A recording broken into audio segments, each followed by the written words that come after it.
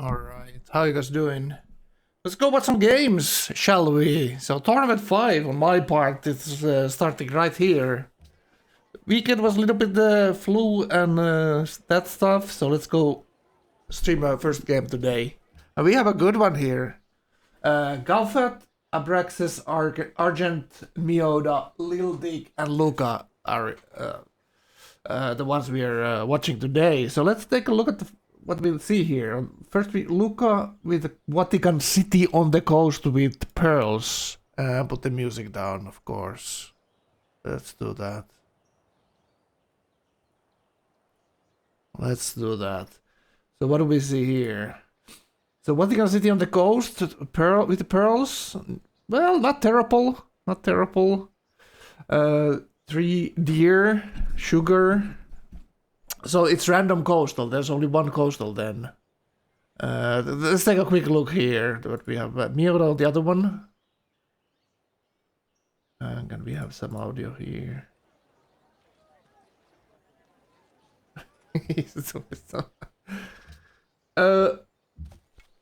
What are we looking at here? So this is one of the Python civs. Help me out, chat. What civ is this? So we are looking at Liberty here. Gold regional, silver secondary. So what was the previous one then? He named it Vatican City. So this is what civ this actually is. This is one of the new ones. Is this Philippines? Yeah, so this is Philippines, so it's not random coastal then. Okay. Alright, you baited me there a little bit. Vatican and Philippines. Right, you got it, boys. So coastal peak from Luca here. Interesting. Gets a couple of ruins there. Enough hills in the cap. I'd say this is like better than average cap. The negative here is that the pearls are on second ring, so he needs to get some gold to buy those tiles. Religious idols, maybe. Yeah, that's for Meota. This is probably going to be good tradition cap. I probably would be clicking tradition here, having to buy all those luxuries in the second ring. Could be difficult for other pearls. Good with Liberty as well, and traditional borders will grow to that fourth ring mining lux there as well at some point. They are pretty good looking stuff here. Let's go to Meota's Vatican here. Very interesting pick from Meota. I kind of want to see what were his other picks here. So Meota's other picks were Portugal, France, and Boers, and he went with Vatican. Very interesting decision there. I would think Portugal, Boers even stronger than this, but with Vatican, you gotta do piety secondary at least, because a lot of the power comes from the special holy sites and the holy site bonus there. So, or it could be honor civ as well. Meota loves to do some honor every now and then, so we'll see. We'll see if he finds a target or city states around him. Frank Cast, Canada, it's alright. It's alright. Crazy man, how you doing? How you guys doing? Let's do some tournament casting here. So next we need to go see. Let's see if there's a. We can get to Firefox here. Alright, so this is the first tournament stream, so let's see how this goes. Alright, go to Abraxas here. Close the chat, how we do that.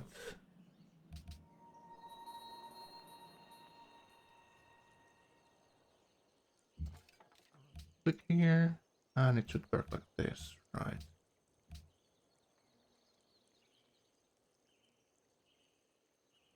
There we go, and that's one of Abraxas' favorite civs here. We see Abraxas going with Georgia. Kind of isolated start though, like this must be inland sea below Grand Mesa here.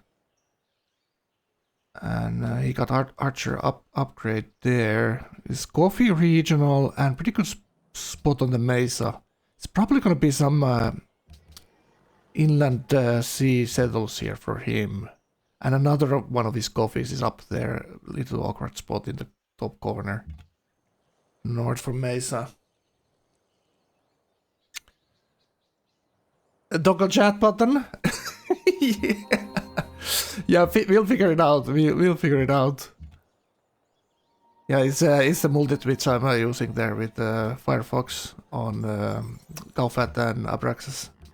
Abraxas with Georgia. This is the sieve that can hard build religious buildings. Coffee pretty good. Luxury for this sieve because there's a pantheon that gives 2 fate on coffee. So maybe he'll be looking into that. Also, it's plantation. I don't know why this is changing the resolution here.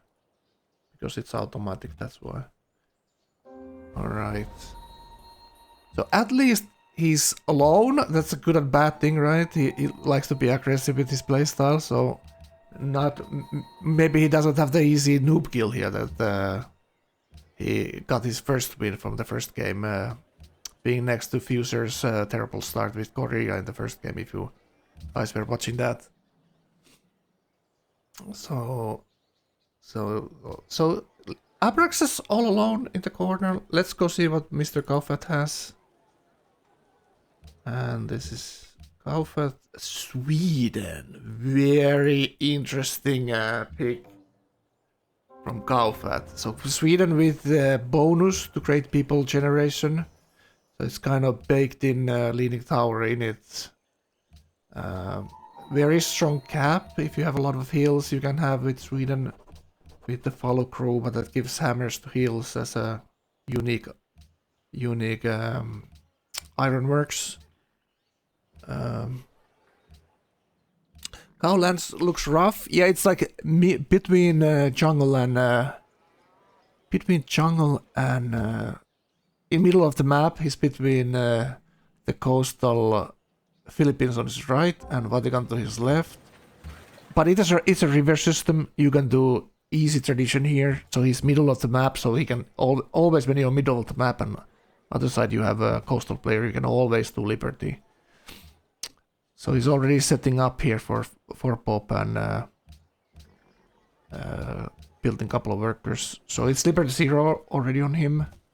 Turn 11. And Dice regional.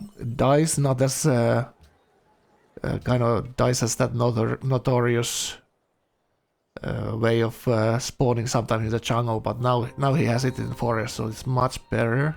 And you have the nice culture and food pantheon for Dice, and he fights the Uluru down south. So this start is actually pretty damn good. The best start so far we've seen, absolutely. The river system that chops, the good luxury for Liberty, like it's excellent. Like getting a culture on your luxury already, and then the pantheon gives another food and luxury, food and another culture. Yeah, you can use the commands. I haven't updated since the last patch, but there weren't that many Civ changes. There were a couple of changes. Some of the stuff, but we can talk about that later. So he finds the Uluru on the coast, so probably gonna be a coastal city down south there. So what kind of luxuries we see? We see copper, cocoa, but that's a little bit towards Morocco up here north. Tobacco. Then there's Old Faithful. Another chocolate to the right. Ivory. Not chocolate in his cap. What is this? Amber down south. So looking very nice here for Gauephat. He goes with 2 scouts and fights another city-state here. Alright, pretty good stuff. Little Dick and Argent. Not streaming that I know. So let's go back to Meota then.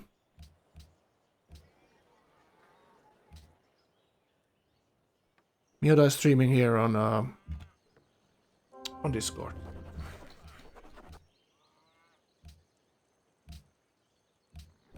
All right.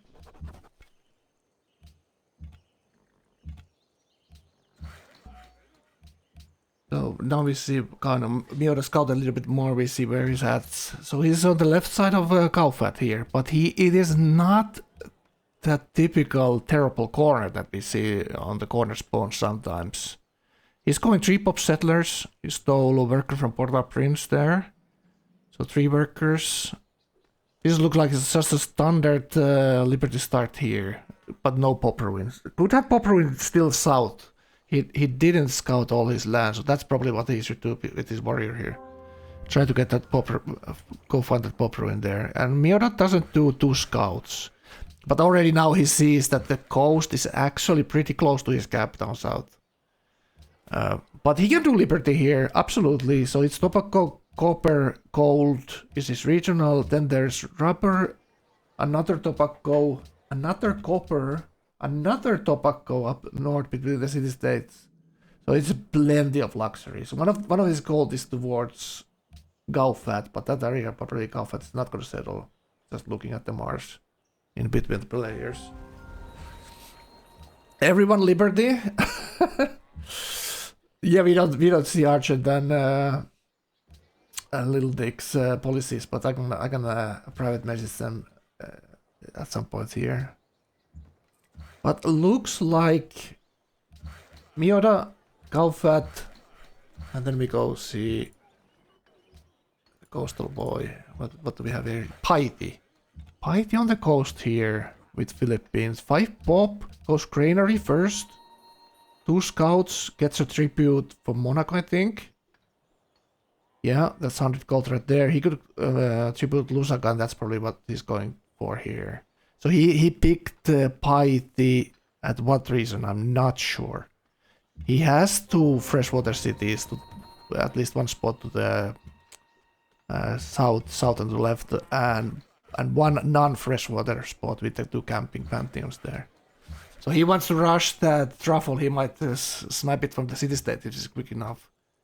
It's a jungle tile, so it might not grow there quick enough, so he can snipe it from the CS would be great for him. So it looks only 3 cities on the coast, and then maybe inland settles, and that brings him to target the zone of Mr. Gauephat there. And Little Dick in the middle with Morocco. So who don't we see? We don't see Argent yet. What Argent is doing. He had trouble getting his Discord stream up a while ago. Let's see. Let's actually see. Did he get it down? No, not yet. He said he doesn't get this when you share your display. There's like a pop-up, so nothing pops up for him there. He's trying to stream. So I don't know.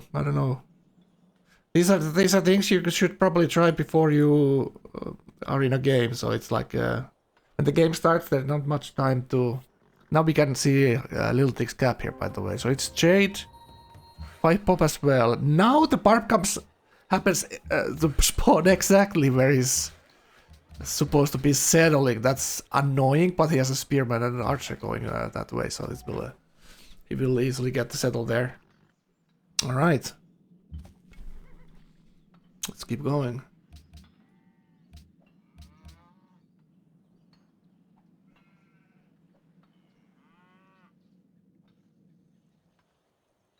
Abraxas here keeps scouting to his right.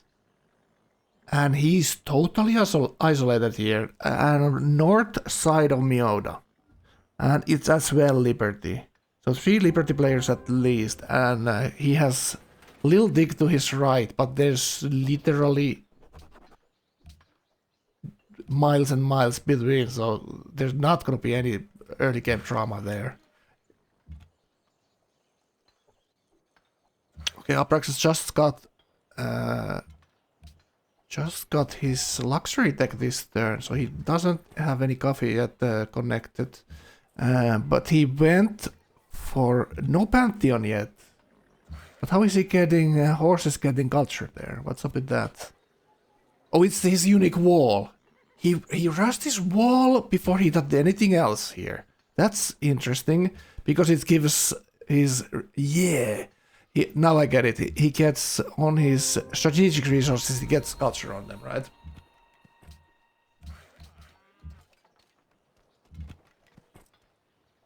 Ah, this is beautiful spot. Absolutely beautiful spot on the mesa there. The barb camp a little bit annoyingly spawns right between here. His gap and the first expand. But this is looking already nice. He's gonna do one more worker here. He wants to get the happiness going so he can start growing. His future expands here. It's gonna be probably one city near that obsidian. Then there's a first spot, silver spot on the north coast. And how many spots we see here? 1, 2, 3, 4, 5. Yeah, it's at least 6 or 7 cities here for him.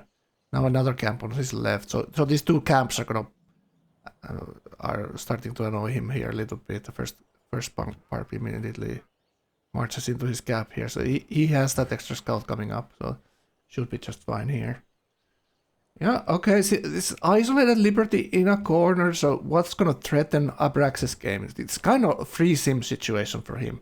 So this is where you should flex your Civ muscle and like very greedy SimCity here. The thing is that he's gonna settle coastal cities, so at some point he will have to defend those coastal cities from the coastal players. And we are thinking maybe Argent picked a coastal Civ. So, did anyone actually meet Argent yet? But let's see this Pantheon here first.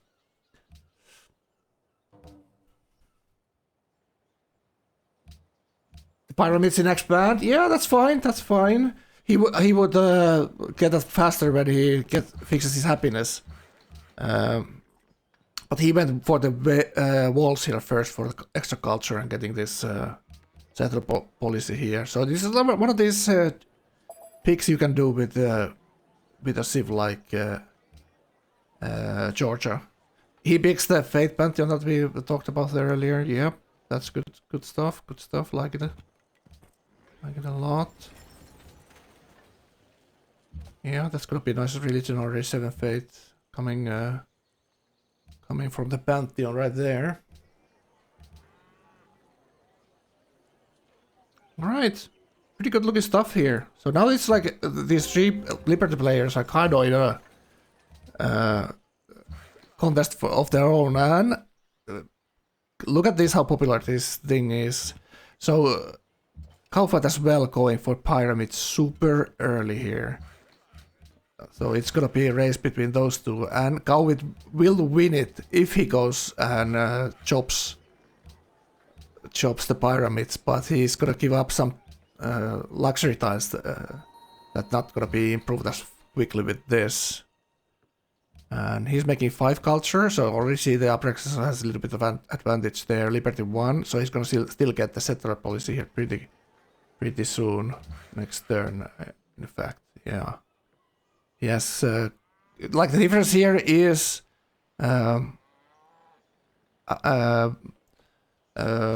Gauephat settled on a luxury Uppsala, so he has that 8 happiness. He can grow Uppsala, so it will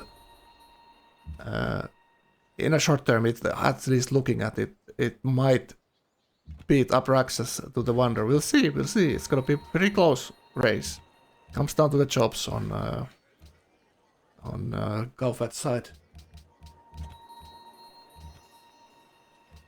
Settler going probably to the ivory there. Yeah, that's what I'm thinking. He wants to keep the happiness going. Nice jobs for his luxury as well. So, yep. Pretty nice. Pretty dream situation for Gauephat here. He has a little dig up to his north if he wants to do some action here. But I'm feeling he's pretty content at the moment, the land that he's seeing. Alright. Let's go to Meota next.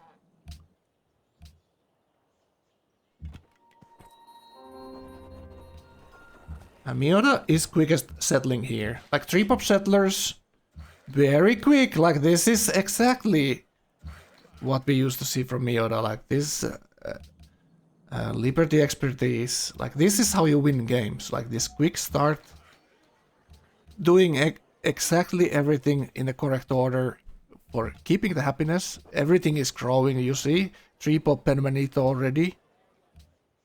His weakness is he's only met one player, right? Let me see. So he doesn't have all the trading partners yet. So that's the downside of this one scout strategy. Now he built a second scout here. Now we see it. He built a second scout to help escort and steal with the other one there. But a very quick Liberty start for Meota. Like it a lot. And he already has the worker that stole from Portal Prince. But Barbs are messing with his getting the tobacco online. Now he finds out there's a very nice spot for the furs. Interesting to see how Meota's gonna settle that city. Is he gonna stay on the furs or go closer to the gold on the right side there? Yeah, and so it's gonna be 2 coastal cities on the south side. Did he meet Abraxas yet? No, he didn't. So Abraxas is north for him, beyond the city-state, up north. Yep.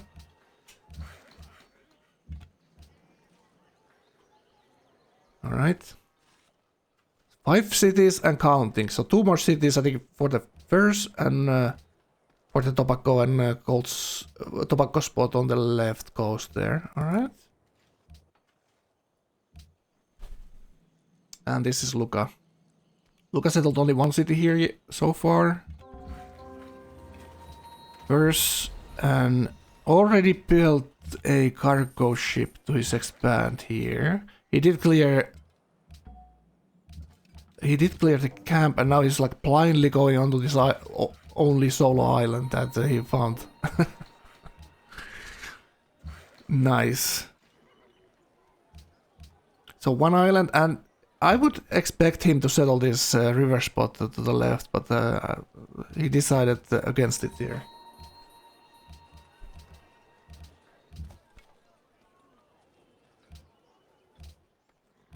Yes, sugar secondary, and he hasn't met Argent yet. I think this is like a big mistake. If you are Argent as coastal player, you don't go meet everyone immediately, because if as a coastal player you go for the coastal decks and everyone else goes the other decks. So if you meet everyone early, you're gonna get the other decks cheaper when everyone else has already discovered them. As a coastal player, I think it's very important to find all the players early.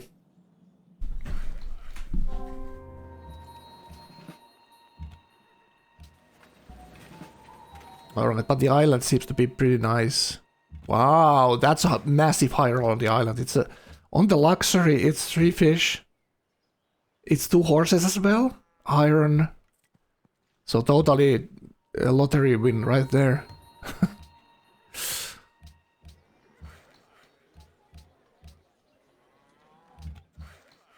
Yeah, getting it nicely. He managed to get all his pearl tiles that he can access to here in this gap, at least connected, so he will stay happy when he settles the city.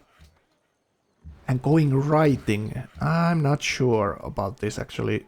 Does he have trapping already? Well, he absolutely needs the trapping, but he managed to buy the luxury from the CS there. The city state as well, if he stays at war, could be like a cheap kill for him. It's always worth stealing workers from the coastal CS when you're coastal, so you might be getting that free kill from the CS later. Lusaka seems much better of a city state though. So that could be something he does if he wants more cities. He did settle the inland, but he most definitely could kill both of these coastal CS here. Alright.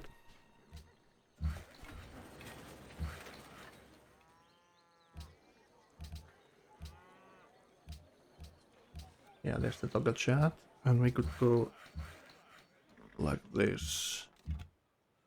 Abraxas here. Okay, doesn't settle coastal city, but decides to go one tile off the coast here. Yeah, that's very interesting. It's just so way harder to grow these cities when you don't get the coastal cargo ships to them. That's the big downside, but it is unforgettable there. Well, it is kind of forgettable, but or battleshipable more, I should say. Not tempting to go taxed that when it's not a coastal thing. So there is that. You can still kill these cities later easily, but so for me, I always would settle these coastal here, and the luxury is like one tile off the coast, just for the trade-out benefit, and then worry about the coastal wars later. You need to. If it's one tile off the coast, it still dies to whatever battleship attack's gonna come. So I'd rather put it on the coast and build my own boats to defend it than just one tile off the coast. But we'll see. Might work both ways. It's most definitely not a deal breaker here. Early game, it's safer this way, but later, maybe even not as safe. But yeah. But he's gonna have. Is it gonna be most of his cities near or on the coast? So there's some weird exploration type of situation here he could have done as well, but only if his gap is inland, maybe. He's looking at the copper spot there, thinking, is it worth it?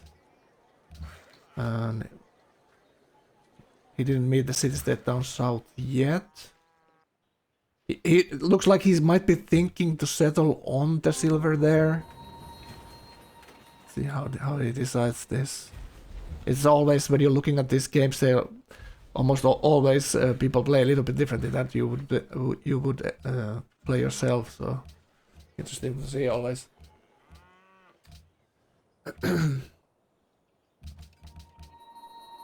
But yeah, he seems to be, even though he got the wonder, he's a little bit behind the Meota building those walls early. That's kind of the difference. We can now see 6 turns to pyramids. Let's go see Mr. Gauephat. So Gauephat 15 turns. He now got the worker chopping on the bananas, but that's too little too late. And Ruler or Dick does what he so often does to people, that he goes for their natural wonders maybe a bit too eagerly and gets trouble because of it. Like you see Rabat here, it's pushing so many Gauephat's buttons right now. It's unbelievable. It's unbelievable. I would only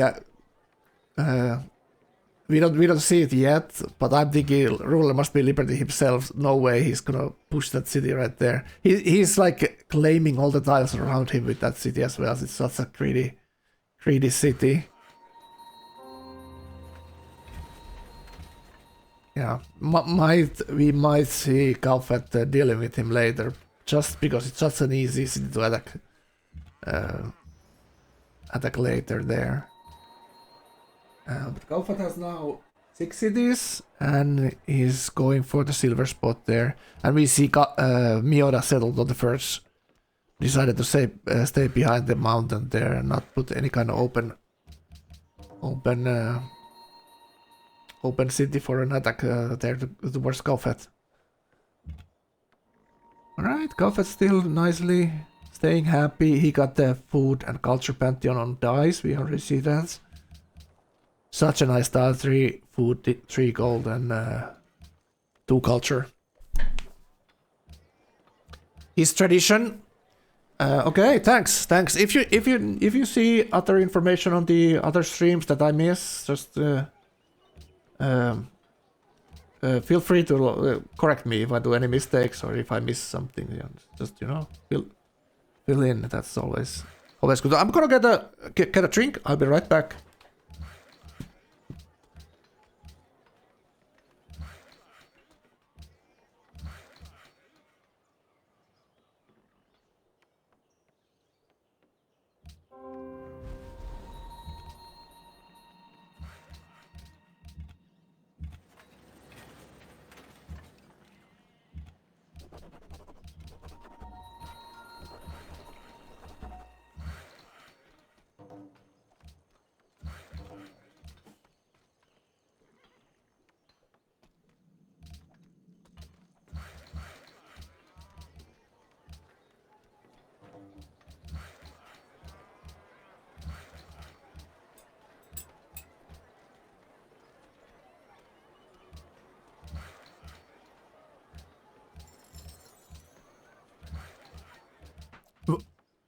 When is Meota getting it? Let's take a look.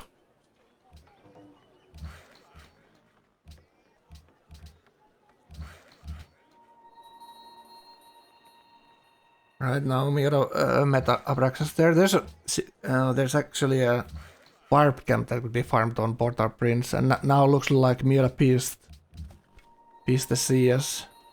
Meota building it is in cap in 8 turns. Abraxas was 6 turns, 1 or 2 turns ago. So it's something like 5 turns for Abraxas there, and Gauephat was a little bit later than even that. So looks like Abraxas at the moment. Abraxas Wonder City is winning it. Yeah, where did Meota put the last city that we saw him building?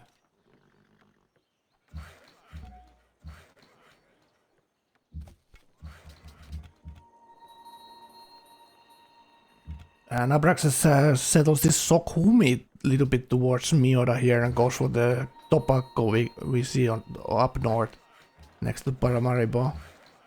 A little bit greedy settle there, but Abraxas needs to a little bit push out his shoulders there to claim a little bit more land. He's kinda has the smallest land patch there, so he might even go for the city-state later there between Meota and him. To get extra real estate. Meota trying to figure out, can he rush this wonder any faster? So 6 cities and he's pushing out the cargo ship in his coastal expand, just trying to get the food going. Gauephat giving Meota money for some reason, I don't know what's going on here. Maybe we should put Discord audio on here. Alright. Just a second.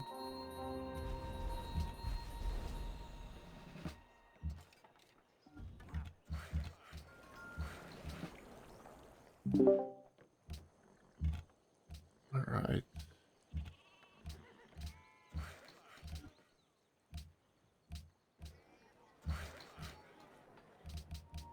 You don't want to take my money?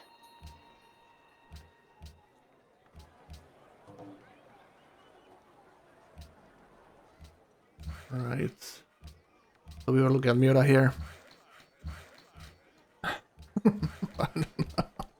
yeah, let's keep Discord so that we can hear what's going on. One more job. He's desperately trying to get that. He knows it's contested. Both of his neighbors are Liberty. Oh, that's not good.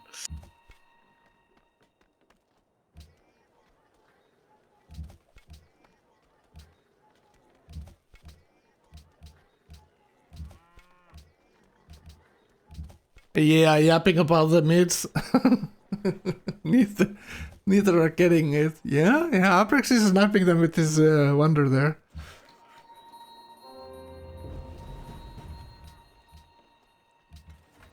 Meota has this barb stepping on his board, on his tiles here a little bit as well. He spawned 3 camps next to him. And now there's a quest for both City States and Little Dick's Luxury. There's a quest as well. Meota's about to find Little Dick right hello, Little Dick. Wait, he's not even in here, is he? Is Meota talking to his Never heard anybody be self? so enthusiastic about the meeting ruler.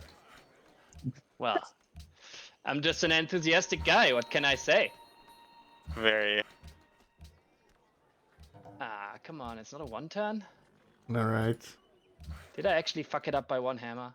Maybe we turned him off. I'm pretty sure I did. God damn it. Yeah.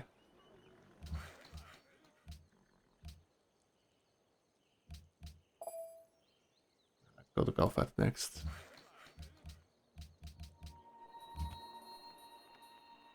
And Gauephat changes to Mausoleum. Yeah, he has pretty good setup here. No weaknesses whatsoever. No close neighbors.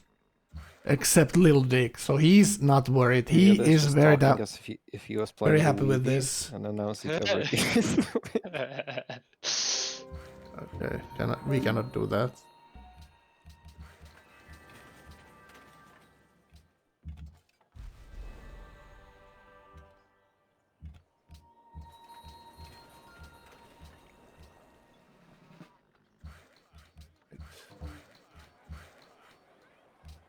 Alright, go to Mr. Luca here. So he's going Great Life, and he actually got it here. Look at that. So three city piety. This is something I all the time see on the coast. This 3 city piety place, and I kind of don't get it. It's easy to play. You have the happiness for 3 city piety always. But it's so much weaker than any kind of 4 city play here that it always amazes me. He's going for the Grand Temple here. Ocean Bounty, so it's a hammer Pantheon. And he's just rushing the top lane of the tech tree right there. For Grand Temple here. We'll see kind of like, it's all about these tall piety plays, like what you turn it into. Like, is it 4 city or 3 city piety? It's not that important, but how strong can you turn it into? And having to build your temples, aqueducts early, you're putting a lot of hammers into things that, let's say, tradition you shouldn't have putting here. And then you're strained with the negative cult and the happiness problems early, so you know, it's Abraxas with food CS already. Very nice setup. Yep, I like all these Liberty boys have pretty good lands for what they're playing here as Liberty. So it's kind of like all of them are kind of free sim race right now. There's not gonna be any conflict anytime soon between them. So it's just getting an advantage early, like keeping your cities happy. Growing your cities more than the others, beating them the religion, getting the stuff that you think you need to be on top when the chips fall and war starts. So very interesting to see how this goes. Like I would say, Gauephat has the strongest lands there, and Meota, but Abraxas also coastal cities, strong city states he could kill, and very strong Civ. Like Abraxas Civ is very strong, and Gauephat and Meota Civ are stronger later. Like there's not much early game bonus on either of them. Like so Abraxas has a lot of bonus on Georgia early for the culture for the walls and for the religious buildings. So weakest land but strongest Civ. So it's interesting to see how this goes. All right, this is something like he doesn't have for Luca. He doesn't have a strong neighbor here. Nothing really threatens him. He has the other coastal neighbor up north that he should most definitely go scout and decide his plan here, because if I was on the same coast with a coastal neighbor, that would be like dominating my strategy thinking early game here for sure. I needed to see what kind of cities it is. Is there gonna be potential for conflict? Do I need to kill them? Do I need to defend against them? Like what's the relative strength there in the city spot, etc. and the civs. So did we catch up what the Civ Argent picked? Try to figure that out. Let's go to Firefox and Gauephat here. A mausoleum here. Going monuments. Is this going monuments second or is this monuments first? I think it's monuments first. So it's like very traditional way of playing, old school way of playing Liberty here. And you guys said Little Dick's tradition there? Not sure what I think about that, but we'll see.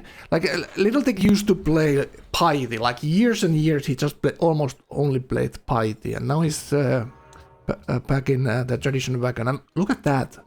Very surprising development there for Gauephat going for this city on top of piety player's cap.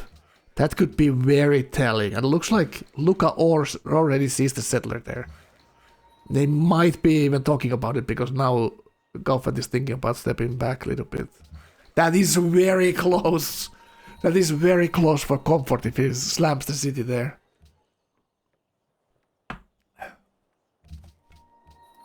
So maybe Gauephat is like between... should I go for Lil Dick or should I go for this bitey snack on the coast here? That's what it seems to be. Alright, the workers and the luxuries is still staying happy here. I'm missing 2 of his regional, yep. 2 of his regional, but other luxuries he has. And Lil Dick bought Old Faithful as well. Alright. Let's go to Abraxas.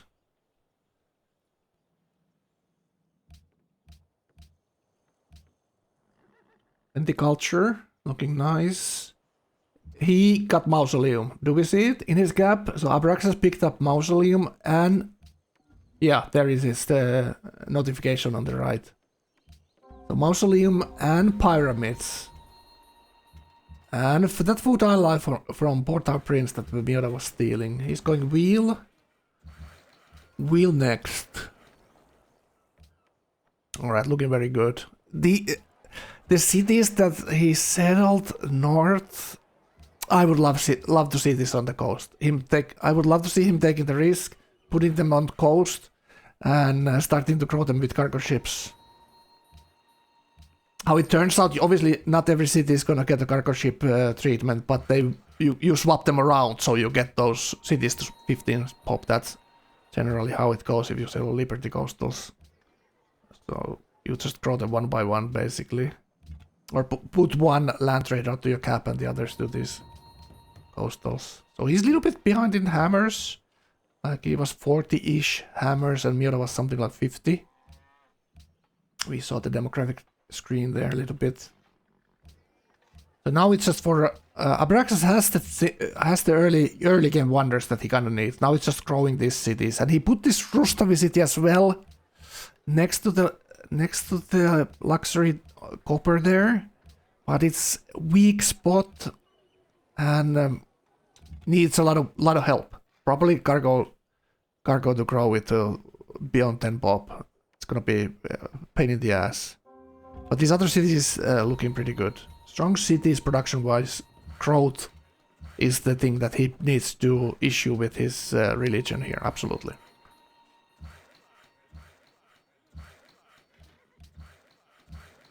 So much talk, Frank. What did the Pope say? Did the Pope say that there should be peace in Ukraine? Is that what you're talking about? Oh, Meota... Okay, no. It's just Abraxas right there, yeah. Abraxas counting Meota's lands. How do you, Ziki?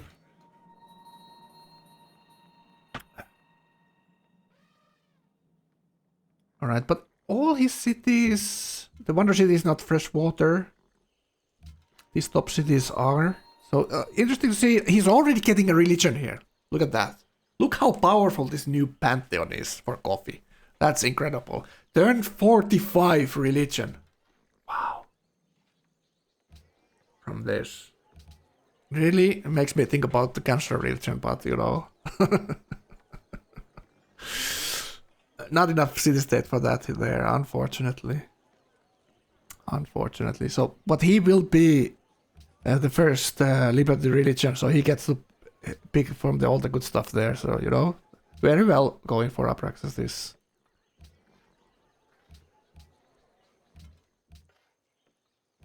Back to the Discord streams here. And Mr. Meota, who last tournament did a clean sweep in the qualifiers, won all his 5 matches. This is incredible. Incredible thing as it was. This lobby already in the first game in this tournament for Meota seems to be a very tough lobby to win for anyone here. So it's very experienced players here. Maybe Luca is the newest guy. Maybe I think he's one of the Ryan's kids, as they say, from the Ryan's Discord group. Played him. He is a strong player. I'm not saying that. I've seen pretty good games from him. So let's not count him out, absolutely not here. Even though he is Piety on the coast there, so, you know. He most definitely needs to play his best here to have a chance to win this. You have a weird question? Is that the 100 megabit archive full of NQ mod now? It's probably just the packaging. You need to extract it on your PC. I'm not sure what you're asking. Is the map or the mod? But it's most definitely bigger size than 100 megabits when you extract it on your PC.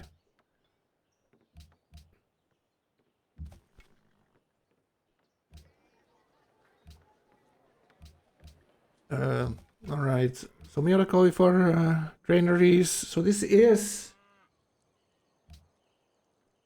How many cities? Did he settle one more down south there? Kind of, we haven't seen it.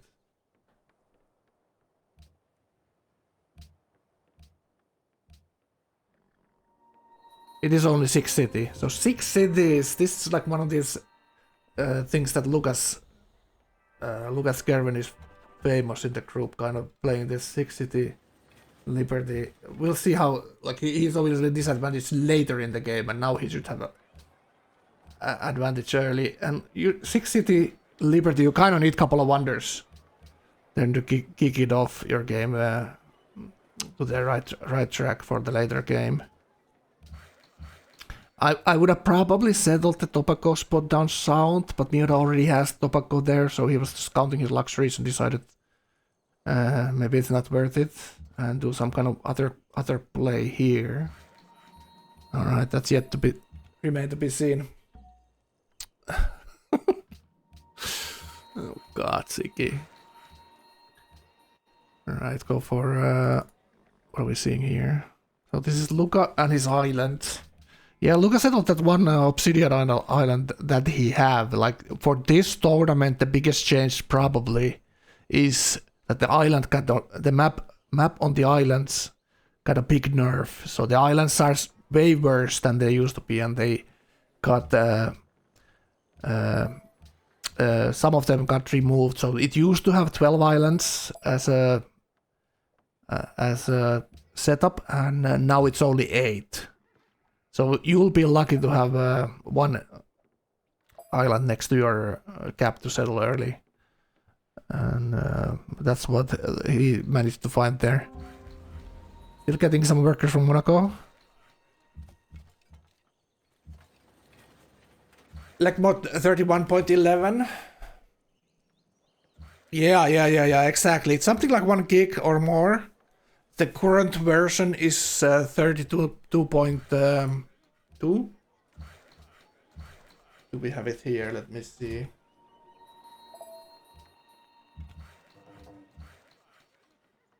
Is that the correct one? This is 32 beta, so there's even a newer version of that. There's even a newer version of that. It's 32.2 we're using in the tournament. So I need to join TS. Alright, I'm gonna join TS. You guys wanna help me out here a little bit? Let me take a look where my TeamSpeak is. There.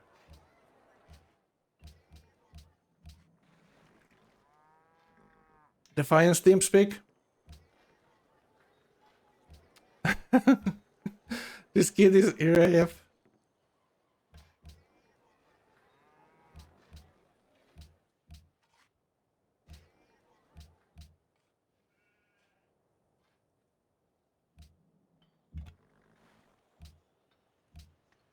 Sound resumed. Alright, Ergo, how you doing, man? Hey, fine. Just have Nice. Let me buff your volume a little bit.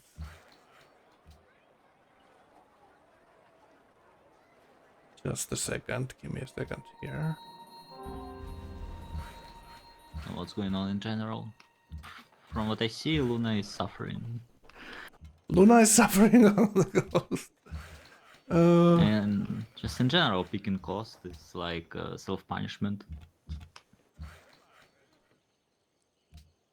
because like, what is this? What is his second city? Yeah, his second city up north. I was expecting him to settle the pearl spot down south of his cap on the river there, but he decided not to. I don't know. He would have the happiness there with 11. He decided not to go for it. It's kind of stupid, the missed opportunity for him there. Yeah, true. And also he had to settle on Brunei Scout, I think, in inland. Pretty decent spot. So Argent is playing Brunei. Now we see it. He made the Argent up north. So that's gonna be the interesting duel to watch on the Ghost. So his religion, Sakat, religious community, Ocean's Bounty so far. And he finished Piety there, then 48. So that's with the Pearl Sculpture a little bit helping him getting that the Piety finished there.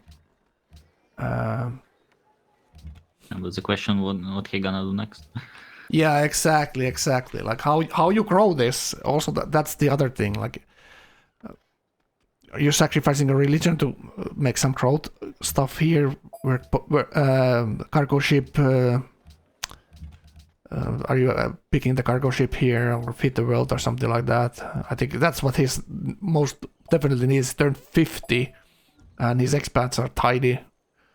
So he has a lot of issues to fix here. So now we see. Oh, he goes for the palace. He already has theology, so makes sense. He gets another prophet there.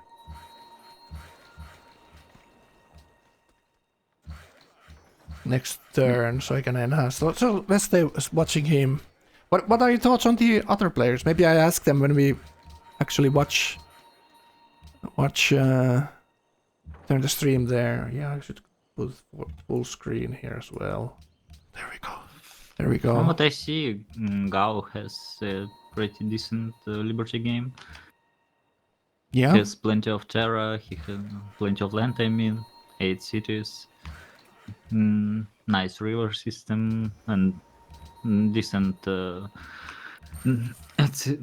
decent civilization for white play, so Gao would be fine here. But he has Meota as his neighbor, so it can be some interesting action. shenanigans. Yeah. Yeah, Meota also 6 cities, Gao goes 8 cities, and look at this Gao's nearest city to Luca here. That could be a sign of something to come later. He had the settler already one tile to the right on the river there, but then he backed it off a little bit from the cap, so at least he doesn't get any angry suicide into his city there. But yeah, Gao in the middle with 8 cities with Sweden. That's he has that for later game. He has that great people generation for 8 cities. It's gonna be mighty strong. So he's gonna enhance the religion here. Mandir and Dharma. So he goes all into this Grand Temple thing. This is something you would see Daddy Cool if he was rushing frigates on me. If this was Daddy Cool, I was on coast with him. I see this. It's just for timing for frigates that he's doing. For the Grand Temple, the science bonus there, the science pick onto the Grand Temple as well. Yeah, we'll see. It's like freaks. I've seen Daddy Cool do this 3 city play that he's doing here, essentially, and it was turn 71 frigates on me. Maybe with workshops or without? Without workshops.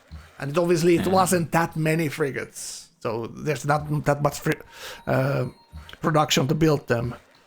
But it's gonna be something like 7-8 frigates maybe that you can do.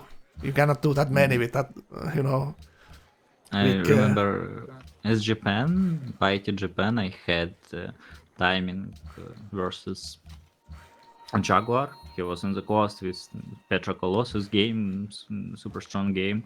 I had 2 cities play with something like 70 freaks with how you call it, scene heroic. Yeah. And it was crushing. Yeah, absolutely. Defend. Like normally, let's say 4 city tradition, you are thinking something 80s, early 80s, 85 is very average, like a timing.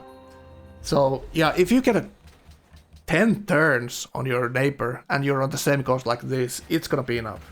Even 7-8 frigates, you're gonna kill the guy. Unless it's Liberty and it's double your hammers and Gallia spam, you can still defend the frigates to some extent when it's tall Empire Piety attacking you with not that much production, you know. So, you know. Yeah, that's true. And the other problem that it's so readable that you see that your opponent is rushing something and he plays like Piety Free Cities, and what you're gonna do? Play X-Play and settle cities on current map. It's unreliable. Exactly. And this is also a great live here, so this is gonna be interesting. It's gonna be very good timing. Let's see how many boats he gets to build here. All right, let's go to the others. So let's take a look at Meota here next. So Meota 6 City Liberty with not really Civ bonus early here. So it's a Vatican Liberty in a corner here with one river, not that much food, couple of coastal cities. What are your thoughts on this? And if you came here later, it's Ergo with me on the casting couch here, helping me out. Yeah, I nice. came a bit later too, so I'm watching. All right. Actually, I don't like. I know that Meota loves Liberty. He plays Liberty most of the times. I think 80% of his games is Liberty, but on that Civ exactly, and on that land, maybe Liberty is ok, but I play Piety in any case as Vatican, because you are in the Piety corner, you can settle that Gau wouldn't go on you because you have that line of marshes between you, and you can just settle defensively and sim some Piety commerce stuff that always works. Yeah, only thing against Piety here, he would have settled differently if he played Piety in the corner. Yes. Absolutely. But now you already see Meota and Gauephat having a minimum distance between their cities there, like 3 tiles apart. That's a very quick jump if either one wants to attack the other there. So it is close borders between the Linköping and Narni here, right here. And we have the third Liberty player, Abraxas. I just have a gaze on him, and he plays actually the one of the best Liberty Thieves in the game. Yeah, managed to get the Mausoleum and Pyramids. Beat Pyramids to both of these Liberty boys, and Mausoleum in his gap. And I'm quite surprised he builds Stonehenge like turn 52 and finishes it maybe. Oh, did Abraxas get Stonehenge as well?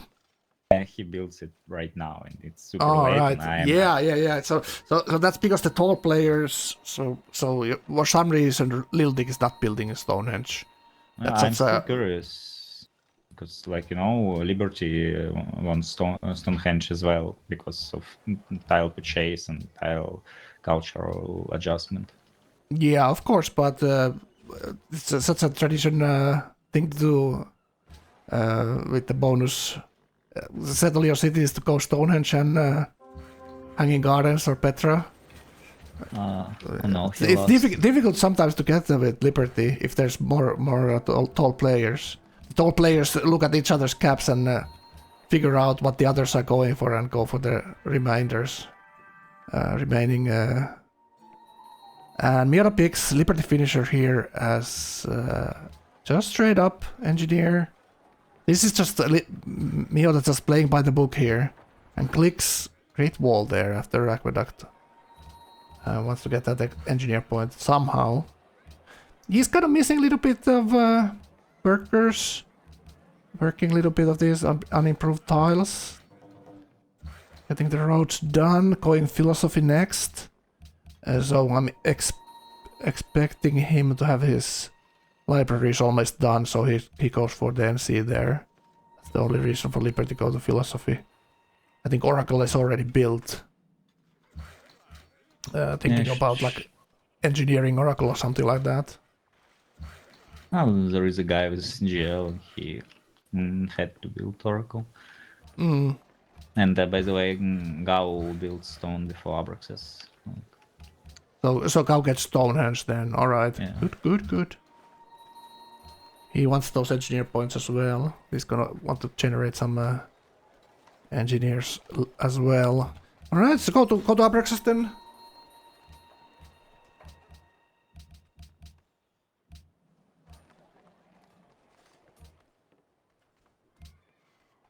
Right here. Yeah, he got pyramids.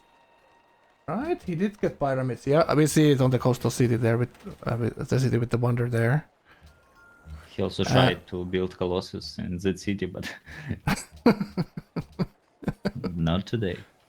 Not today. Like Argent wasn't sleeping that much. So Argent is tradition on the coast, I think. I guess. Do anyone know? He's not streaming, or he streams on Twitch. Let's see. Can you... Do we have his nickname? I'm checking.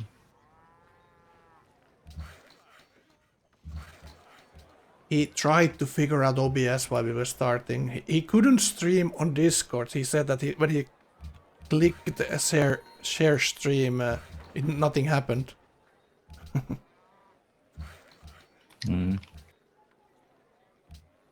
That's something you should figure out earlier. It's not in the category at least. C5 category streaming, I don't think. Yeah, OBS can be a handful to set it up first time you're doing it. Oh, modern OBS can help you a lot by itself. It can self set up. Set up itself. I don't think I have some Stone Age OBS. And try to update it. I cannot do any change. So I've learned it one way. I'm not going to change anything. No updates. Thank you very much. All right, let's see Abraxas here. So he has the coastal traders running there. He looks at, zooms in and out to Gauephat's cap and sees Stonehenge gone. Unlucky. Extra gold to upgrade crossbows. Oh, I know. If you remember our recent game where I was George, I just clicked straight crossbows. I picked how you call it, trader, not trader, merchant, great merchant from Liberty Finisher. Use it. Oh. A shit ton of X-bows and killed Kushi. Yeah, you had to come for me there. You had to Yeah. to get closer. Kushi was my neighbor. I was on the coast, and Ergo killed the player between us. I played some mind games with you with the luxuries there. I remember now.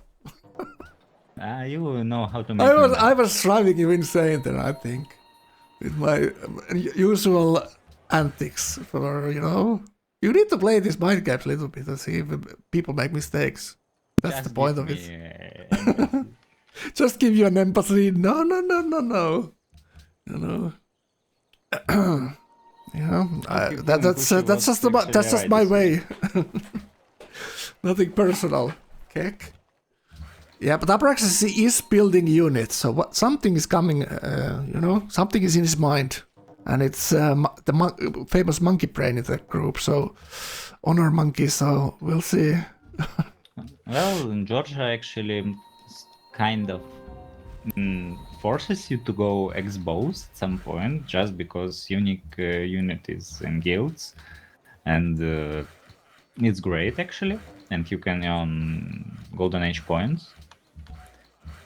Let's see if you have the charger here. So kinda, yeah. It's Kevsu replaces Swordman, arrives at guilds and moves like a scout. Wow. Yeah. Did he have some kind of bonus on heals or something like that? It's just the movement, I think, yeah. Yeah, so it's Swordman at guilds, yep. That's something I remember. So now some kind of war with... it's just a luxury. So you need update one less one less technology for smart play. You don't need to go ironworking at all. Yeah, you just and go straight Abraxas- guilds. Yeah, you see. Yeah, but he had ironwork because he was greedy to build Colossus. And actually, he could have had crossbows maybe 3 turns faster. Because he definitely goes here, and I bet he goes into Meota because he has no other destination. Yeah, actually, they have. It's very flat. Actually, when you think about it, it's very flat from Abraxas' lowest city toward Meota's first northern city there. It's kind of flat ground, so that's like a invitation. And he's already like, yeah, now he's like, I have to build the units right now. It's gonna be pretty quickly that he's gonna get to guilds here. Let's see if Meota is any inkling of this. He finds Gauephat's wonder there as well. Alright, let's go to Meota. Let's look at Gauephat real quick here. I like Gauephat's cap. This dice pantheon makes that luxury actually kind of amazing. Look at that. 3 plus 3 plus 2. 40 culture already. And it's also on Tobacco on the rightmost city that he gets the bonus there. That's pretty nice. Food and culture pantheon right there. Short recap. You're gonna get it here, but we go around the players here all the time, so you will see everything. Just stick around. We change all the time who'll be watching here, so I will say the same things kind of over and over again here, so you'll pick up what's going on. So it's short recap is Abraxas, Meota, and Gauephat Liberty. Coastal Luca is Piety on 3 cities. Going for a quick frigate timing on his Brunei neighbor, Tradition Argent. Argent already won his first game. So did Abraxas. And Lil Dick played Keyboard 2 already. No wins for him. And Gauephat, is this his first game, I think? Not sure. I think it might be Gauphat's first.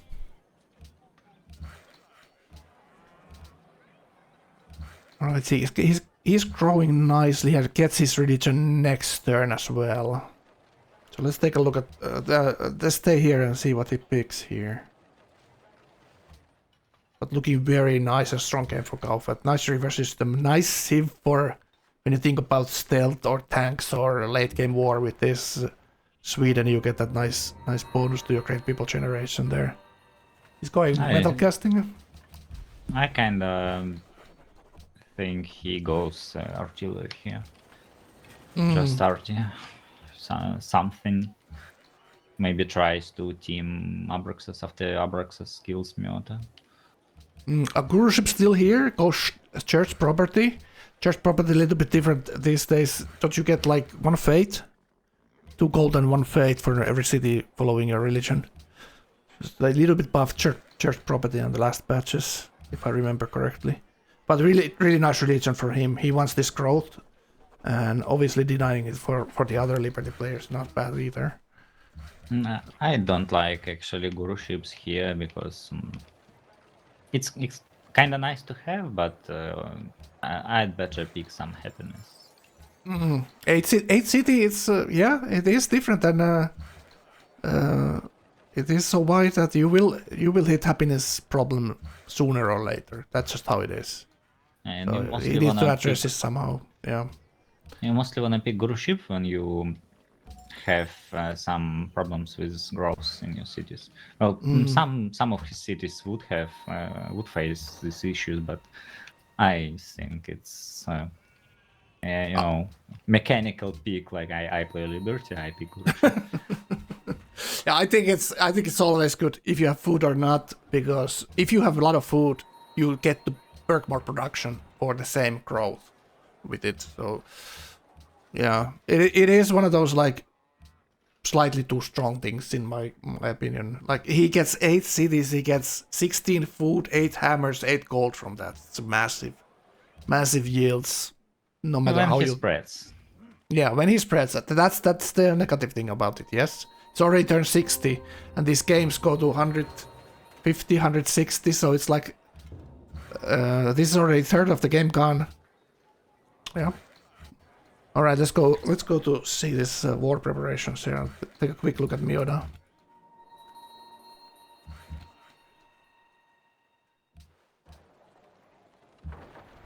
Okay, Yeah. Abraxas took engineer from Liberty Finish and engineered Petra. Actually, maybe that's a good idea. I don't know if he wanna clean kill on Meota, he should have picked Merchant, I think. Or just engineer terracotta in the first expand and just slam everything in. That's true monkey thinking. That's sometimes what I do. I killed Crapo once with it Cultured Pantheon and very quick finisher and composites and all the trash and terracotta in Border City and off to the races with the monkey stuff. So Meota here is like just thinking about SimCity here. He's not thinking about there's gonna be a monkey climbing in his tree very soon here. So 6 cities, he's going the top lane, and he's going the top lane for obviously getting some holy sites done and getting for religion. He doesn't have religion yet. 10 fate pattern only. Oh, he's going civil service, so that's what he's trying to. Probably trying to hard build Chichen then. That's probably Free the. Chichen for Abraxas, I believe. I think he will be dying before that's built, but we'll see. We'll see. And So now Gauephat main- has a scout between their cities. So let's see if he's gonna tattletale here and tip off. Okay, let's go to Abraxas now.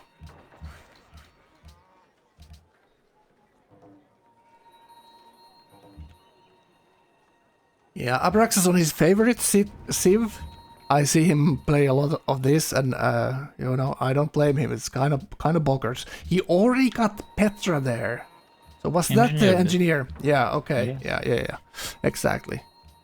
Engineer Petra on the expand there. Very nice. Like it a lot. I do that a lot as well. Like if you want Wait, he to. switched. He went metal cast, not crossbows. So Okay, interesting. Wonder what changed his mind here.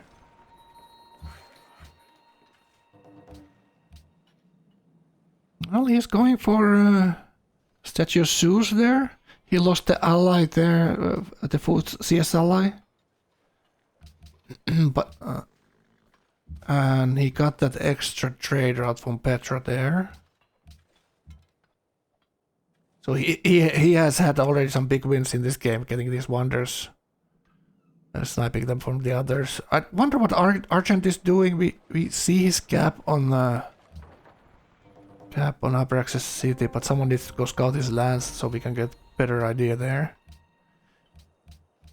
He built a round of units, but not really anymore. So he's just going Aqueducts now and metal casting. So it's just workshops for him next. So the war might have to wait a bit. Okay, so nothing crazy going on here. Very nice.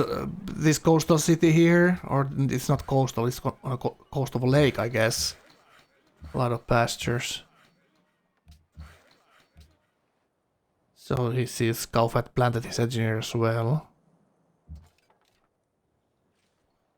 He's looking at the borders there between Gau and Meota. I'm just thinking about what he's gonna do here, I guess. No big decisions. Petra engineer is cringe. Well, it's not cringe when you think about it. You get the trade route, that's 4-5 food. And how much yields do you get for planting that engineer? If the yields from Petra are better than planting the engineer, it's worth it, right? Well, engineering Petra is always better than to plant an engineer, but I mean, In Almost general, always. If you have one Petra tile, I don't know, then it's like a toss-up. yeah, You get the yeah, engineer that's point great. as well, so you're gonna generate the engineer from that city faster at some point, absolutely. But I still wonder why Abraxas has changed his mind, because it was the map was screaming for him, just go kill Meota, because also he went currency, so it's on the way, and it delays his workshop, so it's very tempting to click guilds, even if it's seen.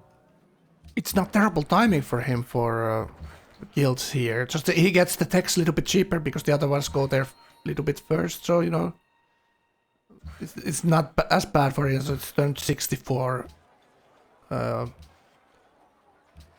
64 workshop tech. So not terrible. Not terrible. This is a little bit behind the other two, but not that much. He's gonna have these aqueducts already built, so that's good for him. 8 and 7 pop cities as well. It's alright, yeah. Yeah, look at this Petra, guys. It's 3 nice tiles, 2 oases, and silver. Totally worth it in my book there to engineer it. If you know you're gonna get it, there's the possibility that you engineer it and someone same turns you. That's the worst worst option. Obviously, could always happen.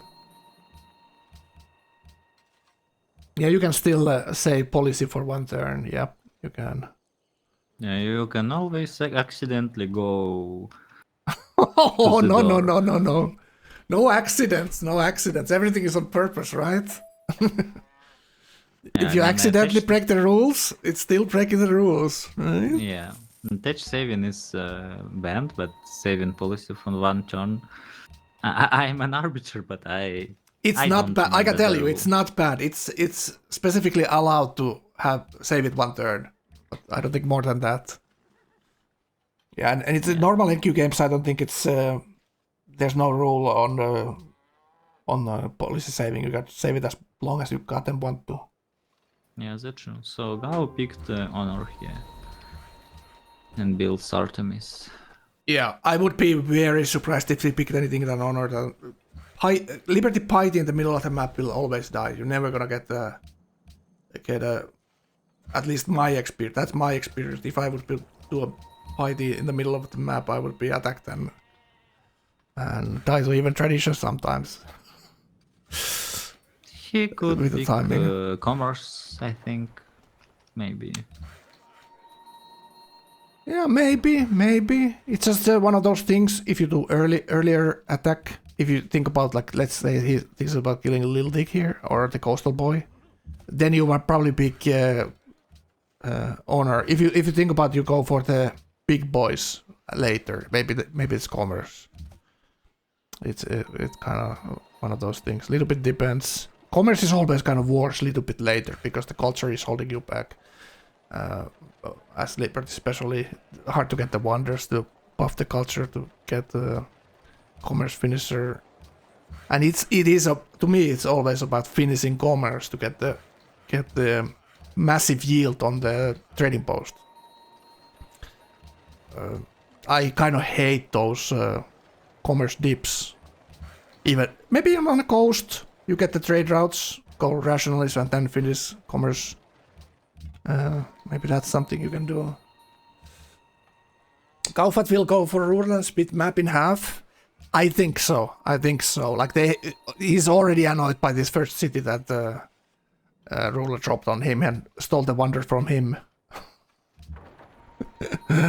It's one of those things ruler does, but also ruler does these things and then he goes for an attack. Like it's not terribly rare that the ruler settles a city on you and then attacks you later. He also has this strike. Yeah, exactly. Like he's already looking at 8 city liberty neighbor, and you have to be calculating here. You cannot do the normal whispering that normal lobby would do. Let's say he whispers Meota. Let's get rid of this threat until it's too late or something like that. Now you can't do that. The whispers are banned. So every communication is public here. You still can speak English, but the English only your fellow citizens would understand. Only Finnish people would understand my English. I mean, I still remember when I first met Dutch people in person during the Euro 2012. They were stationed in Kharkiv for 3 days because all 3 matches of Netherlands was here qualified. And oh my god, I didn't understand a single word from their English. And that's the Dutch people. I don't know anything about that because I'm from Finland, so you know. Kek. Yeah, but Dutch we know here, they speak very clearly, but if you, for example, speak like with Russian accent, some harder and other, and if you speak with Dutch accent, this is unrecognizable. Or some British accent, like Northern British accent, no one would understand you, and you don't break the rules, actually. No. Yeah, I just love all kind of different accents, you know. I love like people are way in this NQ group and the tournament. People are kind of shy to speak English if they're not used to it, you know. Let's say the people from the Eastern Europe, should just not be shy. If you have an accent, so what? You know, people will figure it out. Like everyone's been there, right? So everyone's been practicing English at some point, so shouldn't be shy to speak whatever accent you have. That's my opinion on it. Ruler main villain in this qualifier stage. Stop hating Ruler. Yeah, true. He's a nice guy, actually. Yeah, he is. I like him a lot. We are very friendly until it comes to Civ games. Bara, me, and Ruler have played so many games together. It's incredible. Like, it's incredible. It's hundreds of games, probably. Because we are on the same time zone and playing same times normally, So Ruler is always paying attention to my shenanigans, so that's why I like him, because he's always playing against me very hard, so he gets my respect. Other people in the group, though, like he gets a lot of bad rep as well from the other people. So it's just these colorful characters in the group. I enjoy them. Just like Fuser yesterday in his games. Fuser has earned big respect from Solex. I was speaking with Solex 2 hours after the game. I bet Solex wasn't happy, and probably not for a reason, you know. he had a reason to be salty after the last game yesterday. Well, if there is not insulting degree of describing is not happy, that was what was Solex. Absolutely. He was very upset and disgusted with plays. He tried to play it out, but there was nothing he could do here. He's have to say that for Solex, that he tried his hardest to get back into the game, but Arvius' spot was just so strong there that I don't think any one of them could have stopped him. They could have three-way teamed and still Abraxas. I mean, Arvius could have come on top there. Well, let's go to the next players.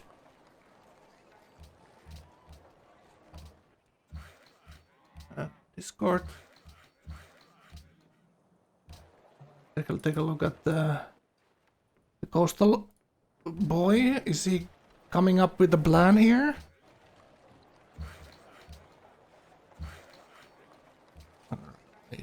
No, the lake, island city is starting to look pretty good here. He's at the university, he's turn 66. Very nice. Angkor Wat coming in 2 turns.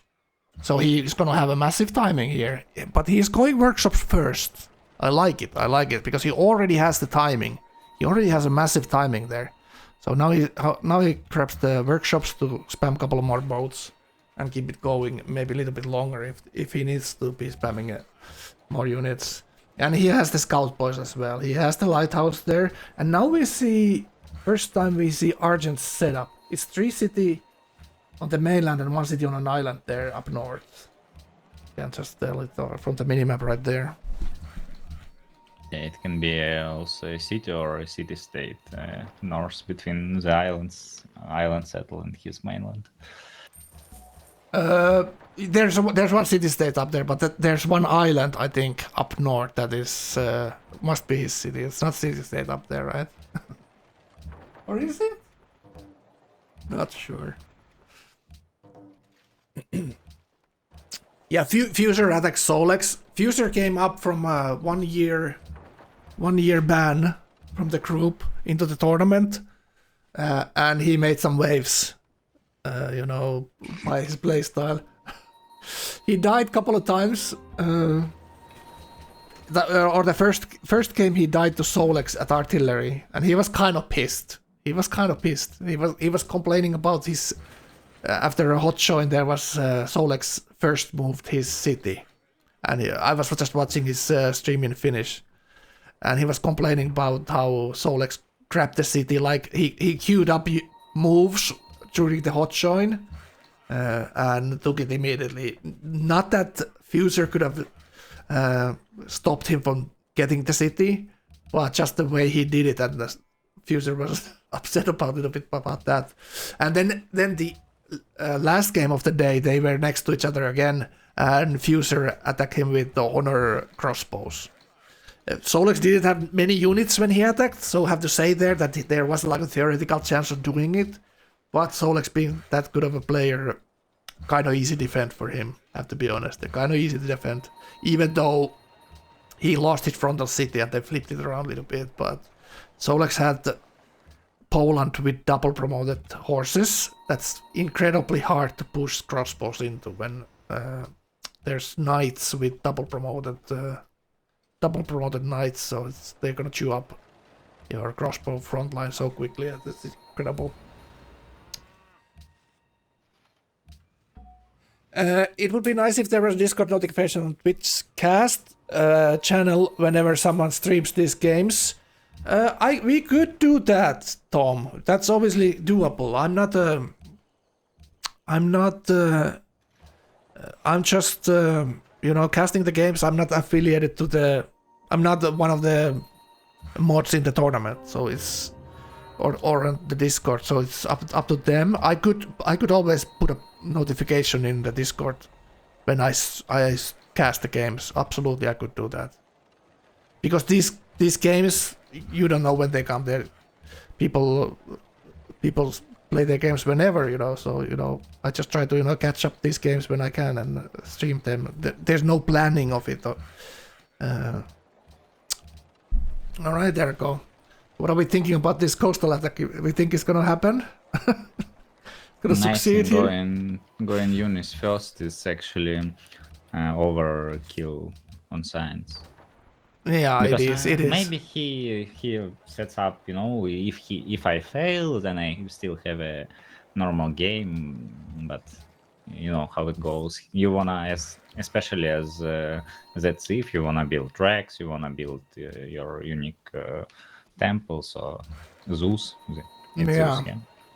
True, yeah. But the thing is, like, thinking beyond, like, it's a kind of sidestep as it's going artillery, it's going frigate, it's like a sidestep. It slows your schools and your factories. So this way he gets good timing on frigates, and he's not getting left behind to the factories and schools timing then as well. That's probably part of the thinking here.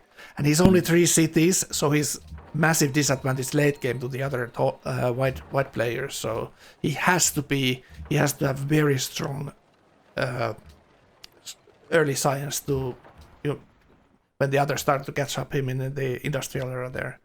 Yeah, So- but I mean, with very tall play, with APO, with Piety, with National College, with Great Library, with Harma, you have Yeah, a it's lot a lot. of basic yields. So going Yeah. units first is kinda questionable. Going units first is like you wanna make some ironclads attack when opponent cannot respond to you. Yeah. But he goes frigates. He's gonna get the scientist from Great Light. Oh, it's already there. It's already there. So He has to plant it. yeah, he has to plant it. If he pulps it here, he has nothing to, he has nothing built yet. He just got workshop deck right there. So now it's like a little bit bad timing for this, but as piety with the Grand Temple, it's not that bad to plant it. But obviously, if this was, let's say, he was tradition here and he got this, he would want to pulp the scientist into frigate deck and already had the boats there ready to upgrade. But that's not quite how it goes. Hopefully, he doesn't only thing I hope here is that he doesn't forget like Arvius. Arvius forget about the new rule that your scientist starts to lose value when if you don't use it the turn it spawns or the next turn. Okay, now he bulbs. No, it's what happened actually there? Did he land it? Wait a second.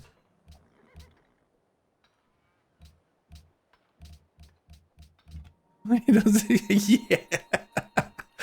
Yeah, PTC was in Arius chat when I was watching the game, and it is kind of incredible that you go to a tournament and don't read the rules before it starts. It's kind of incredible. But Arius was probably just thinking like, what's gonna change? Like it's so Civ 5 stayed so similar for a long time. So what are they gonna change? And this huge change then. But he's not gonna forget it again, that's for sure. Arvius hasn't been playing Civ that much at all. No. And this patch just came like a week ago. That has the scientist changes. It's pretty new. Do we have Excel link for the results? We do. It's the toner command. Let's try it. Yeah, but it's I just blank. changed it. It's right there. That should be the link, right? It's blank because nobody bothers to fill up. Yeah, I didn't check if it actually has anything in it yet. But that is the spreadsheet that they use for the results. There's like 10 games played. This is 11th game. So there was Achilles 1. Solex had a win. Abraxas 1. Arvius 1. Argent, who's playing Brunei here, won one game. Osuso won 2 games, so technically Osuso is leading the tournament now with 2 wins. And probably, normally you get to the qualifiers with 2 wins, so he can be pretty sure he's already in the playoff stage. Tony Osuso, yeah, two games, yep. And yeah, Arvius won yesterday, and he has 1 game pending. They're gonna continue that Arvius game next Wednesday, I think. So day after tomorrow.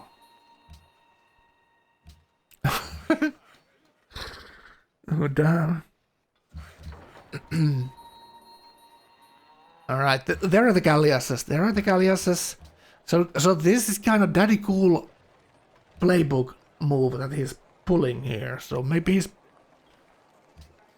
been watching Frank's Nemesis Daddy Cool learn his strats. But it is one of the best ways to get very strong frigate timing. This by the Grand Temple and whatever the scientist, the Tarma, the extra science of Grand Temple is called Tarma, I think. And Mondays for the hammers. Alright, let's go to the next boys. We've been wasting time here. When I start talking, you cannot stop me, Meota here. Meant guilds and now education. Turn 75. Alright. Building some units, workshops. And look at this. This is very interesting what's happening between him and Meota and Gau here. Gau is chopping all the marsh away between them. He's flattening the road there. Alright. Meota, so workshops almost done. 10 pops-ish cities, so not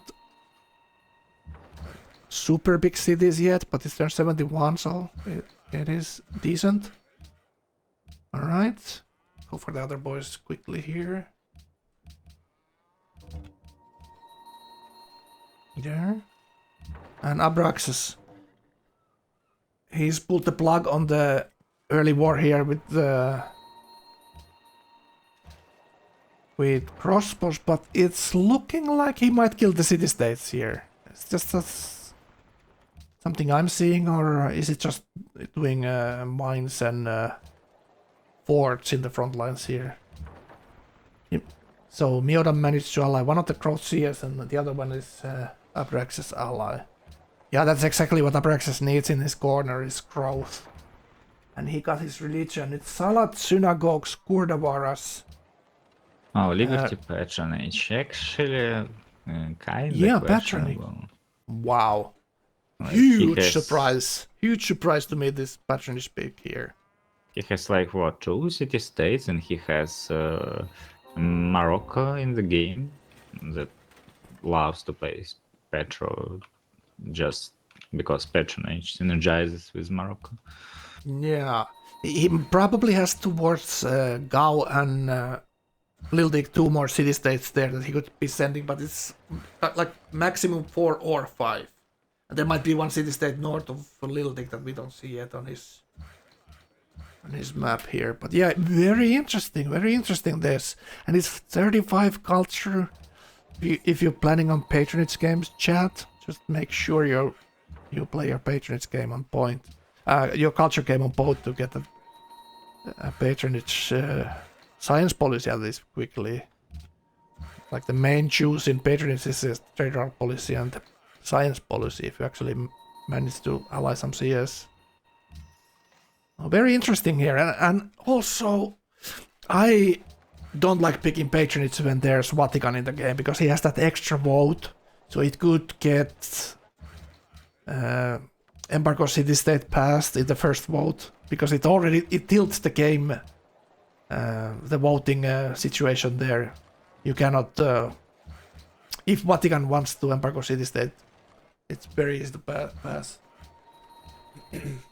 What's better than patronage? Yeah, that's a good question here. It's a good question.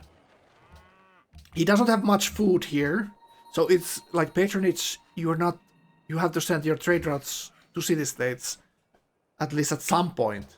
So you're not feeding your city. So patronage is good when you already have a lot of food and growth in your cities, and you can just very early send your Gargos to CS.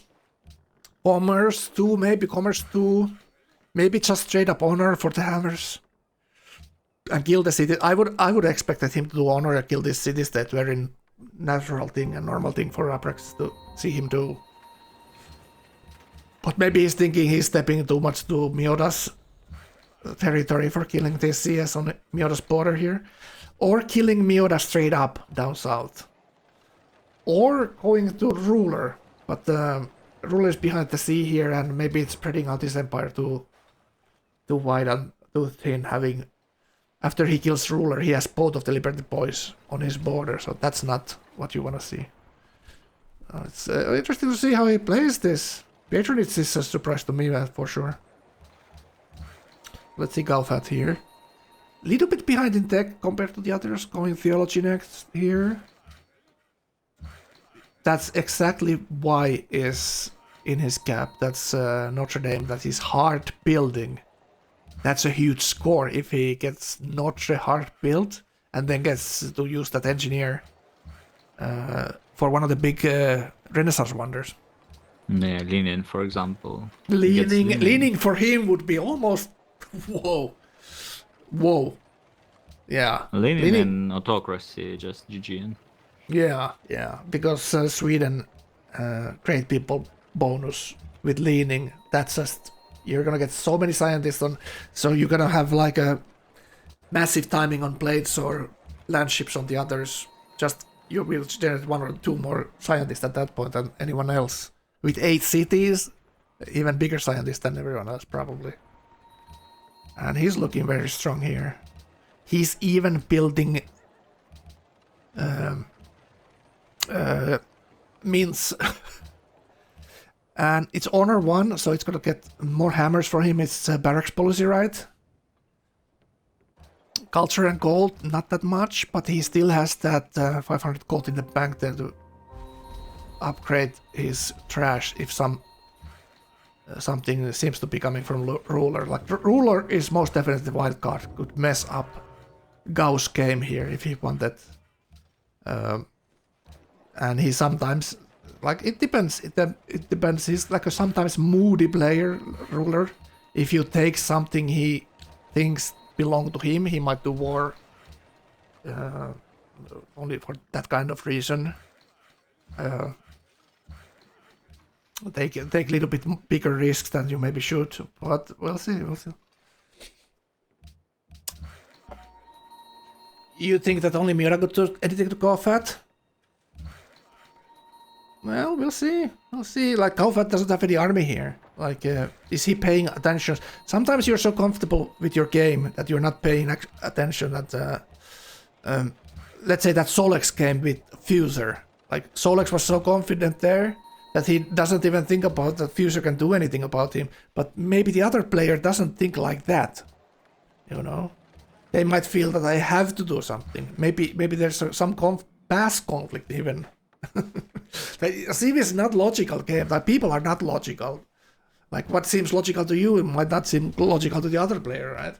Yeah, and I'm very afraid of unlogical people. And Yeah, when you yeah. cannot predict the crazy people, it makes your game super dangerous. Yeah, exactly. But that's with the new players, Ergo. We see that million times. There's a new player that thinks he has to do a play. That's very unlikely to succeed, right? And they still do. They play the game from their perspective. So everyone, yeah, that's like, you can only trust the experienced players not to make mistakes. Really, like it's same with like a poker tournament. Like,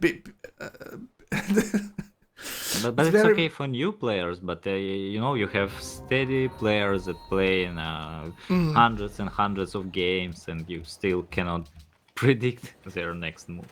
When I was new player, I had a victim from my actions, and I think Tom hates me still for that. Maybe he doesn't remember the game, but from my some crazy actions, the most suffering person is Tom. I don't know. Like, yeah, I love your own. I love your honesty, Ergo.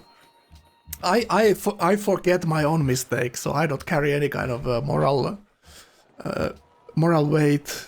So many games that I cannot remember all my mistakes. I would need hours and hours of therapy if I remembered all my past mistakes.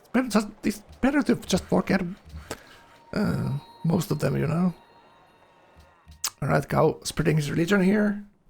Hagia still up for grabs. We have to go for the coastal war there. Let's take a quick look at Meota here.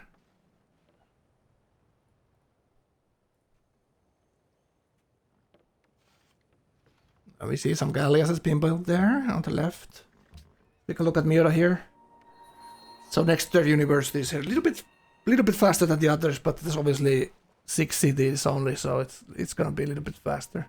He's making some faith, but that's not enough for any kind of holy site thing. And look what Meota picked there, patronage as well. Oh my god! So now we know that CS trading is not gonna get banned here, but very surprising here to see Meota go patronage. Very interesting. 220 hammers on Gauephat. What do you say? I feel like that trolling, boss trolling. 2 cornered patronage, sharing the same city states. Yeah. It's they have to stay peaceful here. Well, we'll see. Like, I always, if I'm patronage with someone, very often happens. You just want to message them that let's not war. Let's both share the benefits, because you get benefit from being friendly to city-states, so you never wanna get in the wars. with the other patronage player because you lose so many yields. Yeah, but sometimes, oh no, accidentally the quest. It was But the it quest goes I it goes didn't both buy. ways. It goes both ways. You just Yeah, have to allow people to buy them back their city states. Yeah. and it becomes a circus, you know. Mhm. A theater of actors like, oh no, it was a simple quest. I accidentally my religion came from other side of the world. I Yeah. just sent the trade route because I play Petra, you know.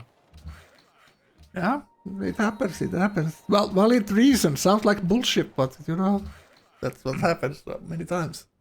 Please give me Lux, my city urges it. Not the city state I Give me swear. a King Day deal, okay? And then I it's a swear city on my state quest. grandfather's grave. I'm very tempted. I would like to hear what they would be talking about if they would But look, continue playing patronage. but one thing calling for Meota is 96 gold pattern here. Look at that. So he's immediately trapping the CS here. Already 4 allies and 1 friendly. Yeah, making those quests, meeting the city states early, very important with this patronage plays. And he already allied coastal CS next to a coastal player. That could be dangerous because the coastal player wars you and kills your city state for free. He doesn't get a penalty to the other city states when he's actually warring you and not the city state itself.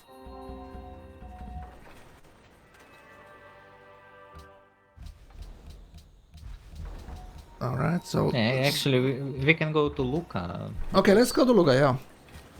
It's about to start. Yeah, this looks exactly what we talked about. It's not going to be that many frigates, but it's going to be very early. And actually not very early, but it's 77. It's very good timing. Very good timing, but not one of those super timings that we already talked about a little bit earlier. Okay, already wars him here. He doesn't want to keep it that much of a secret here anyway. The other guy already knows he entered frigate deck there. 2 turning frigate in his cap. Yep. He has 9 iron still. Does he have any merchant coming? That's all gold he had for these upgrades. Alright. So now it comes down to how many galleasses he needs to kill on the other cap there. And does he have barracks bonuses, etc. It's exploration 2 here. So he has the movement for lighthouse and exploration here. Not yet the 10% bonus on exploration though. Messiah Liberty Founder? Is that what Meota picked? Kinda like it. Only with that Civ or Madagascar maybe it works, you know? Wow, there's very annoying... Yeah, he needs to kill the boat. There's one of a Brunei boat blocking him there. Yeah, I want him to click his frigate to see if he has promotions. Yeah. 130 hammers? Yeah, that's not gonna be too many frigates per turn there. That's gonna be hard built. He would probably want Golden Age as well there to build these boats now that when he actually needs them. I'm gonna get a drink. I'll be right back, Ergo.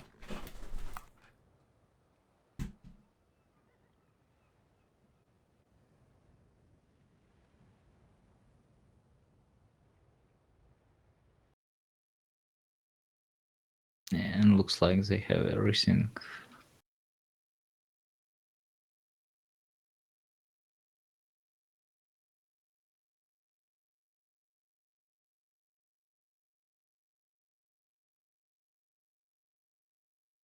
Yeah, if he has no rocks, no Zeus, it's kinda sad. Because actually, that makes a huge difference.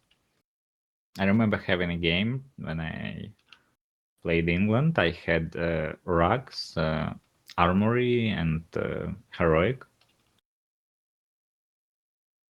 And ship of the line were just two-shotting one promote frigates. It was so dodge.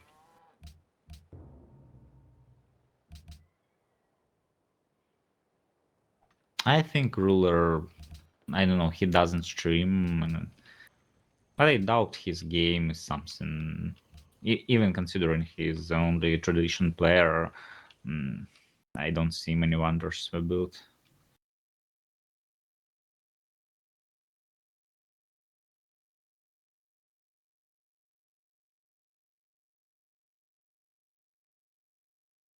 Well, casual Morocco sending trade routes somewhere. Maybe he plans on something. All right. So what happened to stream? Abraxas crashed, so I think they load. All right, it's gonna load. All right, let's take a look at the results here quickly. Let me see. There we go. So if you want to see this yourself, people stream their games in the game Discord here. Maybe there's a Discord command that has this Discord. Let's take a look. Oh, caps.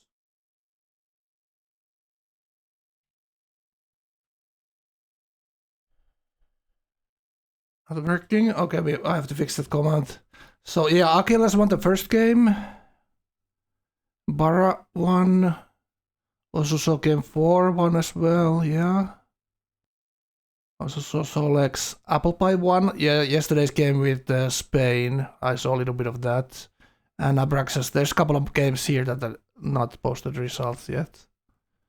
Alright.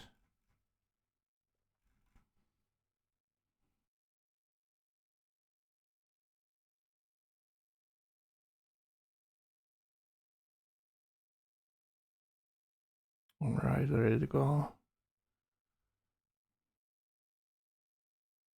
Yep. Right there.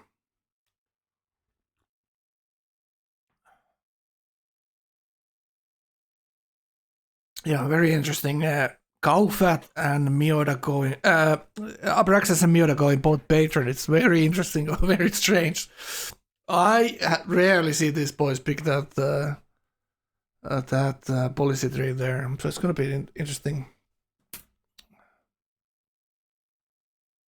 I'm kind of surprised nobody goes commerce. It's kind of meta build, even nerfed one. Yeah, the tourney command is for this results. Maybe I do results there. That's the results page. Yeah, I think I put a different comment for the Discord there. Ruler patronage as well. Yeah, maybe Ruler doesn't have that many city states next to him either, but there are some around the map. He's on the middle, so he can reach more CS at the points in the corner for sure. All right. So can we vote on is this attack gonna work? I think it certainly works. Well, only if Argent has some 15 Galleasses here. Can we have a vote here?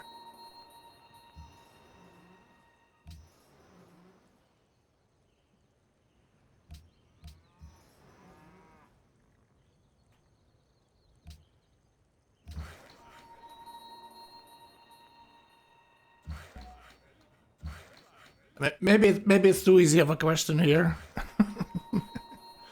We'll see. There's a couple of turns he needs to move the frigates.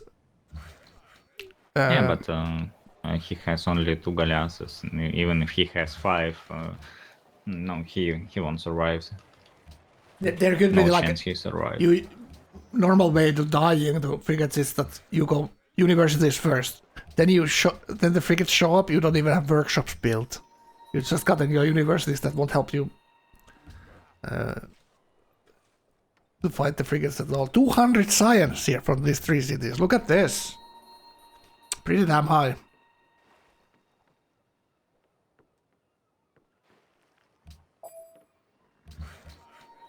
Yeah, the Brunei improvement, you can pillage it and get extra heals. But you cannot repair it later on. Even as Brunei, I believe.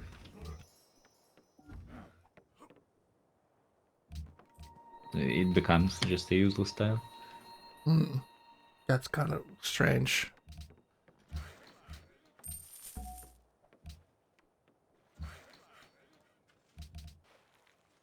Just frigates there. It's only like you see, it's only 6 boats that you see there. You know, he could tribute here maybe. The city state seems to have a lot of stuff though. And he's very smart having these units on Gauephat as well on the left side here. Obviously Gauphat's not gonna attack him as long as frigates are still powerful.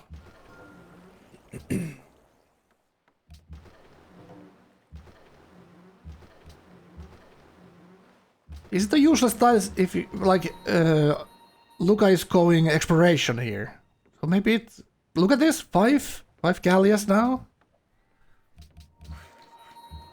It is pretty big cities on Argent. 13 pop, 12 pop, 22 pop, so this is not done at all. Like 5 boats, 5 frigates, not gonna do it. Just not gonna do it. Yeah, he has to start killing stuff. Yeah, obviously, if you let's say you do this with tradition, you wanna do like terracotta and some trash and put it in the water, go pillage every tile and embark the stuff when it's this close. Always some land units never hurt, especially horses running around and building luxes and causing havoc. Pretty good with the frigate attacks always.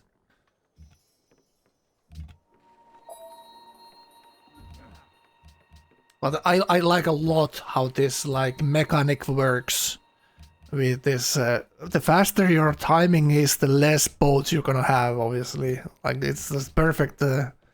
Like you need to balance the strategy in that point of view. How you doing, Dokkan? How you doing?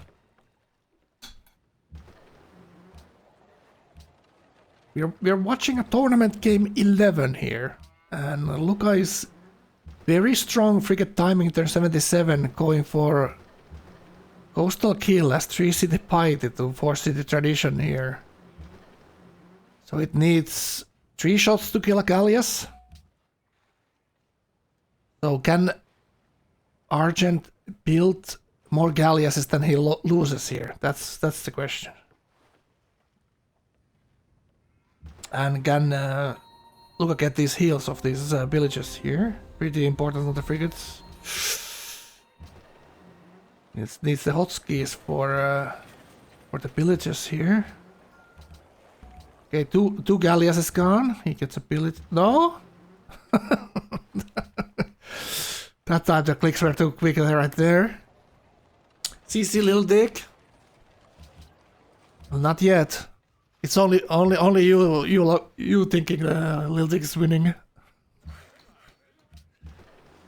Right, look at that. I know, Argent had to defend like near cities. To force frigates come to cities. Not fighting in the water.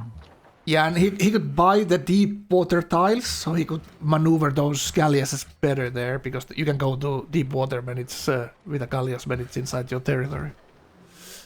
Who won the games yesterday? It was Arvius. Fuser didn't win. We were with Tonkan. We were watching Fuser's stream yesterday. Fuser is a Finnish streamer. He's like a Dota streamer. He organizes these events on Dota and Tarkov in the Finnish scene.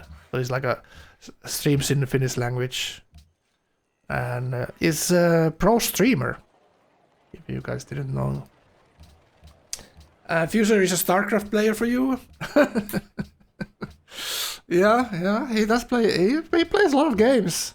He plays a lot of games and pretty good, entertaining. I like his Tarkov streams. He has also cooking streams, so you know, shout out to Fuser. His Diplo was funny. Yeah, I was laughing.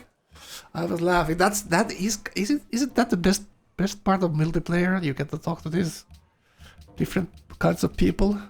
You know, he reminds me of Jaguar when Jaguar just came into Civ, because Jaguar is a Dota player as well. He plays like top ranks, and his Diplo was something like that, super funny. And each tournament, it was a real pleasure to listen to him, to his Diplo as well. Like I don't know. The dozens of memes captured in clips. Yeah. It's like people were thinking yesterday, like, is Fuser serious? He was obviously like tongue in cheek, but same time pissed at his own performance. Like, he's a gamer, so he doesn't want to lose, doesn't want to make mistakes. He hated his own mistakes and bad plays and being a little bit spiteful there, and you know, all that. But it's very entertaining. For his fans who don't watch Civ, Dota viewers, we're still watching him raging there. Hilarious stuff. No, And that's Argent kind of is the best part of these tournaments. The new players as well, you know, entering the Civ 5 scenes. So we see totally different levels of.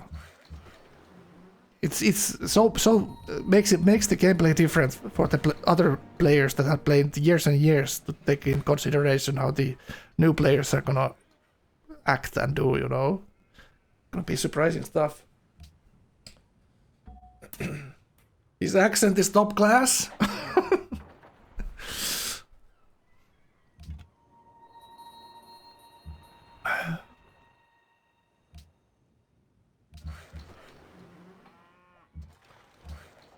And now Luna make some mistake standing near the city. Yeah. You only want to go next to the city if you actually be able to kill it quickly. Otherwise, you're gonna take big damage from the city shots there. Obviously, yeah. Obviously, it like feels like he kind of doesn't like this attack. But what are his options here? Like sit here next to Gauephat borders and do nothing.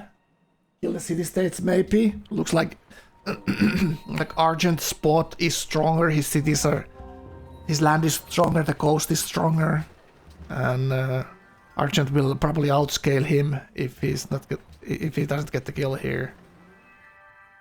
It's one of these like 3 city piety YOLO into frigates here, and the city is halfway dead. So you know. At the moment, it looks like it's happening. The kill is still happening here.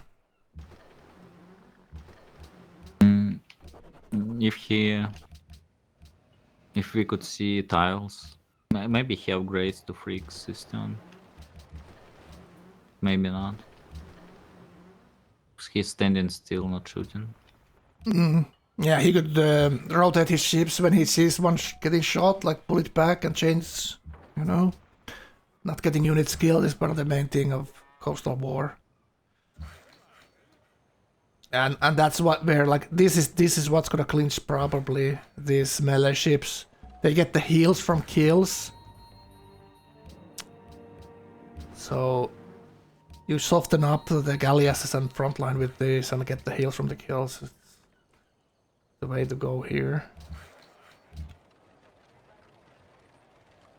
It looks like he doesn't have that many tiles there, but it's the Grand Temple and the religious community giving him the hammers here to build this. Like, it's Malolos have 7-turn frigate, but his cap is powerful enough to build enough units here to reinforce.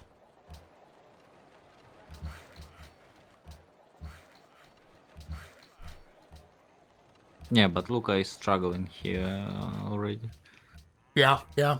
He's getting like 1 unit to reinforce every turn, basically. That's what's trickling. Like, look at this. It's trickling down like 1 unit per every turn. But Argent also needs to get some kills there. If Argent is cannot get kills, and Luca gets every pillage that he needs for heals. But, he's gonna die. He's gonna most definitely die here. He kind Like of for- needs to. Yeah, like Argent, he needs to rotate the units so he gets doesn't get unit skill, but the city will go down here, even for the trireme there. Okay, now it's looking really bad for Argent here.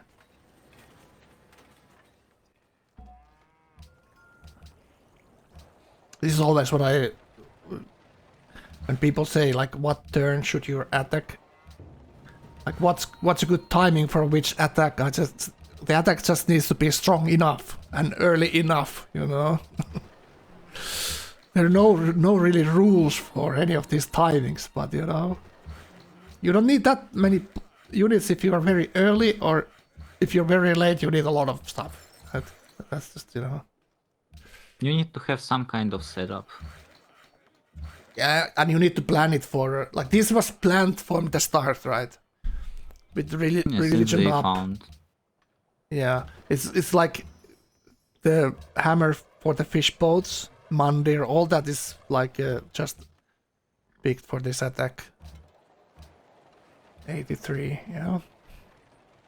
Alright, let's take a quick look at the others. He's gonna move next turn to the cap here.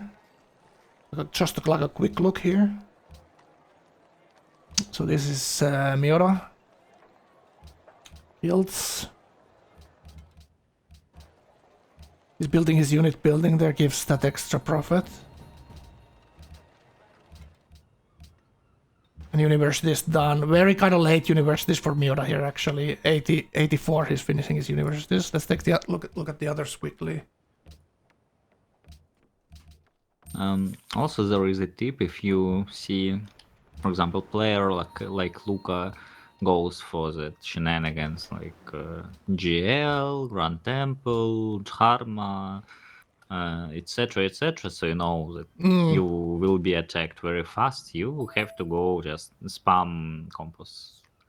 Yeah, composites, even chariots can do stuff with the Even barracks. chariots. Yeah, with the barracks promotion, with the anti-naval. So it's not like, look at this, like these guys are making 200 science here, so still Pyth is very competitive with science. Abraxas finishing his universities here. Patronage 1, so not yet science for it, but he's going pretty press here, 2 turns. Let's take a look at just like a quick look at the Gauephat here. Looking at the Alhambra there. Oh, this is Meota. Oh wait, I'm on the wrong one.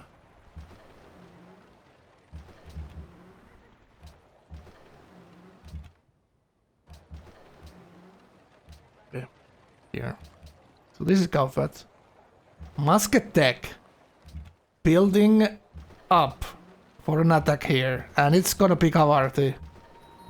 It's gonna pick Havarti from Mr. Gauephat here. Hard building, I think, or is that the engineer he had? He's going for he's in the middle, so he probably engineered Himeji here, honestly. You don't want to risk it for hard building it. First thing is that your guy who you're not gonna attack is gonna engineer it when he sees you enter muskets. Alright, so it's 100% 4 here, so let's go watch the frigate attack to unfold there. And then we get to watch Little Dick getting roasted by Gauephat next. Gunboater before guilds? Was it really? Well, he really wants Himeji then, right? And as Honor 1, those armories don't hurt either. They're pretty good. Pretty good building to build early. This is already very confident for Luca. He gets the kill. He's building market and other SimCity stuff in his cities.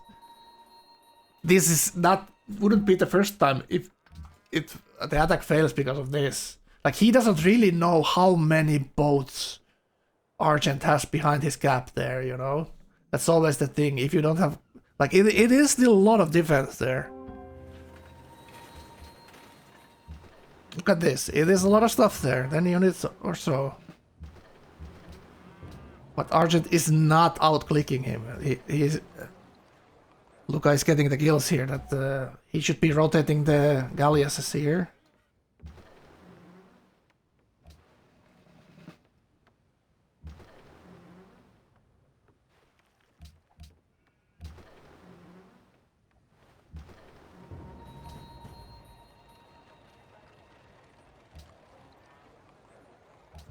This is going perfectly for Luca's point of view at the moment. Also, he got... because he captured the city, he could send the Admiral over, so he gets one heal to all his boats if he wants. So looking very strong here for Luca. Then after the kill, he has a coastal control, so he can kill all the city-state on his coast here and be very powerful. But the first things first, and he needs to finish this kill. Absolutely. He should go Meota, not Little Dick. Yeah, that's a good point. That's a good point. But, you know, yeah. He kills Little Dick, he will be bordering Abraxas and Meota. He goes Meota, he'll be bordering Abraxas and Little Dick. So, you know, that's the choices. Obviously, he wants a cheap kill there. Like he wants a kill he knows he can do, right? But Meota is kind of, I've said this many times, he's kind of on-off on the warpath. He class cannons until he does war and then he builds the army. He doesn't have a standing army. He's so streamlined with his SimCity that if he thinks there's not gonna be war, there's 0 units of Meota always.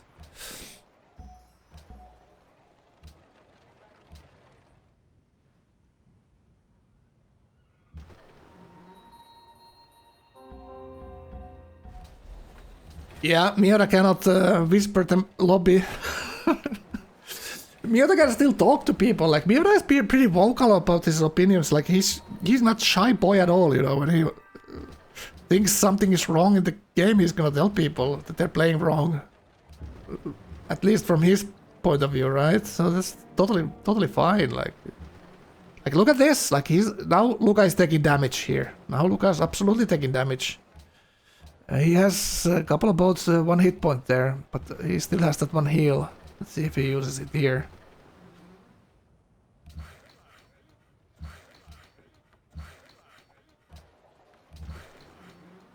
It just looks to me that the galleasses don't have any promotions. I'm not sure, do you guys see it? 30 promotions. Frigates don't have any promotions here, that's one thing I can see. Okay, he's losing some stuff there.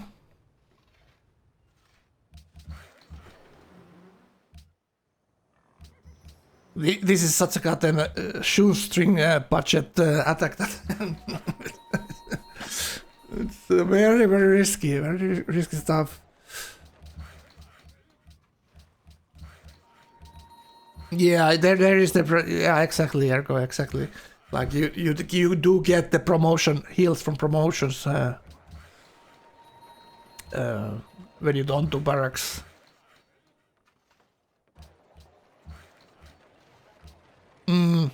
Yeah, quality over quantity, right? When you're going with a quick timing, but it's obviously very difficult.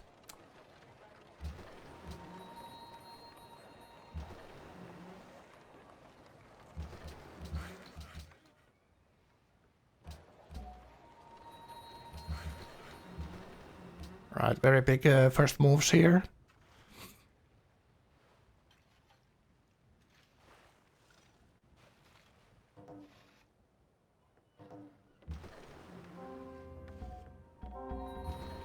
He wants to use the heal here immediately. Yep.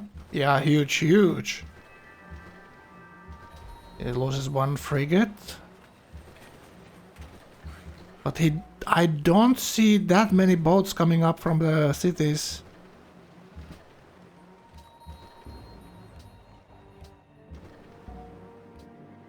Absolutely, those privateers very strong against these galleasses.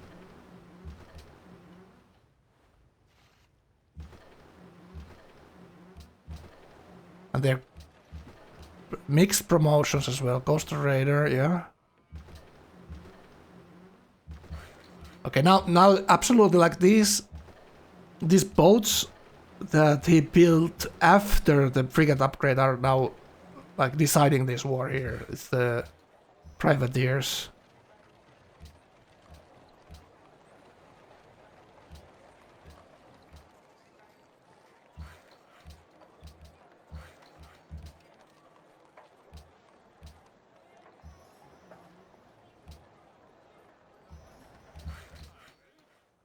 Yeah, still needs to put some production trade routes.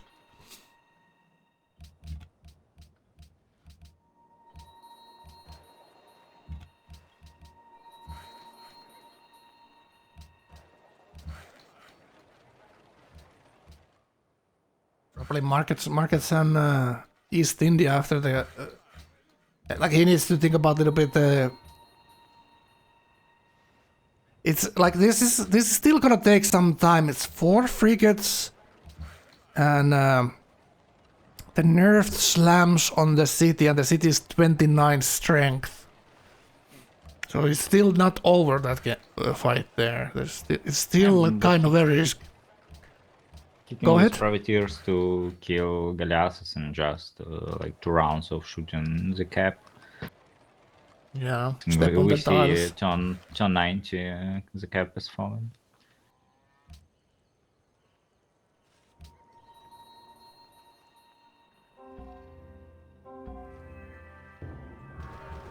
Yeah, it feels like Argent is not even trying any first moves here.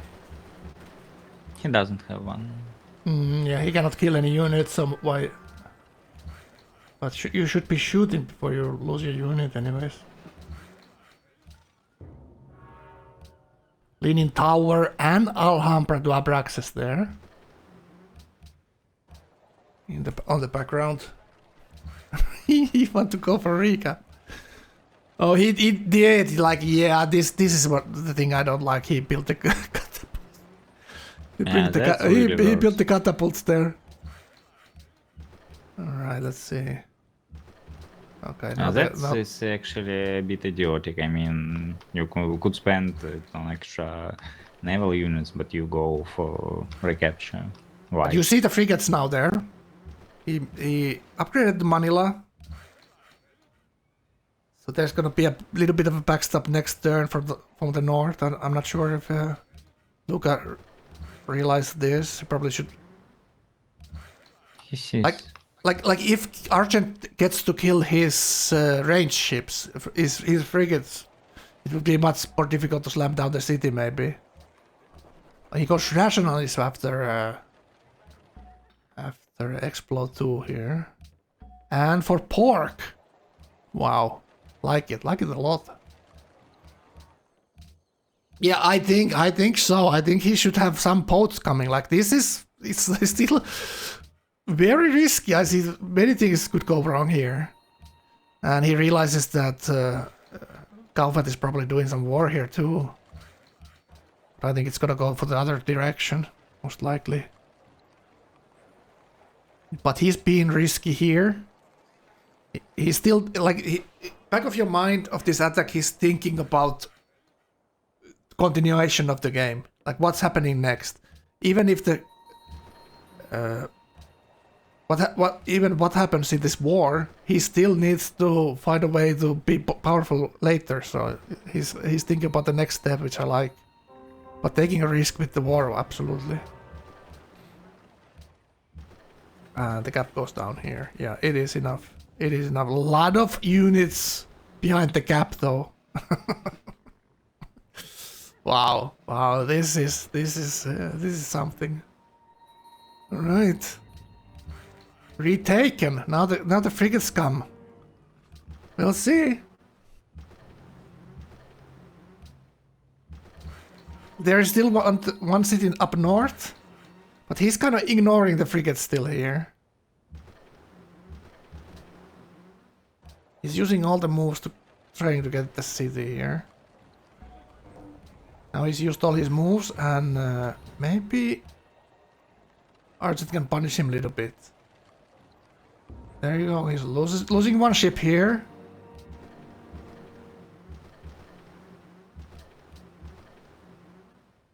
And there's some cities that pushing in from the north as well. Super annoying. This is so avoidable. True. Oh, he's absolutely right. Like, he should have had some land units to crush those. Build a couple of horses and then upgrade them to knights here. And then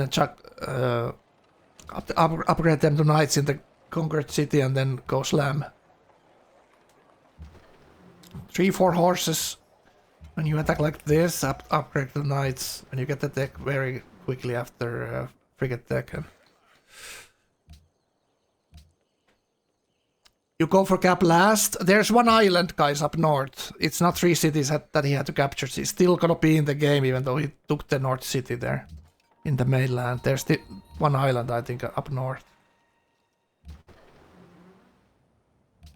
Right? Is there? I think there is. Yeah, I think we see borders there up north in the top left corner. 240 science now, they're 90. Really nice by the science. He snipes, snipes the prophet out of the city. That's really nice. 10-turn rule still applies. It's 50% of your cities, and then so technically he needs to leave in 10 turns after he lost this cap, because he has only 2 cities, and that's not more than 50%, right?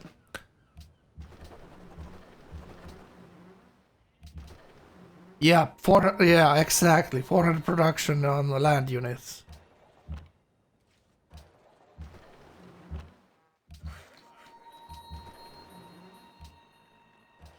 He could also buy a horse from the expand there, if he wants to annex it. Go slam a little bit. Now he's actually starting to road there. I think this is not necessary at all. This is way too late. The knight that he just got there, you know, could have been maybe gotten from the new city.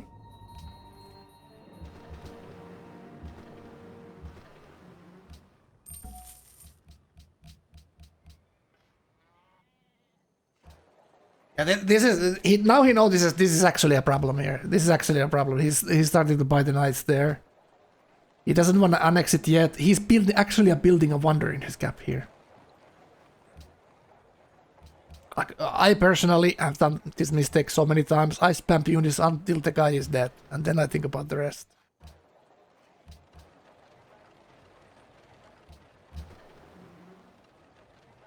Five pop cap? No, it's not useless. It's not useless at all. He will send the cargo into it, and it will be. They will be good cities. Like, main thing for him is that this player is gone from the game. Like, he just wants to knock him out and get the coastal control this game for the late game. Take out the threat, pick up new cities, secure your standing in the late game. Argent would have outscaled him later, absolutely. So there's like many things that this achieves, this attack.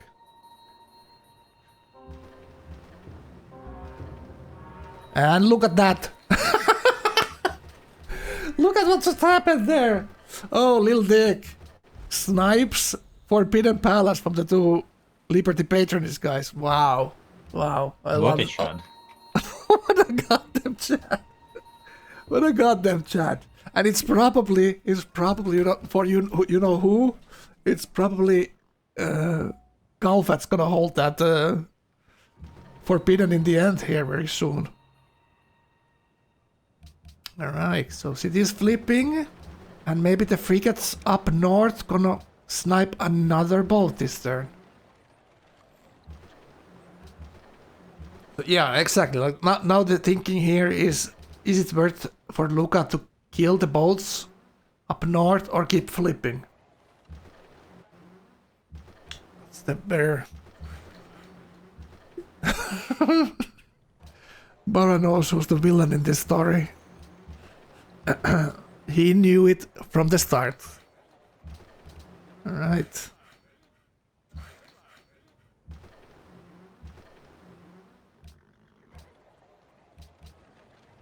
Right, let's see this.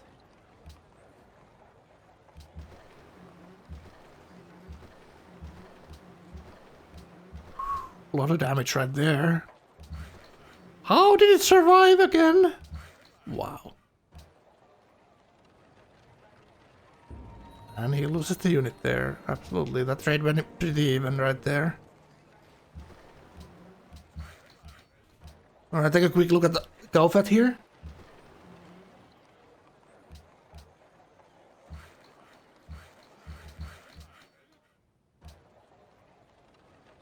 What we see here? Unique units. But going industrialization. So it's just sniping Himeji before industrialization. It could be one of the Gauephat plays that he likes to do sometimes is factories into artists, but does he really need to do it? He might think that he's powerful enough against these 3 patronage players that he didn't need actually to rush anything here. This game looks really solid here. They're 90, 300 science and 100 culture. Engineer and merchant coming next turn. Golden Age in 2 turns. Enhanced religion with worship. Devout performers, so that's the culture from happiness buildings. Cotel, is that the happiness? 6 happiness, I think, yeah. So really solid looking here. He's building all kinds of SimCity stuff. Armories, etc. Nothing super crazy here. Take a look at Abraxas. Way down in science, but same timings on factory tech. So he's one less city than Gauephat there, and it's patronage 1, rationalist 0. So was he thinking of? Pork? What is the rationalist 0 here? So he wasn't confident enough. He gets science from the patronage science policy there to pick it as patronage 2. He wanted rationalist first. All right, fine. He's looking at Gauephat. Problem for Abraxas, who wanted to do probably some. If he was nearer to Gauephat, he would want to do something about it. He's like helpless, looking at the game. Someone needs to do something about Gauephat. Probably he's building a globe theater in his cap in 4 turns. So let's go take a quick look at Meota.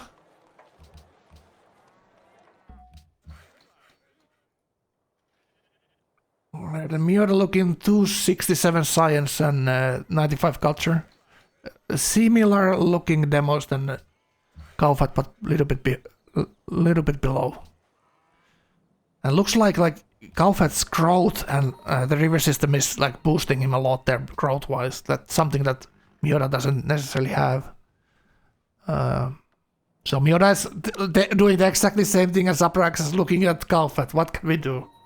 How do we deal with this? He's going banks with a massive gold pattern. That's something that he has going for himself. And he's patronage 3. So he's committed to this patronage here. He's gonna finish patronage before anything else here. And how many city-state does he actually have? Well, no one is killing the city-state, so, you know, it doesn't really necessarily mean anything how many he has. It's just the science policy, because he has the science policy for patronage, so he would be getting more.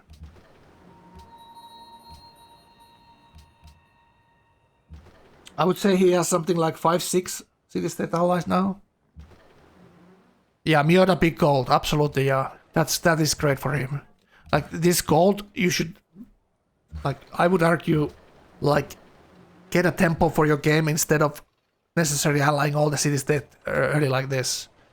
Maybe you buy your factories or something like that, buy your schools or something like that to get tempo going for you, you know? Like, accelerate you here. The city-state science gets bigger while the game goes on than the eras go on, so it's much more important than later to get them, you know? Well, yeah. It's a little bit different when you do patronage wide as you do it all. Like the science is not that important as wide as when you're wide. That's kind of my point I'm trying to drive home. Alright, let's go for the coastal game here. Argent still in game.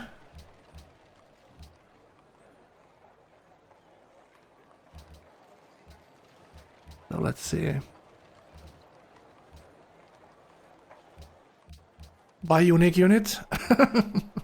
Yeah, Meota does have that. What would we call that unit? Is it a rifleman? This is Swiss god. The Vatican unique unit. Is it a rifleman? What the hell is it? That's Landsknecht. It's a Landsknecht, but you know, Yeah. on steroids. Kind Yeah, of, and you cannot buy Knechts as Vatican if you play commerce. Right. So that unit it doesn't exist, right? Yeah, it's. I felt. It's a little bit wonky. this It one. should be that you can upgrade normal Landsknecht into it, right? Yeah. It should be something like that. But you normally you upgrade Landsknecht into Lancer, so it's a little bit wonky.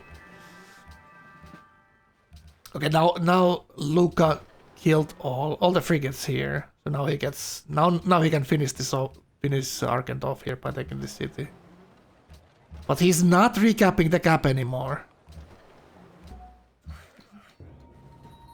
Okay, now he's just like trying to destroy. This is like total war here. He destroys the means of production, and when the other guy doesn't have any production, it's easier to keep the cities. And now the knights are as well. This road, I think this road is pretty funny. Yeah, he's getting the knights there to slam the units. Yeah, I will be watching. I need to go to other Discord.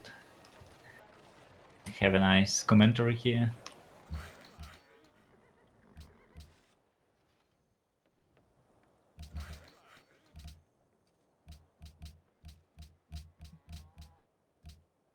Alright, school's next. Like he's totally fine with science here. They're 94. Yeah. Did he get factories yet? No. He has that gold, so he could be buying on the weaker User cities here. disconnected from your channel. Alright.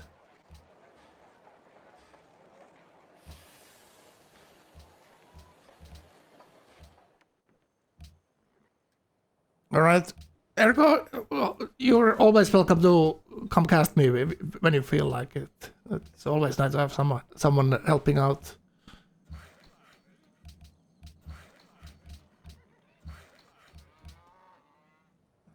Alright, looking good. Like Argent is dead.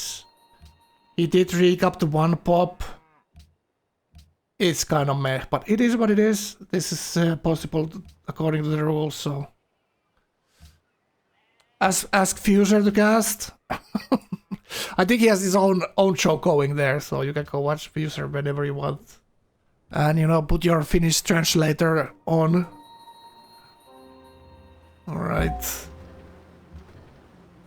Yeah, Meota here, like, he built actually some units. I'm surprised. Meota built some, he did, oh, I guess it was the terracotta he built, right, for the CS quest. Gets gold there, 300 science. Alright.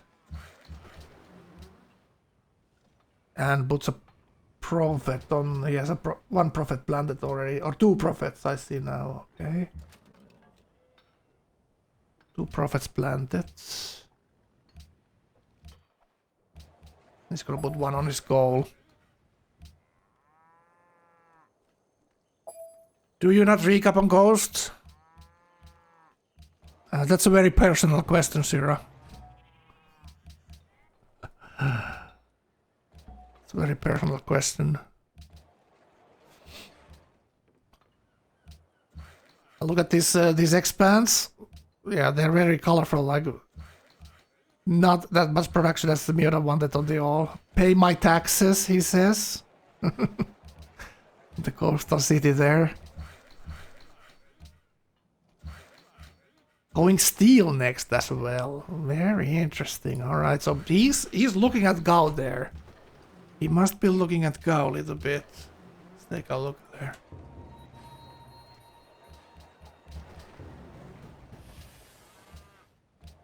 Yeah, Gao even managing his scientists here, not working them in every city. So he has this massive great people generation of Sweden. So look at this, it's the Gauephat trademark play here. Factories into Kavarti. I love it. I love it. Very nice to see this. So honor 2, rational is 0. So what are we thinking with the honor 2 here? Is it barracks and warrior policies, or is it the happiness policy there? Skill 0, griefing 8. Yeah, but it's one of these rules. If you go greedy attack with a good timing and no land army, you cannot open the window for griefing. It's not that you couldn't stop that, right? Like the rule for a coastal attack would be bring a land army as well. So Little Dix has some units there. So looking at the tech coast there, no one has chemistry or metallurgy. I think Luca will get the first schools. Looks like Gauephat spawned a scientist here. Like, what's up with that? Like, let's see if Gauephat knows the rules here that they've changed, actually. Let's see. He needs to use it immediately there. Or next turn, I think, yeah.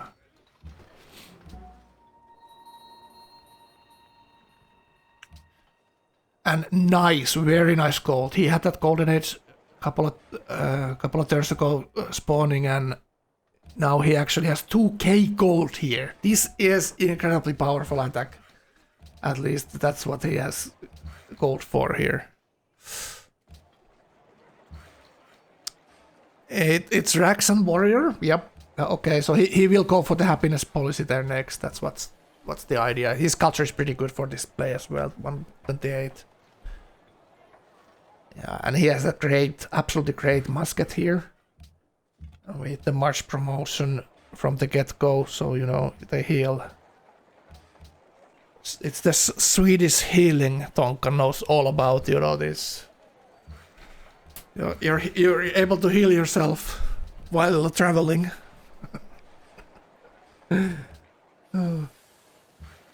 Listening to Abba and all the good stuff, right?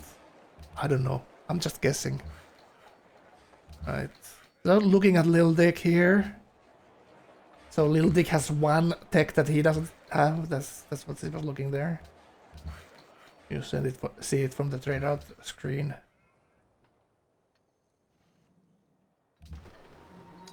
If there's a part camp quest. He doesn't yet have many of the units here. So now he clicks acoustics. So he's kind of flip-flopping here. He's changing his mind. Like, what's going on? Okay, there goes the scientist, and he's going schools. All right. Gauephat somehow talked himself out of this attack. Wow. Well, it's maybe the confidence. It's maybe the Canadian confidence here on Gauephat. He thinks, I'm so powerful. Let's build some schools and kill him after, you know? Where's the casting couch? It's Defiance TeamSpeak.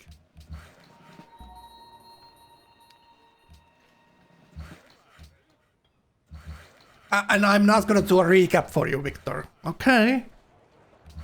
You need to figure it out for yourself. Do you need the link, Viktor?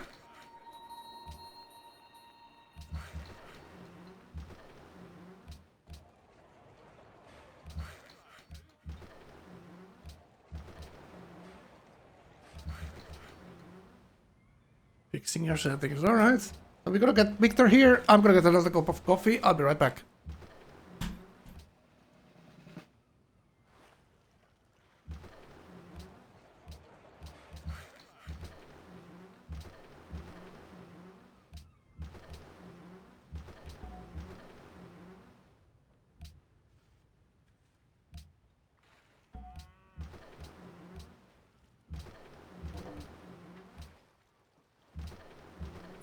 User joined your channel.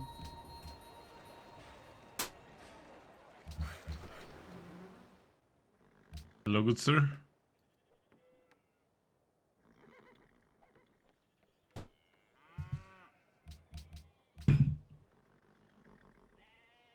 Is this the right channel? Yeah, this is the right channel. You hear me? Yes, I can hear you. How you doing, man? I'm good. I've been watching this game not from the beginning. Oh, you but I have was been. watching- yeah, I was watching Mr. Abraxas stream, so I know like half the game, I guess. What's going on there? You can give us a little bit recap. How is Abraxas' emotional state? He's sitting on Liberty patronage with Yeah. Meota. Same strats. Let's take a look at him a little bit here. So what was he saying on his stream? They just had some drama, you know. What kind of drama? Tell me all about it. We need to know. They have those 2 food city states between the 2 of them. Oh, right. And you know, Mr. Meota has the control of both of them. And he also has like 200 GPT, and then Abraxas was like, "Oh, I need one of them," you know. And then like, I think he did a quest, and he got access to the, you know, he got ally for the city state. Then Meota bought it back, and then Abraxas bought it back, and then they had some chat, and I think they're cool now. That's really. Oh, they talked it out? Really? Yeah. Is that Abraxas? Wow, that's like evolved monkey right there. I thought you solved these problems like killing the other, right? That's probably the cheapest way out of it. On top, we'll see. Boys decided to talk it out. Yeah, but then they also talked about recently how Gauephat is just like kind of rolling everybody, and he's gonna kill Ruler, Oh, and they're just gonna try to ride it out, I guess. That's the they're- current plan, I think. the German and the Austrian are making some kind of deal here. That could be dangerous. Not saying anything. You know, history speaks for itself, I guess. Yeah. So looks like we see the demographic screen there. Gauephat 100 hammers more than Abraxas here. That's the Liberty and 1 extra city with the honor that gives you the extra yields over patronage. And looks like he's a little bit behind in science as well to Gauephat. Gauephat used that scientist to go near schools there. He also got a scientist, so it's not big difference, but a little bit of a difference. Abraxas is getting his factories already everywhere almost. Much more production than what we see in Meota cities. Meota was probably a little bit earlier to factory tech, starting to build them a little bit earlier. But they're pretty even, these 2 boys. Abraxas a little bit struggling with the expand growth there. Couple of I level think pop his cities. land is terrible. Yeah, it is for growth. So that's why I was thinking like just put the cities on the coast and use the coastal trade-offs. That's what I was thinking. Like, I'm like, this looks like a perfect Explo game, Liberty Explo or something like that. Maybe even settle islands if you have near them, you know. Exactly, yeah. Go super wide when your land is this trash. You play for the late game. He sees 1 island there, but he didn't scout it that much. Even season, I didn't even see there was an hour of. Obviously, I haven't played much lately, so you know. I'll be honest with you. That the scientist change, I literally learned about it like yesterday, or the day before, on Arvi's stream when he like bowled. Oh, you learned it same time as Arvius, I guess. Yeah. So that's not late at all. So yeah, I'm thinking. Yeah. It is totally different. It changes a lot. You cannot like hold scientists to do some kind of timing attack, you know. So everyone sees who's on top of science here all the time. So it's. But on the other hand, you cannot secretly plot against anyone, you know. So you know it changes. Like this tournament is totally different than the previous ones from the rules. So it's very interesting to see how people figure it out. It's still been the end result have been pretty similar than other games, but way less teaming, like way less teaming. At least so far. It's only 10 games in, so... I mean, I We'll saw see. my boy Foxer, I don't know how to say his name, just terrorizing a couple of games, so you know. Not sure if Fuser? that's User, sorry, that's the guy, yeah. Foxer? Did you call him Foxer? I'm sorry. Foxer is a good name, though. It's But like a I'm- boxer, but different sport. But yeah, I don't think I don't think some of those games are a good representation of the patch, I guess. Yeah, a little bit messy games. Alright, Gau is getting the factories as well. Now he's going chemistry. So, did he pick up school tech? Yeah, he did pick up school tech, okay. So he says How does he have a that free little bit... policy? So, free policy from... Yeah, where did he get it from? Yeah, that's a good question.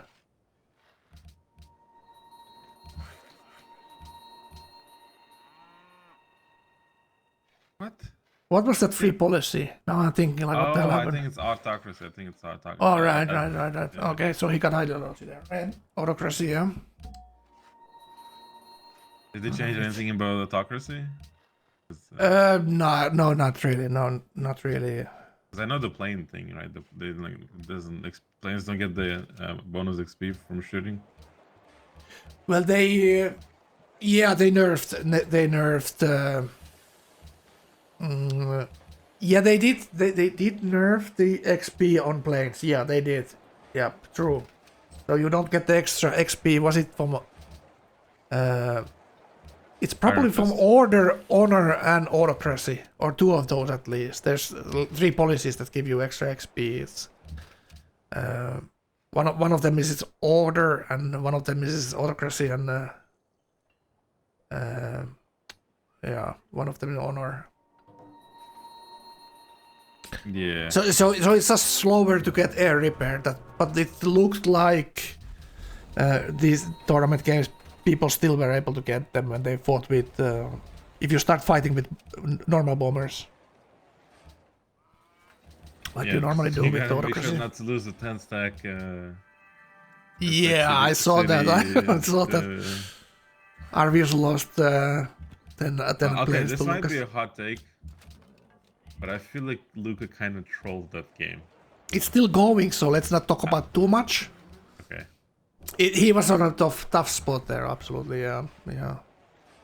It's like, I'll be honest with you, the fact that Arvius was just not losing his mind over what, like, he killed 2 stacks twice in different time frames, and like, and then he's like, oh, let's peace, like, what? And lost the scientists. Yeah, and still playing the game. I think that's very sportsmanlike of him to continue. He was about to give up there, but he decided to play it out with, like, that's the gamer thing to do, play it out. he wants to be in the final. Did you see that? What happened there? Interesting thing. So Sweden has that old ability restored that you can gift great people to city state for influence. They have that. So Sweden's been bought from what it used to be.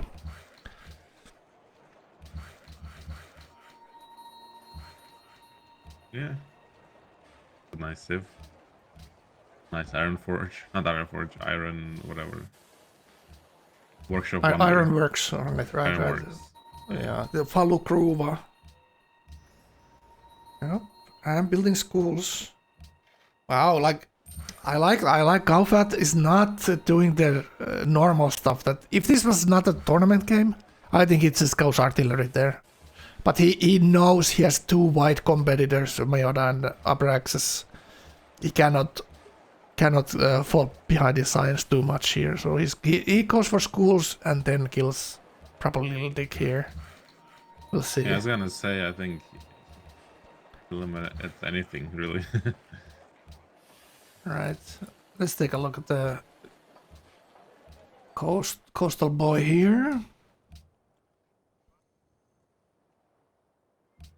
Oh my god, look at the transition here. God What do you damn. say? It's a very nice transition you got there. Very professional.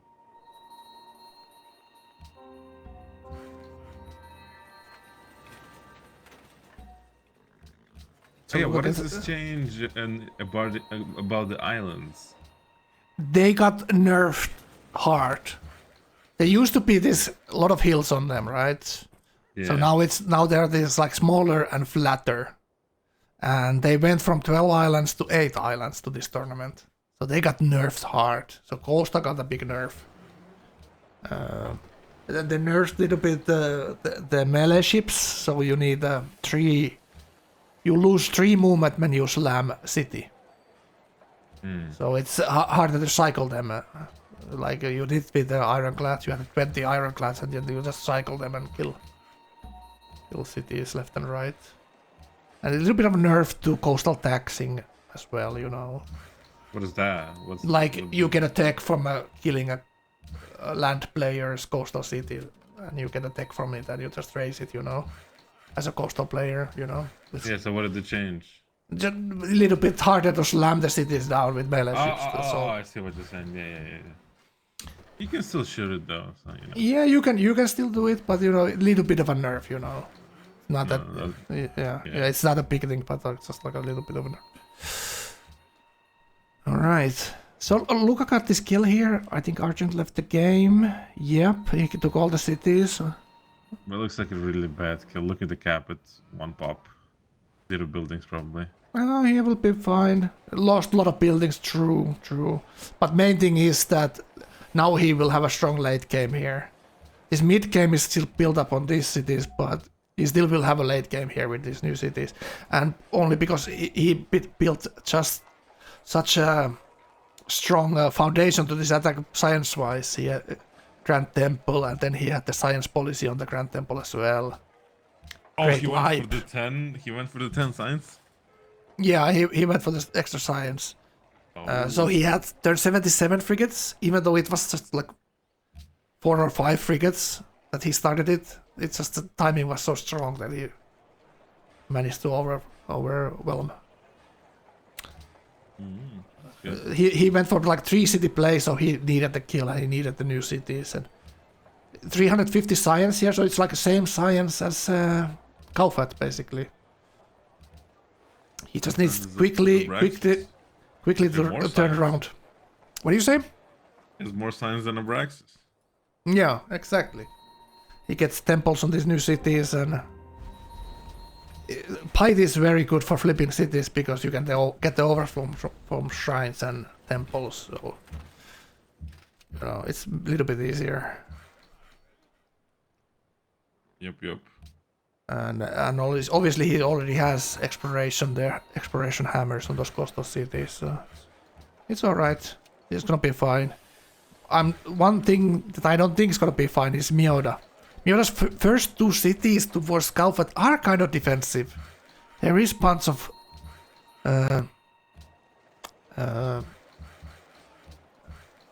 choke points towards Gauephat, but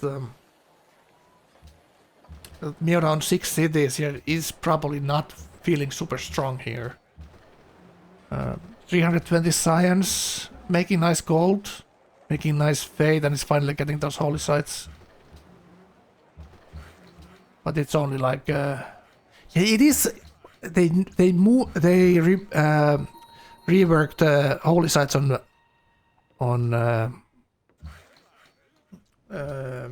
Vatican a little bit.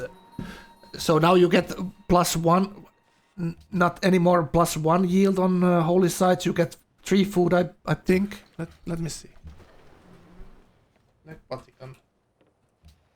A little bit. This is one of the sims that I don't play almost at all because it's so kind of one-dimensional. It's always kind of some kind of piety. I think you have the old thing in there. Yeah, I have the old command. This is one of the sims that they changed the last patch.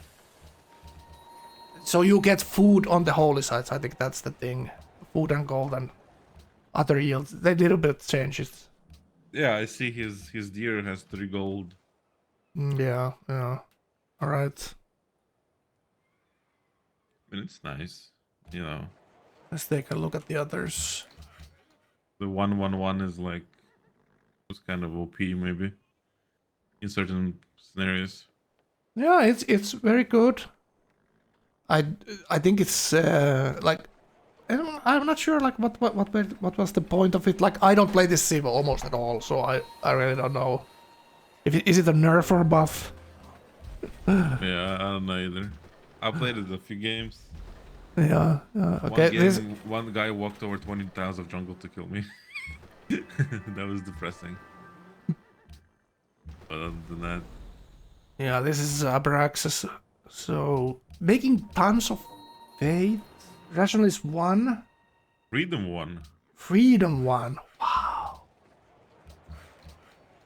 Very interesting. So he's just going for the gold there. He's 2k gold. And he must thinking like he needs to get Meota out of the game. And Lil Dick has his Forbidden Palace. So what is he thinking here? Stealth game? On Or, freedom. Well, you can do stealth with anything, but is it gonna be that good? Maybe not. You know, maybe it's giant death robots or something crazy like that. That's something you can do with freedom. But the patronage win for him looks very distant, right? So what kind of win can he actually realistically go here?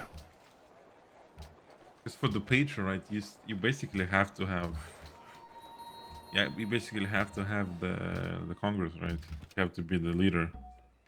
Yeah, when the win vote comes, you need the Forbidden, you need the patronage 3 at least, you need the votes from patronage.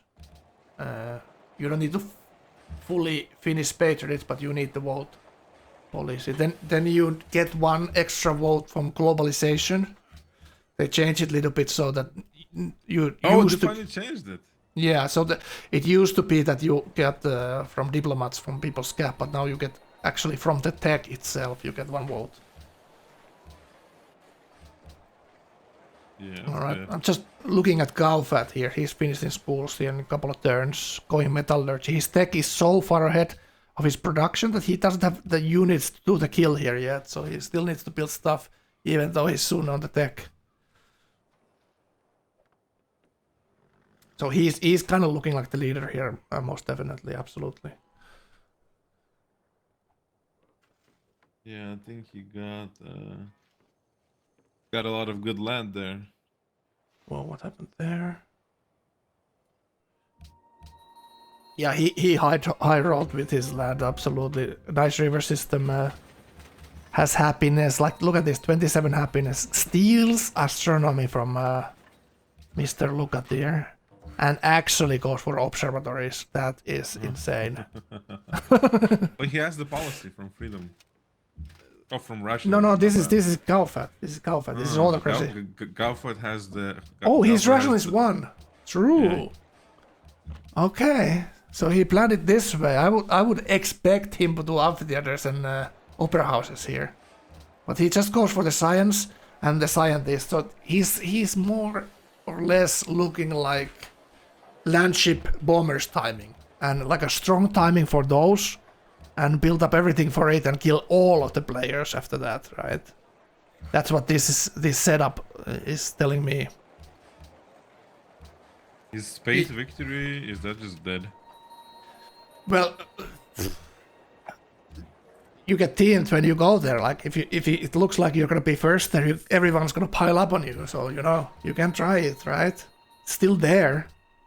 When you look up, its space is still there. You know what I'm saying? No, Frank, it's fake. The earth is flat. Damn. Damn flat earthers even changed C5. but he's just looking at science here. He just built a couple of defensive units. Do observatories before you do Hermitage. That's like okay. His culture is 160. That's the thing. I would be much more worried than this. But he wants his scientist that is going to spawn a lot to be as strong as they can be early here. So do you Because- Go ahead. Yeah, I was just about to say that if you get a strong timing, let's say Little Dick, that you get landship on him or bombers, it's going to be very quick kill. And he can go to the next one. If the first timing, let's say bombers or landship is very quick, so he can snowball off of that more than maybe getting like rushing Clausewitz or something like. So he's thinking about the timing more than the bonuses there. Yeah. Yeah, he's. Yeah, go ahead. I was gonna ask. I lost my train of thought. God damn it, Frank. If the rain went off the rails. It did go off the rails. The monkey with the. I'll come back. I'll come back to it. You know the Homer Simpson when he has the monkey in his brain? Yeah. Hitting those two things together, the plates? I remember now. I remember. So is this strat now? Because I saw him putting in the scientists on your stream, and I remember. So like, is this like if you're trying to hide your science, do you like get your points to like one turn in the city and then just unwork the scientists? You just delay the first scientist so that you have all the schools. So the last school you finish is gonna give bonus to the next scientist gonna spawn, like full like scientist. Is it 6 turns of science that you get? The last 6 turns you generate. So you want the last school you built to be built 6 turns before you spawn the scientist to get max out on every cities, every school, Okay. So So- that's the strat. Yeah, you just delay them to get them higher. You just obviously you work a little bit less science while you're doing it, but the scientist will be higher. And when you spawn the scientist, you get it a little bit later, and you use it to get the timing for the attack, right? So they're Yeah, like that's what I'm thinking. yeah. If you spawn it early, you bulb, people see what you're doing as well. So there's like this little bit of a game that with the new rule set, you if you spawn it early, you cannot store it. You need to bulb it because it starts to lose value over time. So, Yeah, I remember like back in the day, like 2017. I remember, maybe I'm making this up, so tell me, I could be just saying absolute stupid. But people used to like save all their scientists and then like, and they get like labs and then they start spawning them and just try to go yeah, space that's the normal Civ strat. Like vanilla was a little bit different than you see Baba Games. He has all the scientists lying around, and then he bulbs into a tech, let's say nukes or stealth or spaceship parts. Yeah. He lets other people discover the techs first, so he gets them cheaper, right? Because you get a deck discount when other people have discovered techs that you don't have, right? So using the discounted techs and then hiding your own science, etc. That used to be the thing, but in vanilla, the scientists also gain value when you save them. Yeah. So you save all your scientists until you have labs, and then you bulb everything. And the late game is much shorter in vanilla because of that. That's how it used to be. I'm talking about like the NQ mod days. Yeah, NQ mod days were still like it got changed pretty early in the NQ mod, so it was you just save the scientist, and that's when it happens that 2 people have the space, all the space parts same time, like same. That's what causes it, right? Everyone builds the same time to the last space part tech, and then you first move your space part, Yeah. Same, that's why those same turn space victories happen, because scientists saving stuff. Yep. Yeah, but I was talking about Tyruler saying like he's gonna beat everyone to 4 to 5 turns to 4 or 5 turns to planes or land ship, I think. So he's gonna, like, the first guy he's gonna attack is gonna be easy kill, I think. Also the hammers, 400 hammers, pretty nice. Okay, let's take a look at the top others. hammers on autocracy, always good. Top tech as autocracy. That's the huge part, right? Shouldn't be happening, but it is here. It's up to the others to like stop him, but they're all kind of weak in this modern era warfare because they're patronage, so they don't have the barracks hammers, and they have to build the expensive barracks if they want them, you know. So we'll see.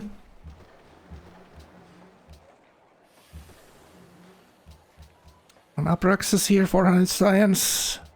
very low culture. He had very kind of good early game culture, and now he's like doing rationalist patronage and freedom here. So he's kind of a little bit like hoping that the bullet doesn't hit him. He's not going to do any kind of aggression here with that. He's kind of, you know, needs others to mess up for his game to be viable or try to get a chance. Yeah, maybe freedom is a good choice because he can then. Yeah, freedom is for the very high gold. That's Yeah, his because like I looking. don't think Meota is gonna ban trade routes, right? No, that's not gonna, because Little Dick is a patronage as well. Yeah.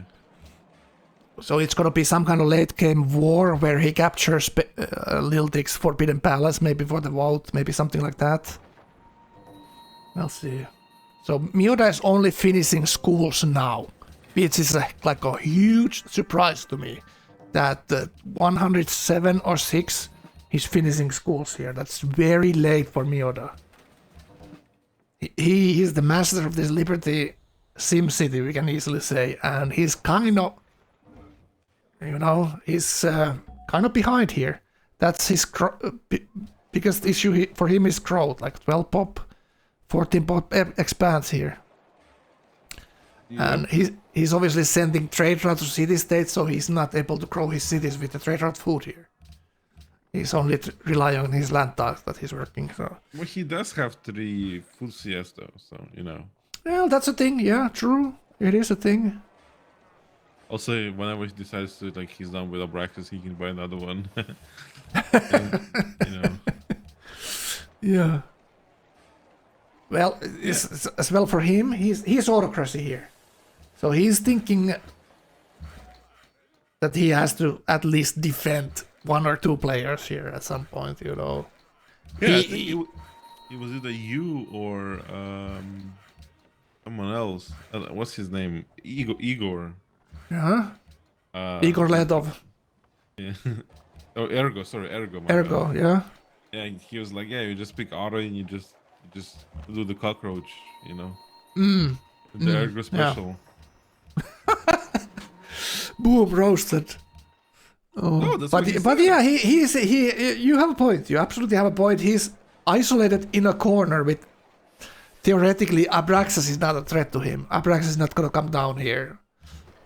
It's gonna be Gauephat who's gonna do the war here. Like he's the game leader clearly in everyone's eyes here. So everyone's just looking at him, what he's gonna do, and how they can be opportunistic and, you know, backstab him or whatever. Something like that could happen easily. Yep.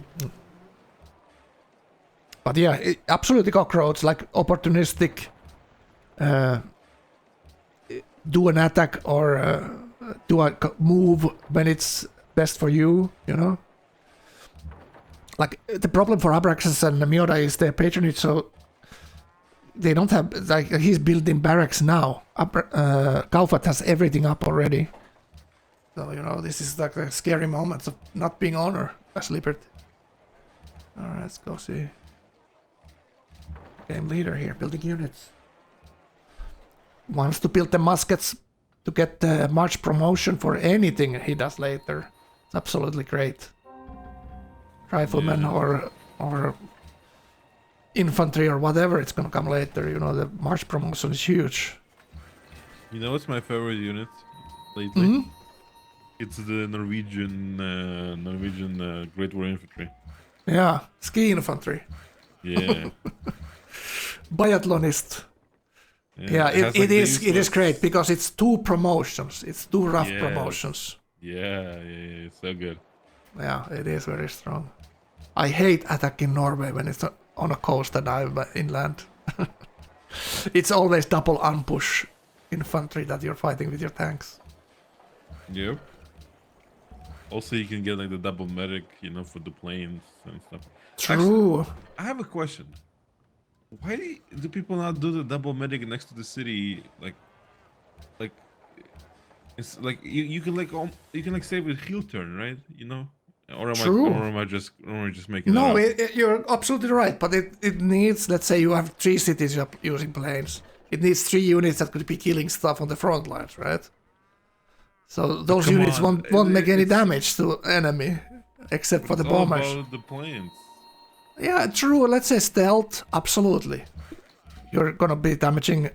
You're gonna be doing most of your damage with the stealth. So absolutely then. But if you, let's say you're defending, it's only 5 per turn for a normal one medic 1. 10 after, yeah. You should be always doing it. I'm not saying that you should always be doing it, but it's one of those things that you I guess rather it's have a hard. unit. If you build a unit, you rather have it fighting than not standing next to your city like an idiot. What about like a mobile SAM or something? You can put double medic in that.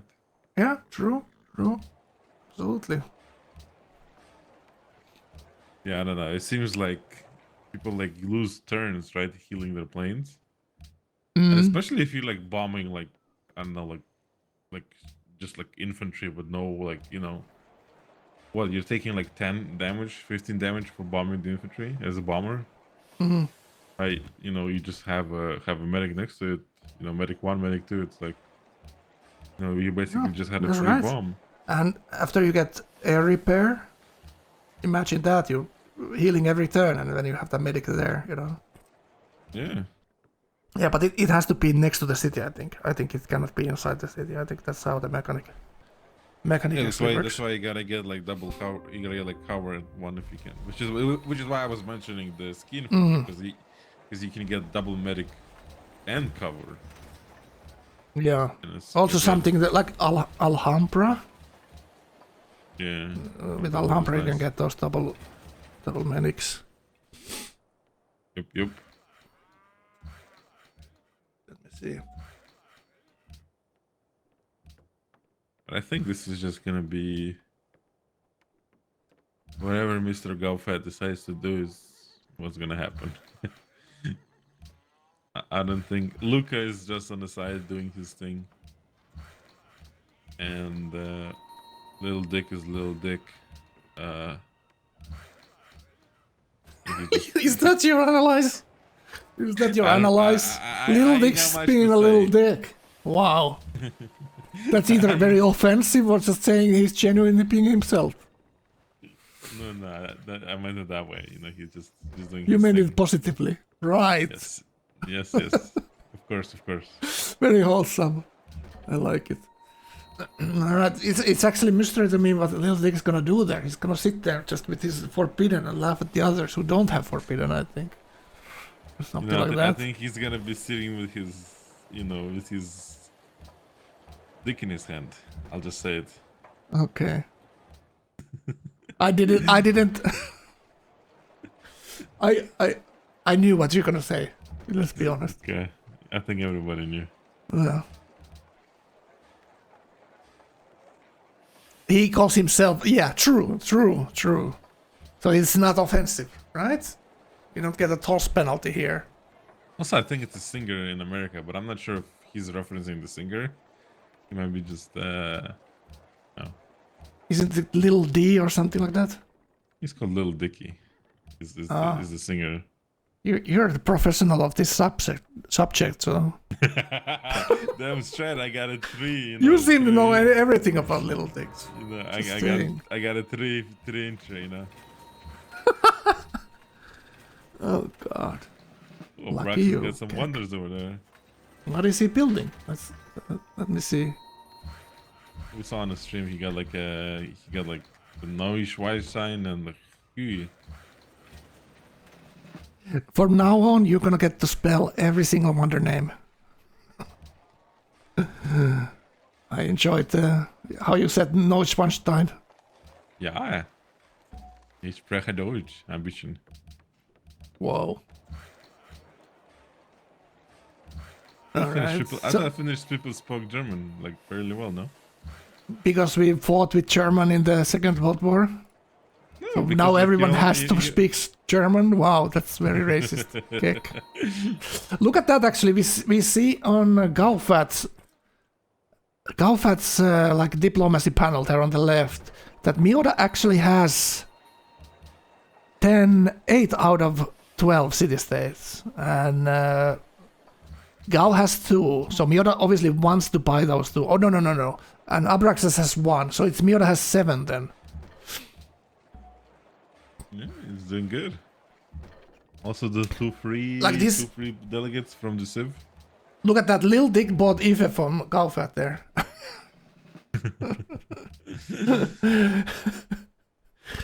Oh, this is great. I love Lil Dick first time taking part in the tournament. I talked to him about it that he just joined and he did. It's great. He's a little bit I was more actually thinking colorful. of joining too, but then Yeah. I'll be honest with you. It's like I love Civ. You know, everybody loves Civ. But I just like, honestly, like I was saying, like if my game is gonna go bad in a tourney, holy fuck, I'm gonna tilt. Like I might just, honestly, I might just get for myself fucking banned from the group. Yeah. Like, That's what I'm thinking. You know, when I'm casting this, I'm thinking about what if someone is saying when they're casting my game, they're saying the things I'm saying about them here. You know, so that's like need to show respect to these players. You know, they don't see what we see here as well. So you know, people make mistakes, and that's just fine. It's a video game. You're just too hard on yourself, maybe, Viktor. You know what I'm saying? yeah, but like I haven't. it, I haven't seen perfect game yet. You know what I'm saying here? So you know. I'm not talking about perfect game, but like, you know, like I'm probably gonna pick some coastal Civ, right? And I'm gonna pray to God I don't get like coral or whatever. And I'm gonna end up getting coral, and it's gonna be sad. But that's actually interesting thing that we saw on the coastal players' perspective. Let's take a look at that. Because we see a unit here that's in oil tech. Look at this. You see this? There's things going on here, boys. He has oil and flight 7 turns. 117 planes. So what does that tell me? He's also autocracy here. So 3 players autocracy. And he's gonna get that... he doesn't need the oil policy as autocracy 3. So he's gonna go for the extra promotion. And he has plane distance to Gauephat city. So maybe there's some kind of, you know... Has there been some talks or some diplomacy... secret, you know, handshake or something? That they decided they're gonna go for Gauephat here. Look at this! Like, he can bomb the first city here. Jönköping. Let's say it like that. Didn't they ban whispers? They did, but you still, you know, the underground has told me that there's some way you can still do it. You know, you make a war. You make a, you know, the diplomacy screen. You make a let's war. Like let's make a war to some player, to another player. You know, on diplomacy panel, you send the deal and put like 5 horses to it. So the other guy knows it's like 5 turns away, you know? You know what I'm saying? That's... Oh my god, that's a good one. They banned private messages, but they didn't ban, you know, colluding behind the back, you know what I'm saying? Yeah, so there are still these somebody, things. Yeah, I saw somebody in the chat, in Abraxas' Arvis' chat, like yesterday. I was like, you know, you should just like name a city, attack RVs in 10 turns. And Yeah, exactly. You could do some, or name your name your scout and send it to another player. Yeah, yeah, messenger. Wait, Let's that's like accurate. a long name. Let's attack Abraxas in 10 turns. Okay. Yeah, he's like the delegate, you know. Yeah, like give the scout as a gift to someone, you know. They look at it, they're like, oh, whoa. Who won the Arvius game last night? Arvius. Yeah, Arius won yesterday. Yep, he did. And then there's another game that they played Saturday, I think. That's still ongoing, and they will finish it next Wednesday. Yeah. All right, but he's going for planes here. He's probably thinking as well, like he went oil first. He didn't go Prora first. Kind of a little bit interesting to me. Maybe go Prora first and get the policy and then go oil. you To be know. honest with you, Frank, I think you're overanalyzing it. I think he went oil for his unique unit. That's it. Yeah, maybe he was thinking he's gonna get attacked, and that's why we went oil first. Yeah. Yeah. He did his unique unit. Gao is not gonna push this unique unit. It's 55 strength, so it's not Yeah, gonna get it's- converted. Yeah, Yeah, no way, it's no way. Crazy. But Also, yeah, look, we saw he had forts, so in forts 55 strength. no, probably has it's a not gonna cover. get run over with anything Yeah. other than modern era. Like, look at what kind of game Luca managed to make from this god awful start here. That's really impressive. He's still competitive with tech, and he has the culture to push these policies as piety, and he got pork there. So yeah, 400 science. And he's still scaling up because of the new cities are coming online there, so you know. And even the island is pretty damn good, you know. Well, we'll see. It's a bit flat, but you know, it gets the job done. And he brought the frigates down south to that new city, so obviously he might even go battleships and attack these guys near coastal cities, because a couple of them can be battleship.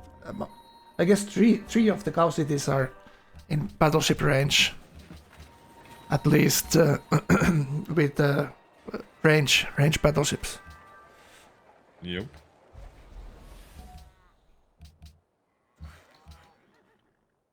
That's gonna be a nice bank. Yeah. One problem he actually has is that gold pattern, but he's hitting golden age in 3 turns, so he needs the gold buildings now. The culture is okay. The only problem kind of that Gauephat had what is his culture pattern if he wants to do late game stuff. It looks like Meota is preparing here as well. Calling Compass right now is a massive mistake for patronage. He should have had that trade route a long time ago there, in my opinion. As patronage, I got Compass fairly early, just for the extra trade route is pretty big. Alright, but he built defenses here. So he thinks absolutely correctly that he might get attacked here with Gauephat. Gauephat is gonna start wars with landship or bombers. That's at least what I think about here. Let's go Firefox. Let's look at Gauephat here. And he's doing the preparing, like the maximum prepare here is like building all the military buildings. Not the cultural buildings. Triple promos. Yeah, triple promos. He did skip all the cultural buildings, so he's not gonna get Clausewitz. Well, he's autocracy 3, so he needs 3 policies for that. So it could be the writers. Let me see. He has at least one there.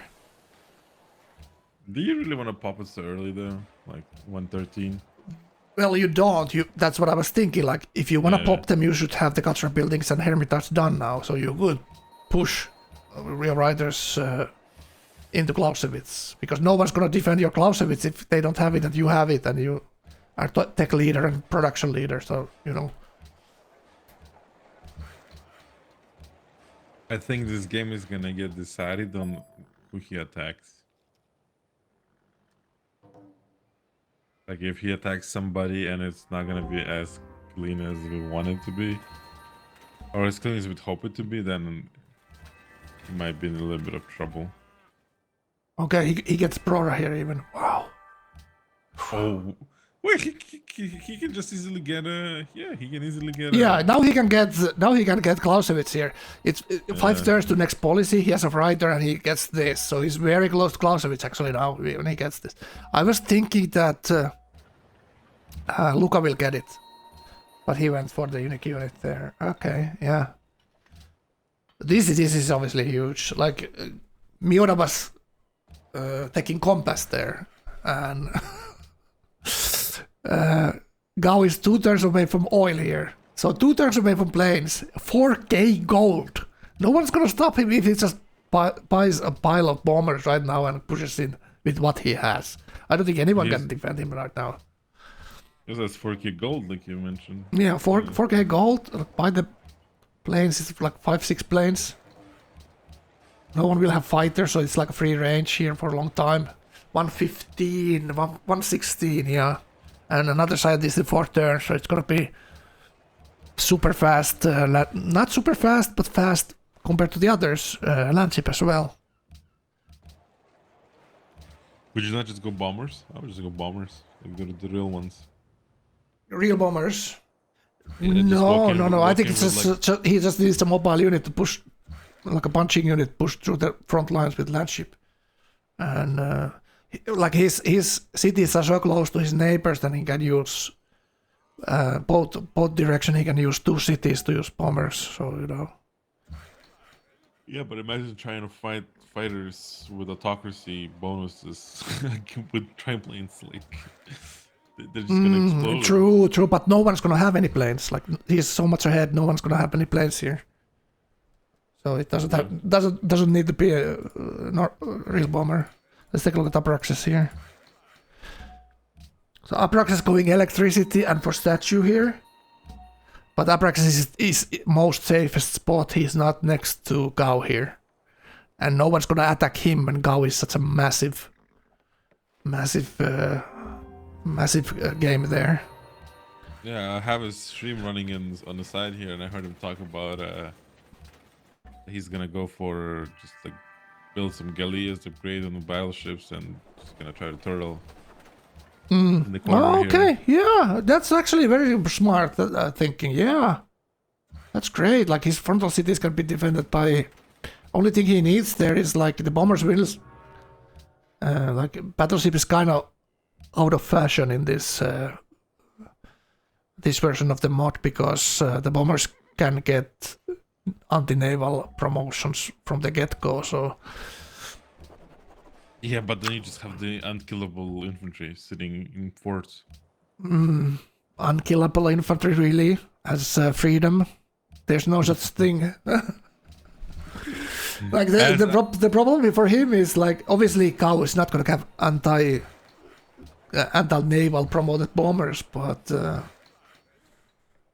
yeah, he has still like he's not the first to get attacked here, so he has a little bit of time to figure it out. He has this scientist here. I don't know what he's thinking here. Probably just waiting for later of the turn, and there he goes. He goes for statue. So is he only freedom here, or is Little Dick freedom too? Because I could see Little Dick trolling him here and taking statue for him. And then dying. And then dying immediately. Is Little Dick streaming? No, I don't think so. I don't think so.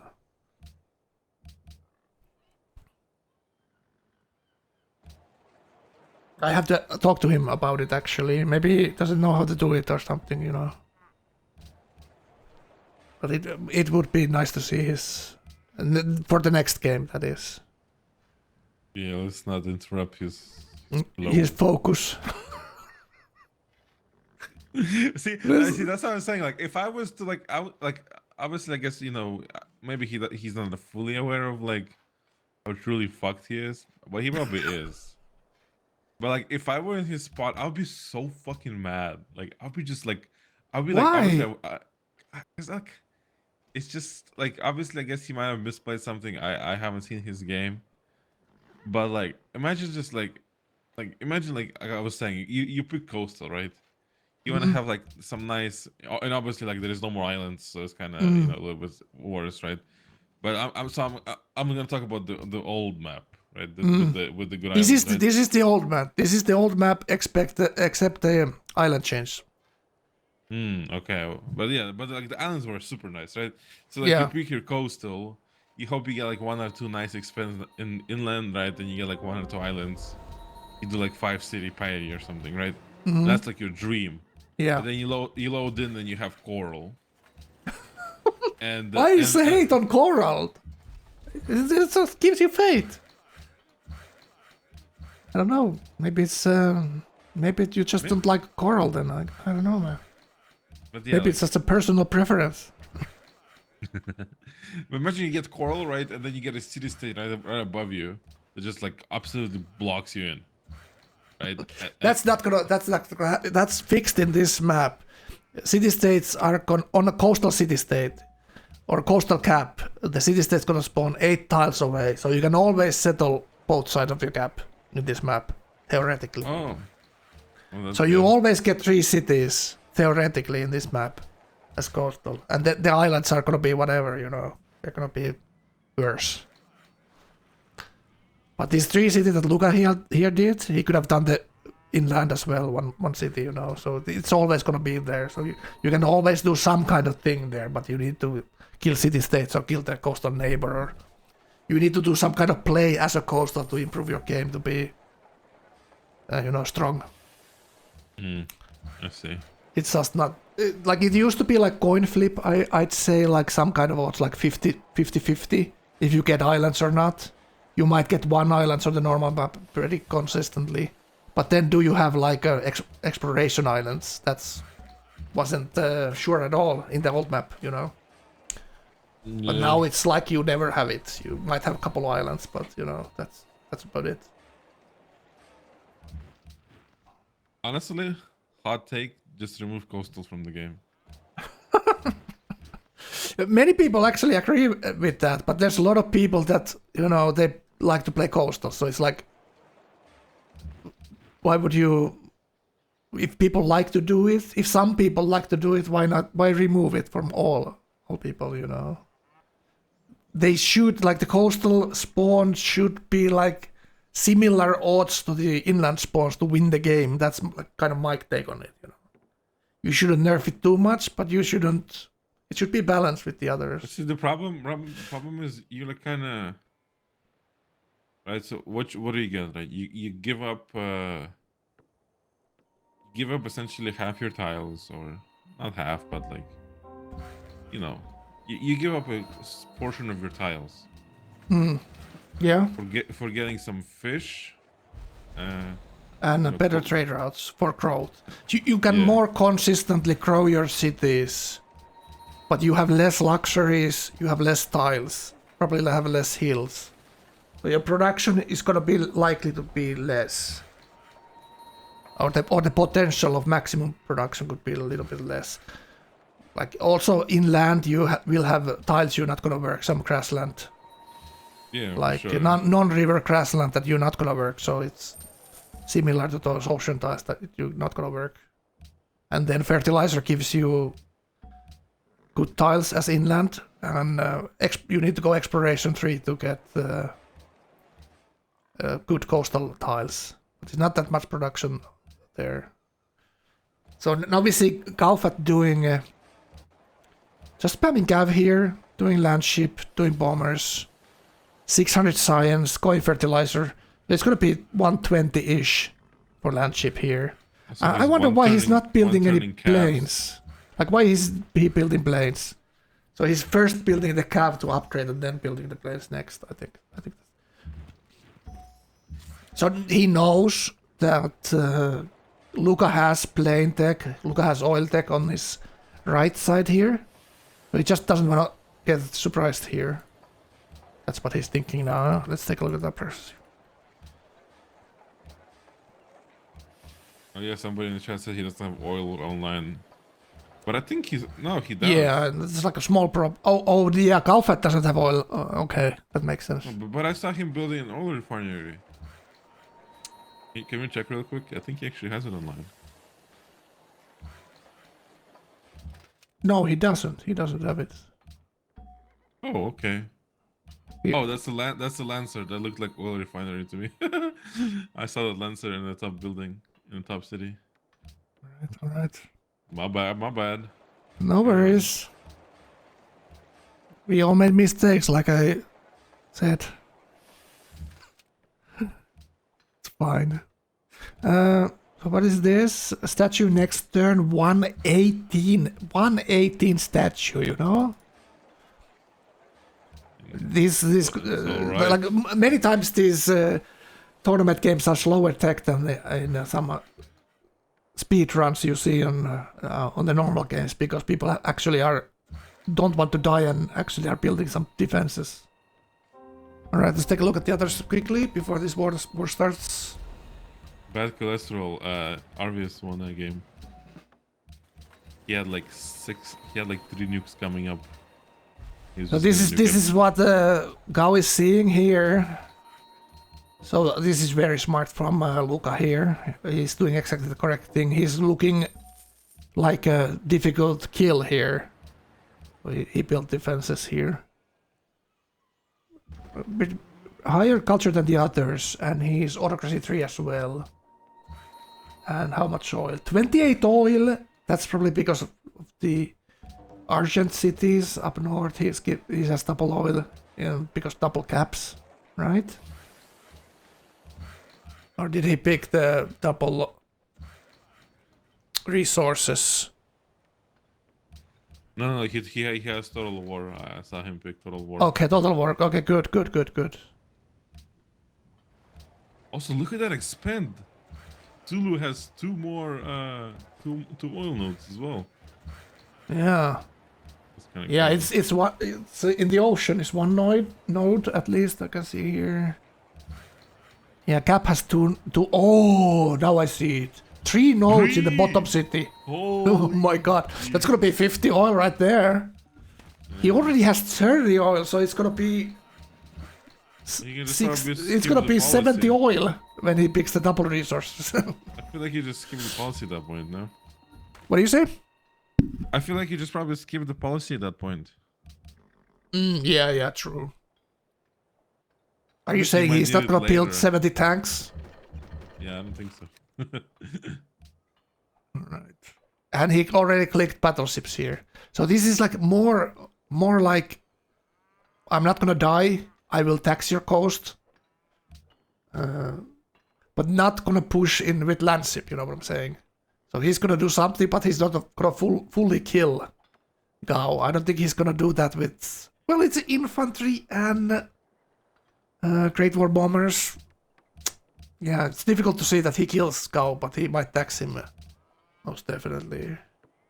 Maybe there's some kind of plan with some other player. We don't know. We'll see. Okay, Meota is having a Great Wall Oh problems. my god. That's Great Wall bug.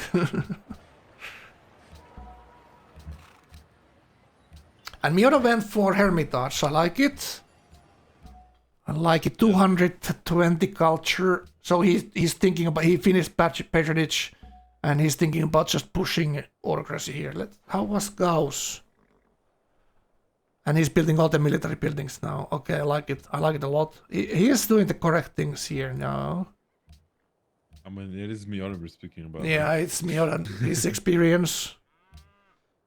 He racked up those 5 wins from last tournament's qualifiers. So, I don't know, rarely does mistakes. That gentleman. He still lost to Luca. Luca's then though.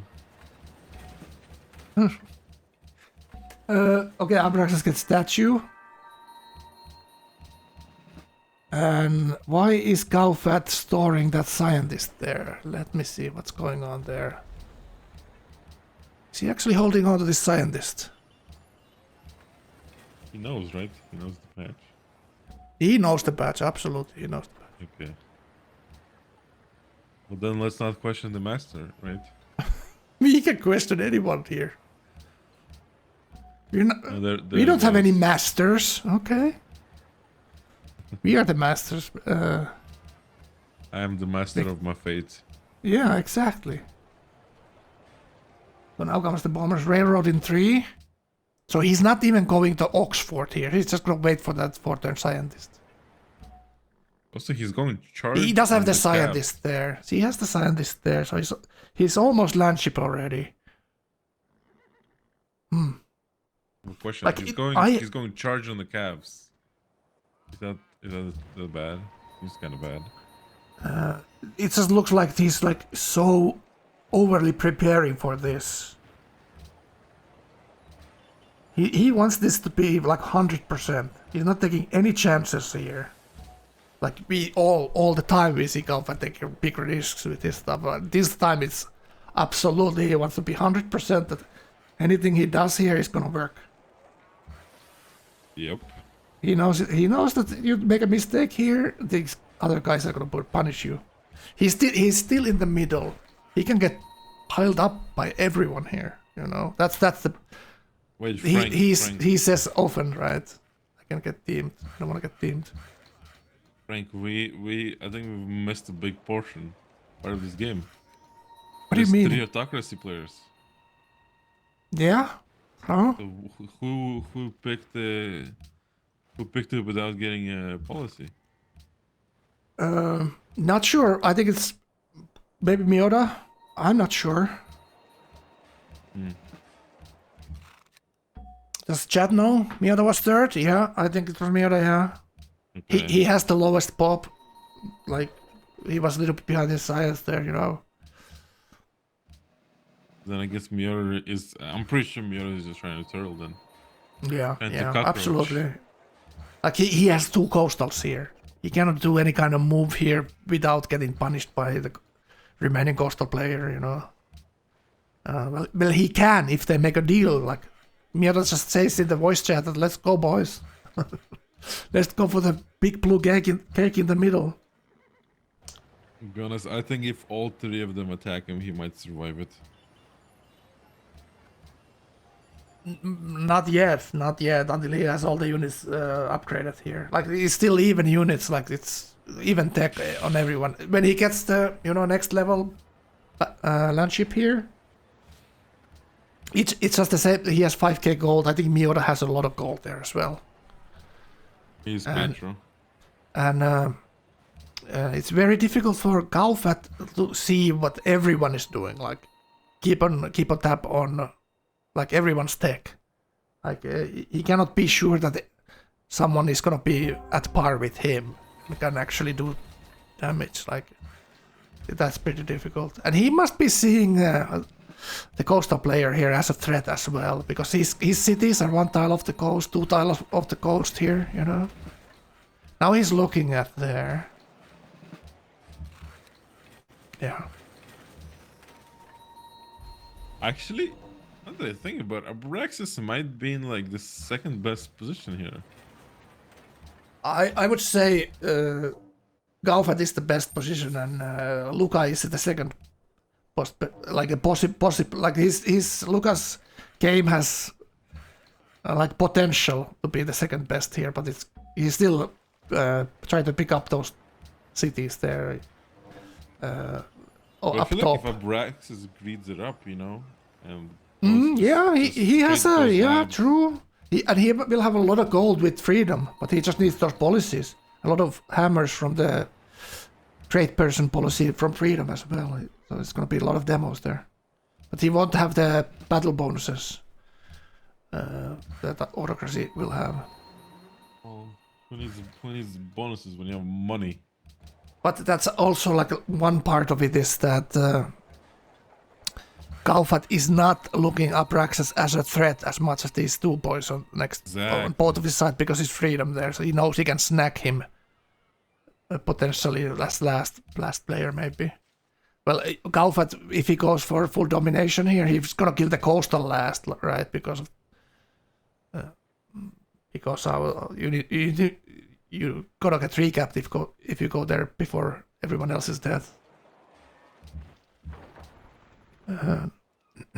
So for domination, you just need to snap his cap like 1 time, and you get the winning screen. All right, I'm gonna get a drink. I'll be right back. Okay.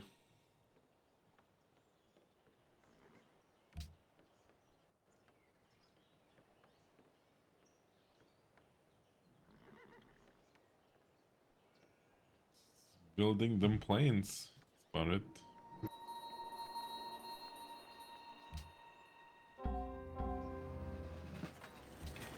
All right, let's take a look at the others. How are they building defense?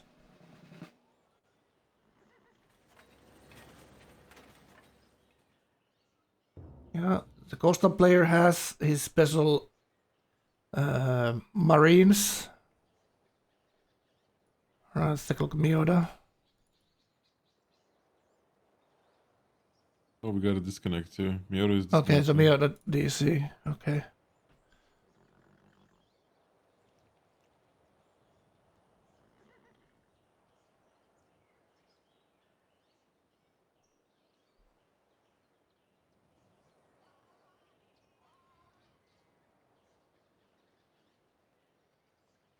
Alright, we wait Meota to DC. I'm gonna go to the toilet.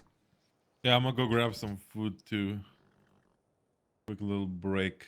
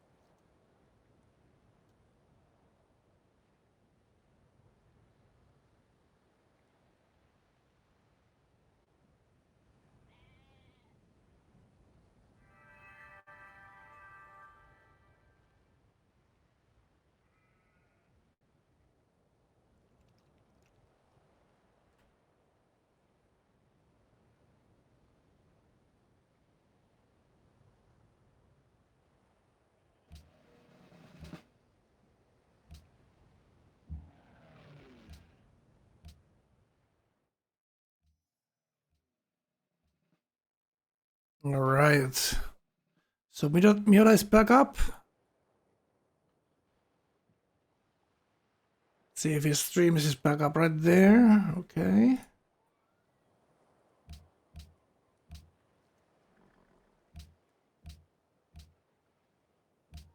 So Meota doing Oxford. Look at this. So he's Oxfording in the what? So it's land ships then. Railroad and land ships. Does he have scientists coming up? We don't see that. 14 oil. He does have oil here. Autocracy 1. But he's most definitely expecting this attack to come his way.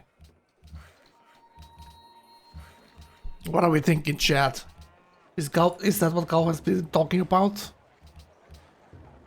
But that's what Meota is absolutely preparing here. Now someone else drops.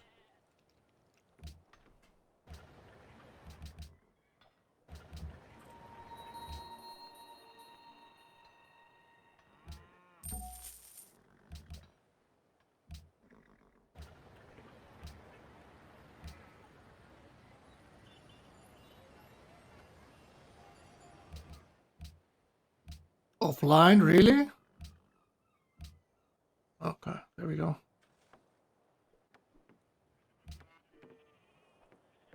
Meota needs some trash in front to buy him time.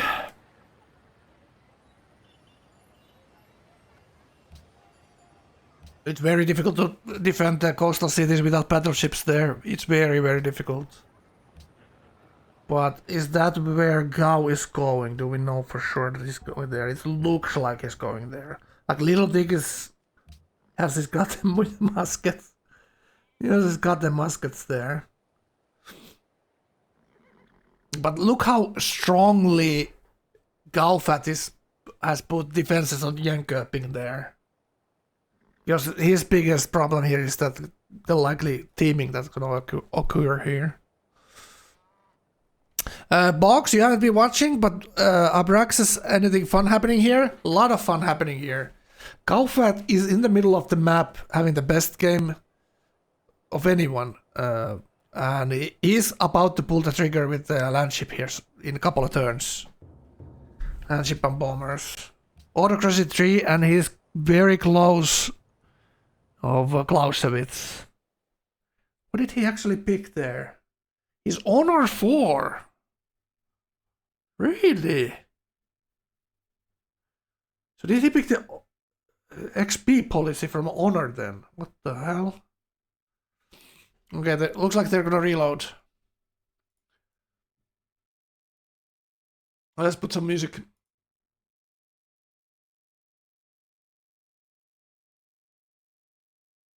Let me see, I have the correct setting here.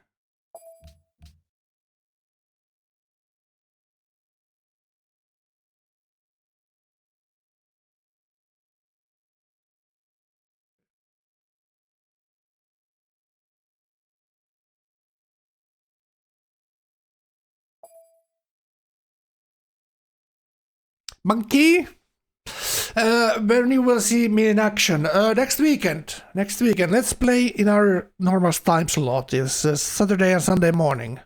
Let's try to find a game next Saturday and Sunday. Other days, other weeknights, I'm gonna do commentary a couple of times this week. Tomorrow I'm not gonna do commentary stream. I'm gonna let my voice rest. It's pretty hard on your voice to talk 5 hours straight. It's much harder on your voice than just playing the games yourself. That's something you just get used to while the tournament's going like later. A couple of weeks you've done cast these games and your voice will hold better.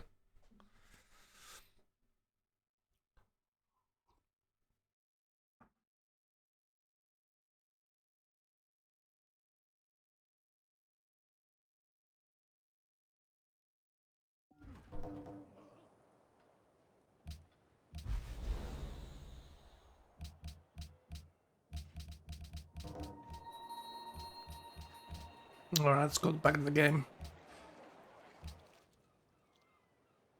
Alright.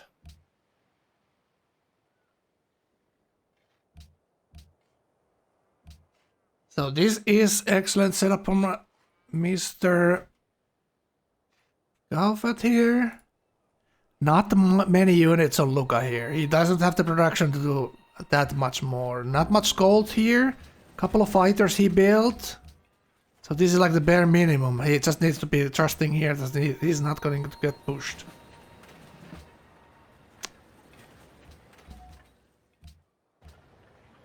He absolutely recognizes the danger there. How about Meota then? Oxford's still there. I would probably build some frigates there, so if you leave some coastal units, he can snipe them off with that. If Gau is coming for him first. Obviously, whatever Gau does here, he had everyone thinking they're gonna be the center of tension of this attack, and they need to build defenses here. So everyone has to react to the player in the middle of the map when they're going for war, which is obviously great. But you obviously could get teamed as well, so we'll see. We'll see how this goes. I see we're back online. We're back online. Stay a little bit quiet to eat my food. But I see Oxford there, so what's happening? Yeah, I see Oxford as well. So that's probably landships here. Meota's gonna be a couple of turns later, but he doesn't have planes here. He doesn't have air cover. So he's struggling. He's shuffling his stuff around here. Frank, I think we have a question in the chat. Oh, I answered it already. I already answered. Next weekend. Saturday, Sunday mornings. Alright, my be there time slot. or be square or whatever. Be there or be square, Viktor. That's the Kill Frank timing. Yep. With your alarm clock, it's gonna be very early for you probably, or late, I should say, late night game, early morning Actually, might EU be on a time. cruise.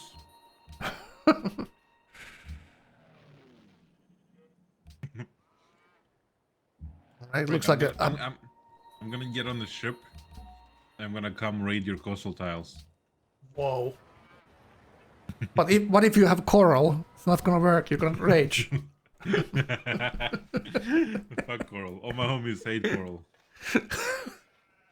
What do you actually do with coral? How is that a luxury? Do you eat it or what the hell? I think you look at it and cry. Yeah, that makes sense. But you're not a biologist, Viktor, you know? Oh, now I know why Meota has so many units. He hasn't built any of them. He's just getting these gifts. Look at that. 2 Gatlings. So he's patronage 5, so he's getting these gifts from city-states. But he's friendly or allied to. One thing he could be building here is anti-tank rifles, or lancers. But he really doesn't have that much gold. And the vote. Dice! Ban dice! Lil Dick. Giga Brain ban there. Trying to ban Gauephat's Lux. Eating marble. Damn. I'm not a biologist, but that could be a thing. A lot of fiber. Beating their asses and commentary at the same time. Whoa. That sounds like multitasking. I don't know if I can do that. I think I need to focus bad cholesterol. I don't, you know. It's gonna be tough. Exactly. Like, don't expect too much, you know.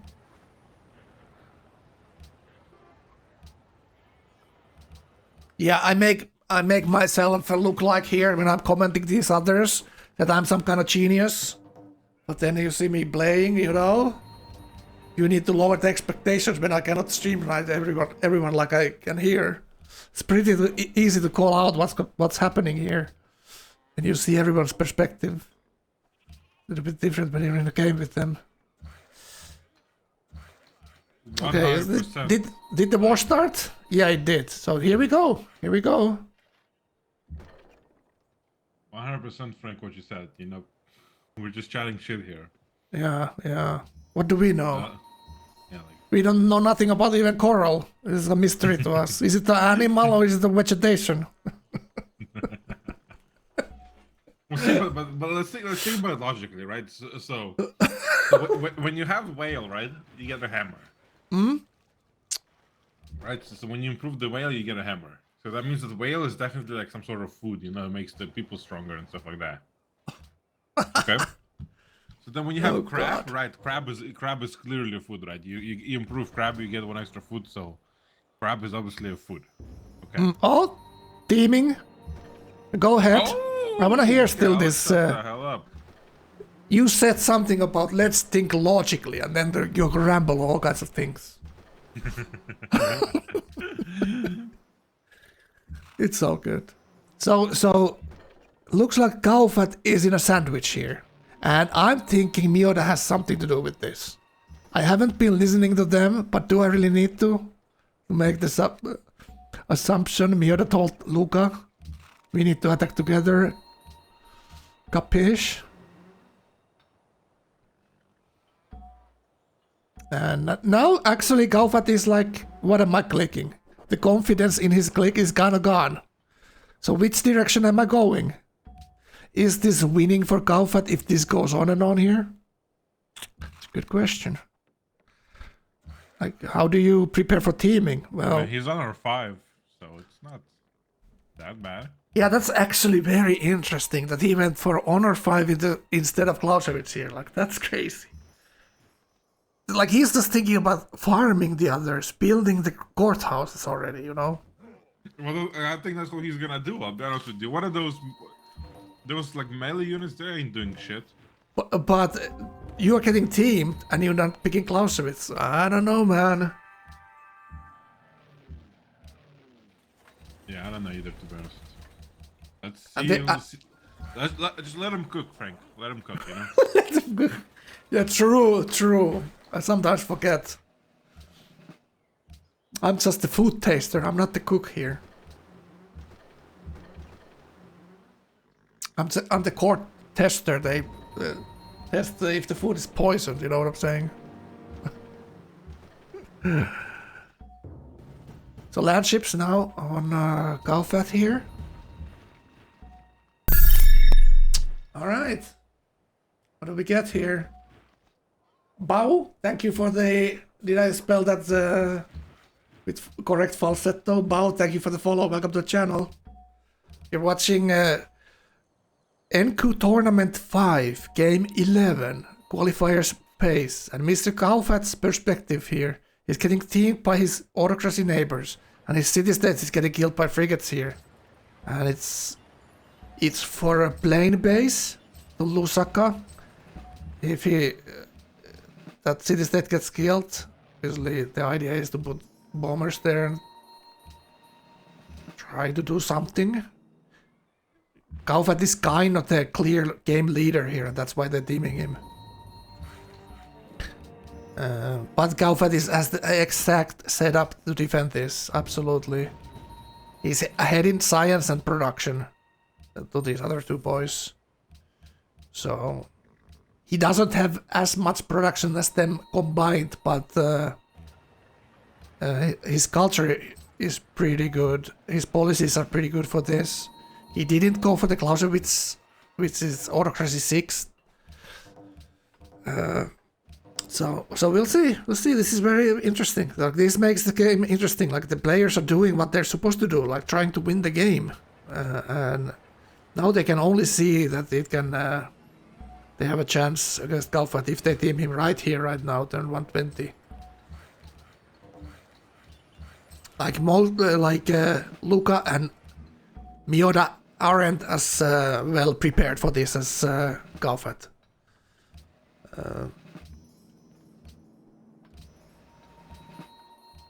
We'll see.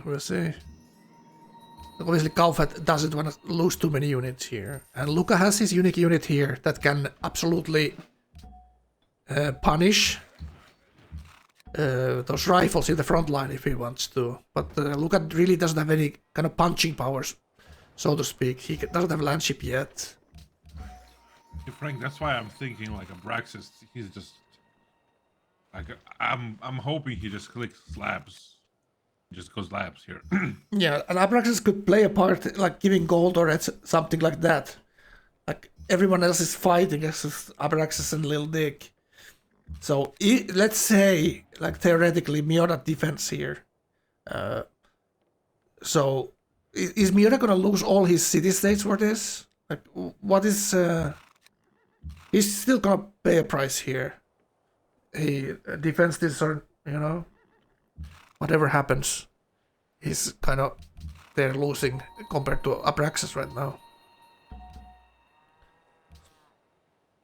Meota wants Ruler to join party? Yeah, Ruler's not sure.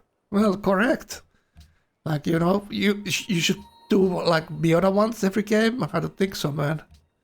Think it for yourself. Like, Ruler has to be opportunistic here and see how the war is actually going, And Ruler still has Abraxas on his border there too. Whatever happens to Gauephat, still these two guys are gonna have split his land or something here, so I think Ruler just needs to beef up here. This is not gonna be a short war for anyone here. Meota doesn't have planes, which is like a huge negative for him. So Meota might die here, but we'll see. He's done some strong defensive plays before.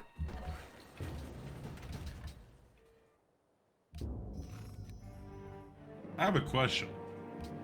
You cannot judge what kind of player I'm not. Yeah. Well, you will have to judge yourself. You know. I will Frank, play the tournament. I have a question for you. Yeah. Okay. Go ahead. Let's hear it. So, I know that playing first placement is not allowed, right? Yeah. But shouldn't you, like, as ruler, right? Yeah. I would honestly just ally Mr. Gauephat here, and just go. I don't know. Go slam the coastals of Luca, the ones he captured. I don't know, man. That's so much outside of the box that, you know, that's another galaxy. I haven't even thought about that. But I mean, like, honestly, he needs shit. Like, You are very creative. I have to give you credit. but no, honestly speaking, I think ruler is in the weakest position here. So I think yeah, he that's what I'm needs saying. like a He needs lab. cities. I think he needs like a lab play here. And then he gets some kind of tech that he can actually do something. I think he's freedom, right? It's such a ruler play. Yeah. You need to play with your strengths, chat. Whatever it is. No, I don't know. Like, for me, it's very difficult to judge what the ruler had to do or should do here, because we don't see what he's doing, you know? Mm-hmm. We don't see his perspective. So very difficult to say he's doing the wrong thing or the right thing there. But Meota is doing obviously the right thing. He's trying to get allies when he's weaker here, you know, weak position. Like, we don't see any planes on him, so the first city should go down fairly quickly. Only thing, if Luca can slow stuff down there a little bit on the other side. And what I saw Luca do is to going battleships and infantry. That's not terribly good to push inland into Gauephat. It's pretty good to try to raise the near coastal expanse Gauephat, but not really killing Gau completely. Now Gau is killing Meoda's upgrades. Let me take a look at Meoda's side a little bit. Let's take a look at Meoda's side here. There we go.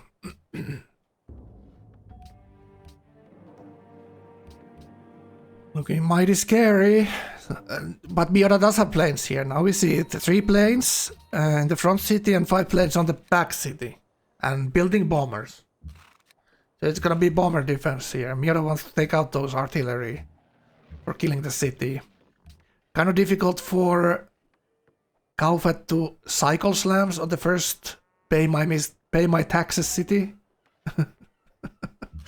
Yeah, that general right there is a terrible spot. But the bomber, you should have it off bomber range. Like, the city might go down to 0 here next turn. It's 3 artillery shooting at it. Might be losing a city, but they're gonna resync here, maybe.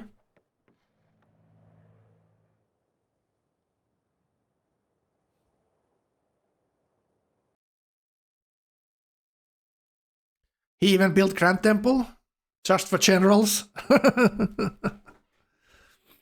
Yeah, true. Good point. He went. That's why he went for Honor 5. Yeah, obviously. Honor 5 before Clausewitz to get the Citadel to buy generals with Fate and Citadel in. Yeah, okay. Very greedy from Gau, actually, yeah. I would go the Clausewitz first and then think about the Citadels.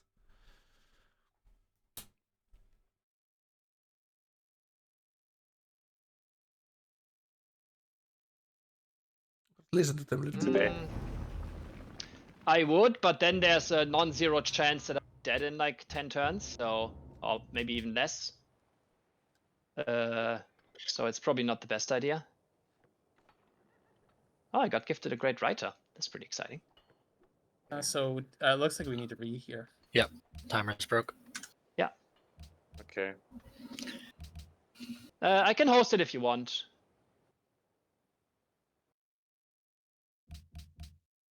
Should I? Sure. Alright, It relieves me of responsibilities. That's always a good thing. Exactly. It's up.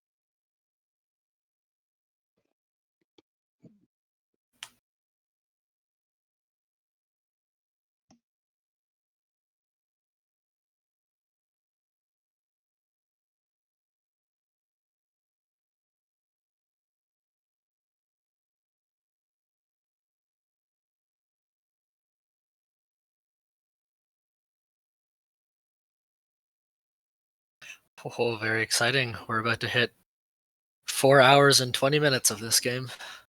Damn. Just As what a great time of to get now. what a great There we time go. to get smoked by Gauephat. Hey, yo. You know, Luca, we could always make peace and you could go labs. You know, if I thought that was a winning play, I think I might feel inclined to do it, but It's not. Trust me, it's not. He will like crush you. If he kills me, he will kill Ruler for free after. Crush. I mean, I guess you guys could still team him and probably win, but it would be difficult, I think. Now is the best time to do it. Especially because I'm still alive. I shift enter gamers.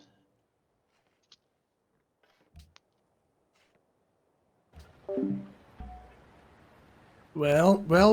There we hear it.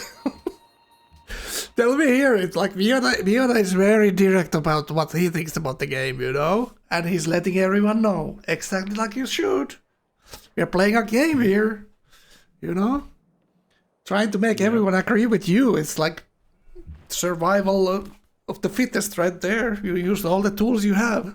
If you have the shit corner spawn and everyone is snowballing left and right, you need to do something, you know? Maybe you ask friendship from the other players, you know? This is not the Meota, I have 25 cities, please help me. This is Meota, I'm actually struggling, please, you have to, you know, be... This is like Meota being right, you know? You have to do something.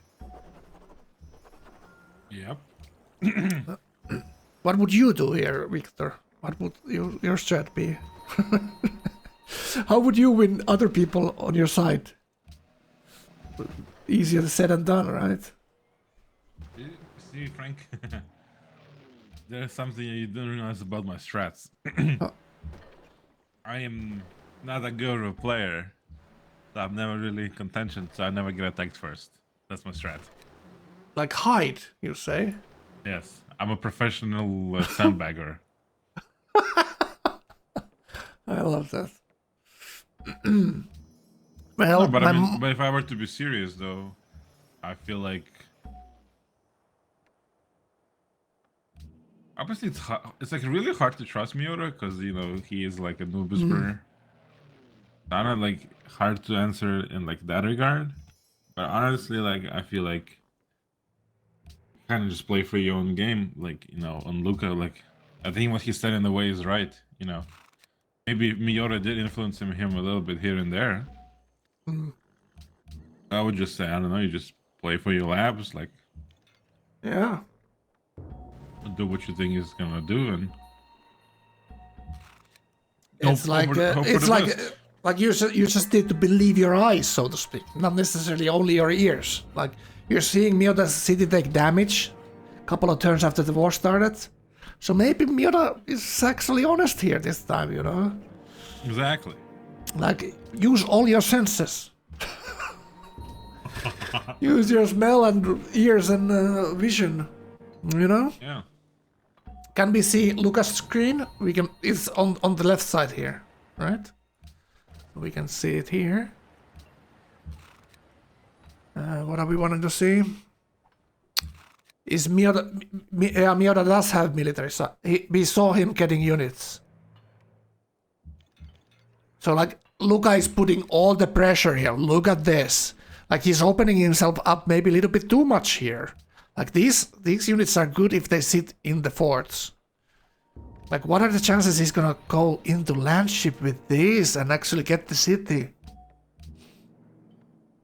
Wow. Yeah, this seems bad. I mean, it is Yeah, 55 strength, but Landship is 60 and it's 50% against gunpowder. Oof. Or land units, I should say. Land units, so it's like even wider. He does have the planes. He's not gonna get bombed there. But he most definitely... Why is he not working science there, though? Now he's going radio. Like, he's pushing in and he's going radio. Here, chat. You see this? Like, if he's pushing in, I think he should go, like, stronger tech here. Like, some stronger unit, like landship or real bomber. Infantry. The problem is that this unique unit doesn't actually upgrade to infantry, it goes to marine, so maybe infantry tech doesn't do much for him. And he doesn't have really, his core cities doesn't have that much production here. They can only produce a couple of units, 1 or 2 units every couple of turns, you know, so... it's a tough spot. Yeah, very tough spot for him. Like his new cities only have a little bit of a border with the ruler there, but ruler is in the same sandwich that Gauephat basically is, so ruler cannot, you know, do anything super crazy there and not get backstab from the others. Also, Like I don't ruler absolutely have to go labs here, and just pray that he's not gonna get attacked next. Obviously, the 2 Orcracy players are already fucking up with the, excuse my French, but messing up with Gauephat's game here. So they will continue this fight until they're both dead, I think. Alright, let's go back to Gauephat, right? Let's go back to Gauephat. He's the one who's in the hot seat here. I'm just gonna say, Mr. Frank, I will have to go back to work in a little bit. It's alright. Like, I love talking to you, man. It's so great that you stop by every now and then, man. But I will leave you off with my prediction. Okay. I'm pretty sure my prediction was kind of right last time, if you remember. Well, I forget exactly what happened, so I'm not gonna like, yeah, not let's just say that you were once right, okay? I feel like I was somewhat right, yeah. So let us hear your prediction.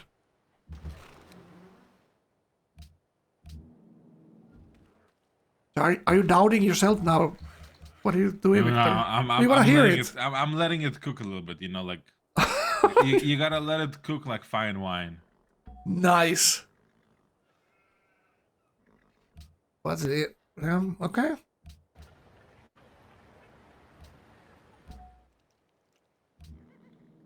You know, I think. I think I hurt your feelings. I'm sorry if I did. No, you did it. You get it. Okay, I'm good. I'm just honestly thinking.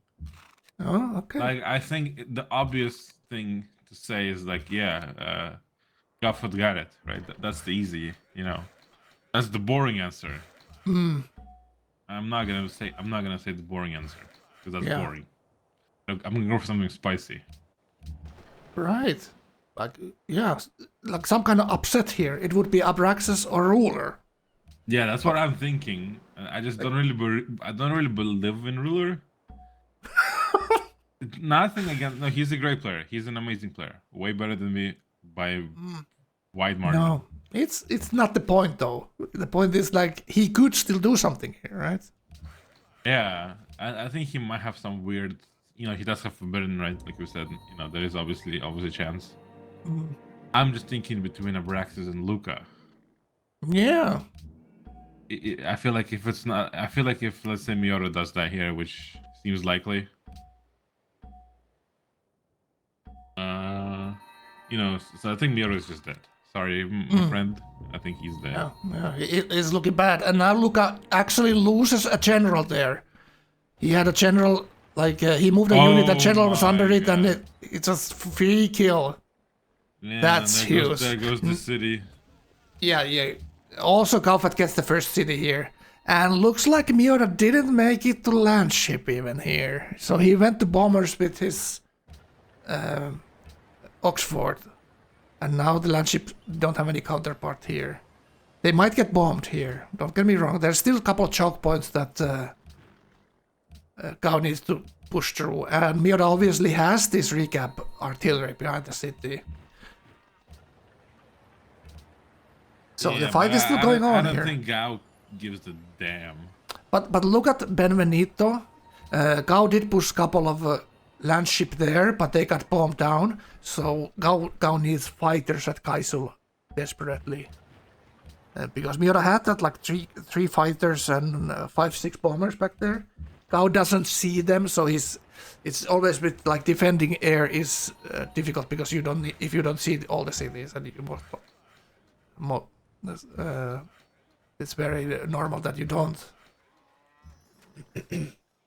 What are Gau's demos? It's not Kaisul, it's Kizil. Kisil? Okay, Kisil. Yeah. I'm pretty sure it's not sure if it's a Russian city or like Uzbekistan city, but It's like I actually have been to that place. At least if it's the place that I think it is, which I'm pretty sure is the place that I think it is. Yeah, it's a city in Russia. Yeah. But yeah, I'm gonna give him a prediction and I'm gonna get the fuck out. It's gonna be a little bit of a spicy one though. Okay. I think I can take it. I think if somehow Gauephat gets stalled at Meota's, which obviously doesn't seem like likely, but if he does get stalled, I'm giving it to Luca. All right. Though I think if Meota dies, I feel like by that time Abraxas might be able to like hold it. At least with the battleships in the water and stuff, it might be doable. The galleasses, you mean? Kick. Hopefully he has battleships by then, but Yeah, yes, true. I think it all depends on how long Meota holds. But then I feel like if Meota is dead, and it's like fairly quick, then it's gonna be like everybody versus Gauephat.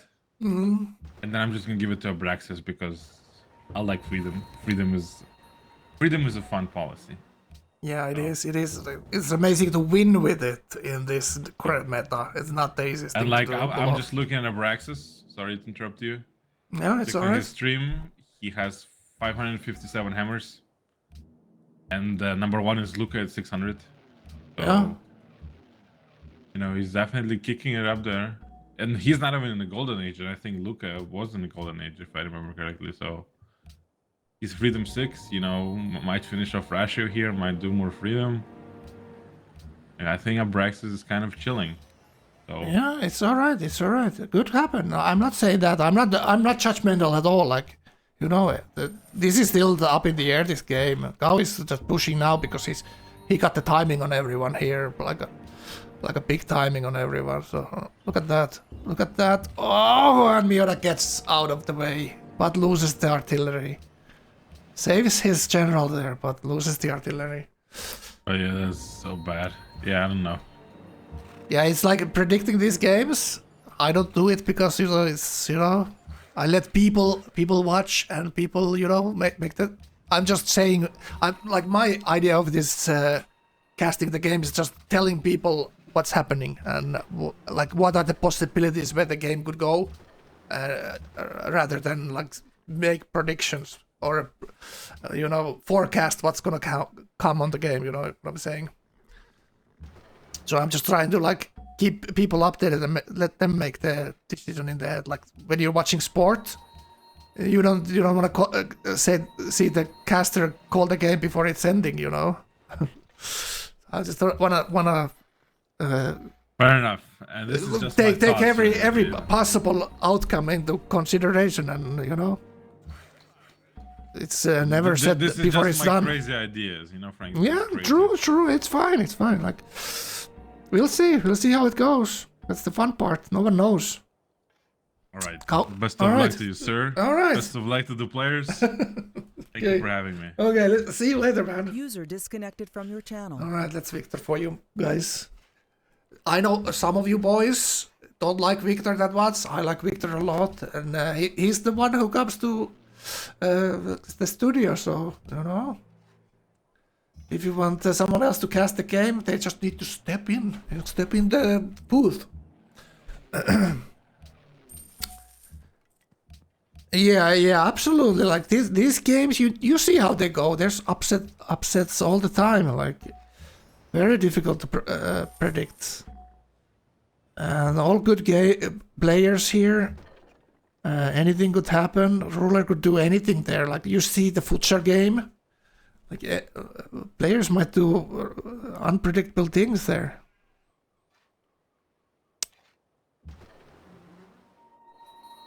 All right. So far, Gauephat has taken one city, right? So far, Gauphat's taken one city.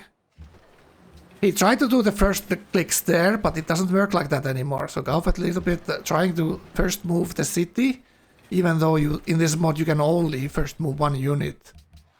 And after you see that unit move, you can move the others. And Meota actually has boats here. Wow, this is something I don't think Gauephat expected necessarily.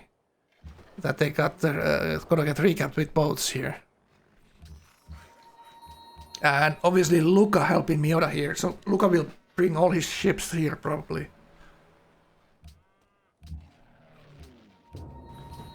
It might not save Meota necessarily, but it most definitely will be costly, more costly for Gauephat here.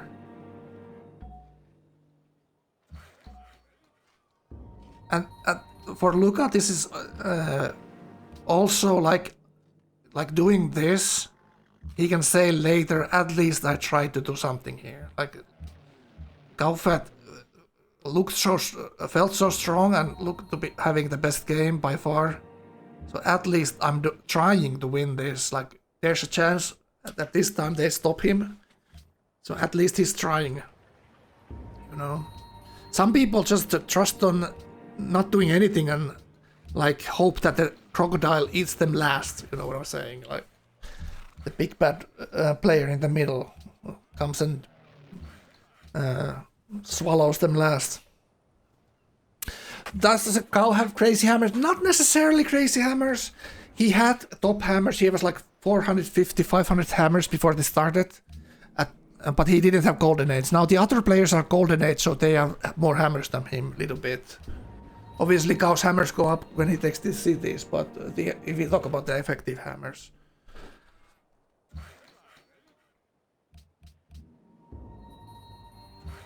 Like this is just one of these things, like Gau's Civ bonuses early, where like Sweden has nothing going for them early game, right?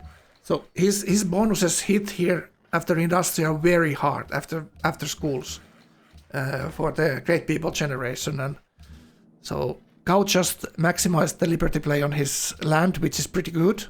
The Pantheon is excellent for the food and culture early. Big bonuses early from the Pantheon to fix the Swedish average early games normally. And Meota's like very average or below average corner here, with similar Civ that gets bonuses later with the Holy Sites. Doesn't have that many bonuses early game, so that's Meota couldn't kind of do that what Gauephat managed to do with his land and with his Pantheon and early game. That's the difference that you see here, like the snowball that Gauephat pushed down the hill was a little bit earlier and a bit bigger, you know. Leaning went for, I think it was it Abraxas? I think it was Abraxas with leaning. Correct me if I'm wrong, chat. Okay.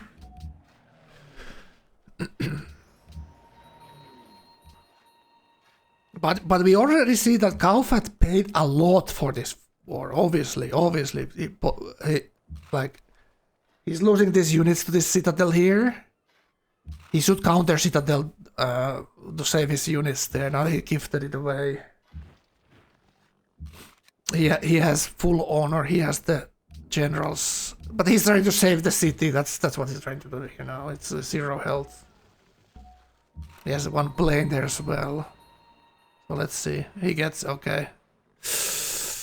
Yep.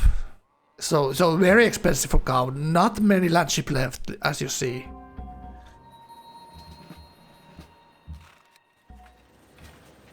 Every city is getting multiple times recapped here.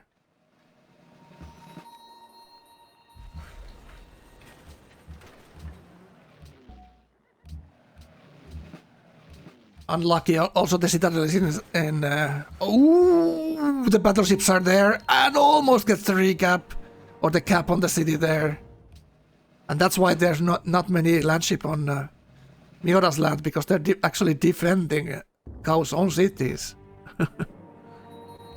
All right, so Meota's cap getting hit. That one tile is actually not in anyone's lands. Yeah, the artillery tile is neutral land there. So Meota is kind of out of land units. We see a couple of one anti-tank rifle there. Gau did lose the fighter in the city. That's the one thing that Gau is gonna lose a lot of units here if he doesn't bring any anti-air here.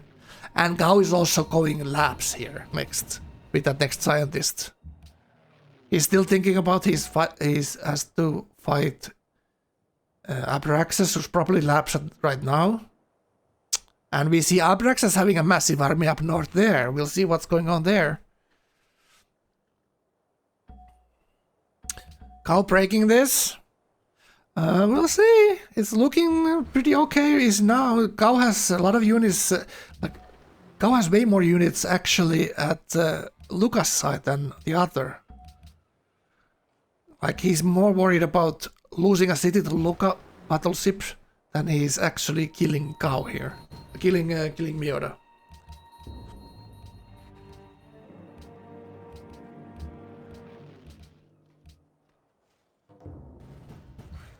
Like he sees 12 planes there, right? And he's bringing his artillery to the range of the planes. So where are his fighters? Are the artillery in range? Oh, now there's 5 planes. Now he brought the planes there. I see now. Benvenuto has planes. And Geisel.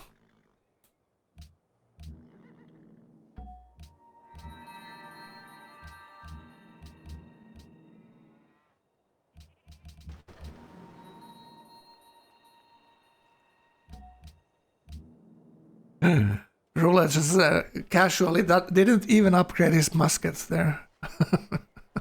I love that. He's just chilling. So Abraxas, like this is what actually when you think about it, the 3 patronage players. So Abraxas and Ruler don't mind Meota dying here. Meota is allied to all the city-states, right?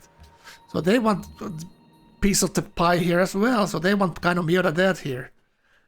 But they want Gau to pay a price, though he's not a threat to them anytime soon, so they don't mind this tracking a little bit here. Meota has nothing, he has 6 planes on both cities, right? So he has stuff there still.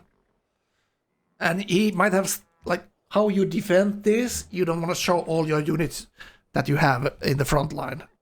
But it kind of looks like he doesn't have much of a front line there at all. Only, is it 4 or 5 land units from Gau there?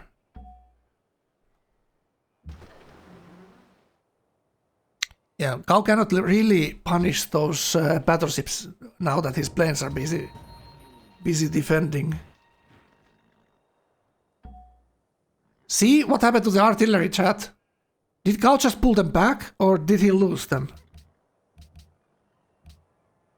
Wait a minute. Oh, he pulled them back. He pulled them back to the fighter cover here. He had them closer, but he pulled them back.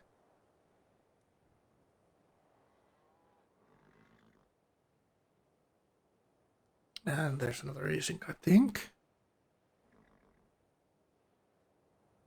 Too quick to push Artie. Yeah, he absolutely needs to fight their cover there, or they're gonna get snapped in 1/3, every single one of them.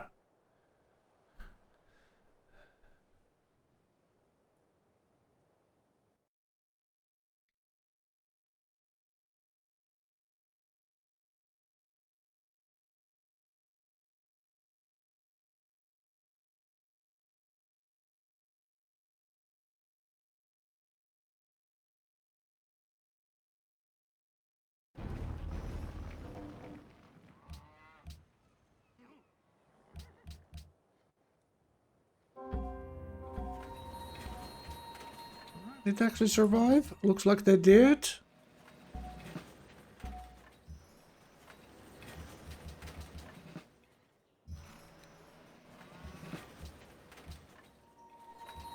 See? Those two anti-attack rifles there. Big kills. Landships now on Meota as well.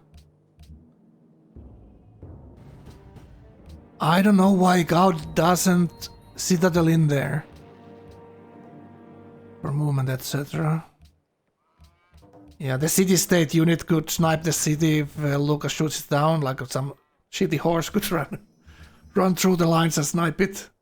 Ooh! Whoa! Okay, let's go! What did we talk about Ruler here? What did we say? He might do something, you know? You know what I'm saying? He might do something. And here is that big something that's rolling into Gauephat's lands. Wow. Huge move here. Like, it's, I would say, a little bit too early. I would have loved to see Meota's cap to fall before he pushes in. But absolutely. And there goes the full-on teaming. Abraxas pushing in as well. Wow, is Meota actually getting saved here? That's incredible. Like, this is one of Meota's fucking greatest art pieces here. Well, absolutely full retreat from Gauephat here. Full retreat. Well, somehow, like Viktor said, Meota said, looks dead. But if this happens, you know, miracles do happen. Was Viktor right? Turn on their voices? That's a great call. Okay, let's turn the voices on. Imagine.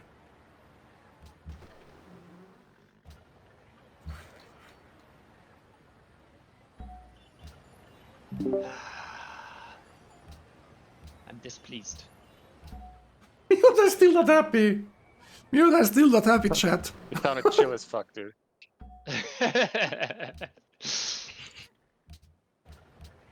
This is quite a fun game, though. I've been talking about how I kind of dislike the whole teaming dynamics with the voice chat and stuff, and no whispers anymore. But it's good to have all voice games again. It's actually good to have Ruler in a game as a participant in voice. I really appreciate it. It's way better. Yeah. I almost Finally, exclusively play voice games. I don't like sitting in silence. Finally, ice started to melt between me and Abraxas. No, don't get ahead of yourself, buddy. It's just good I'm just to kidding you. have you Chill. as a person here, you know, not just like good. So Abraxas and Meota complimenting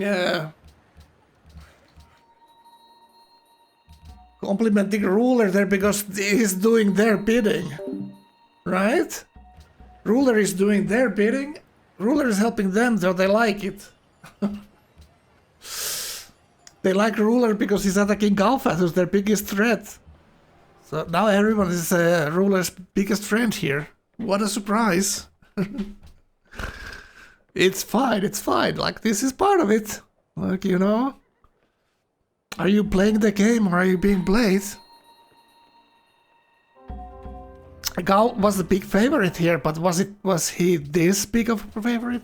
You know, maybe. That's what Ruler seems to think. And he's bringing a whole band with him. Like it's the whole goddamn orchestra. Yeah, there's a scientist, and now Gao really hates going replaceable parts here. Why the hell is he going there? Probably real tanks, real planes. But Gao didn't completely, you know, not see this coming. He has those rifles in the front there, right? So this also could be one of Gao's greatest work that we're watching here, if he defends this. Autocracy 4 as well. So now he absolutely hates that Honor 5. He probably wanted, like, this is the point, if you don't have Clausewitz, you wish you 100% had that, right? Yeah, all of a sudden Ruler is an adorable puppy. Yeah, exactly. Years and years of talking shit about Ruler, and now, oh, Ruler is my friend. Oh. You know, I've been consistent. I always said Ruler's great. I love to have it in my lobbies. We played a ton of games together. It's always interesting because he's always messing up with my plans. It makes the games difficult and interesting. Not enjoyable always, obviously, but you know. 2 engineers. So why is he what is he waiting? Just to plant the heck out of those.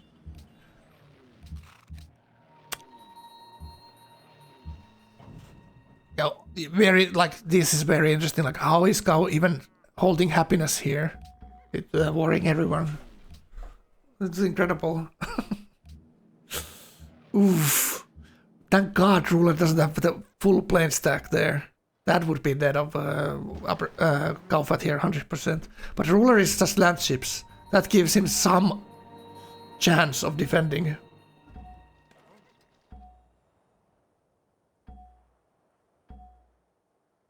Like, no one teaming Gao doesn't have the perfect setup here. They all have like pieces of the puzzle, but not the complete picture here. Like, one guy doesn't have planes, one guy doesn't have land ships, and the one guy doesn't have cities. That's been Meota. Like, Meota cannot push there. Like, Meota needs to just, you know, consolidate and let the others do the heavy lifting now. He already paid the price of 2 cities there.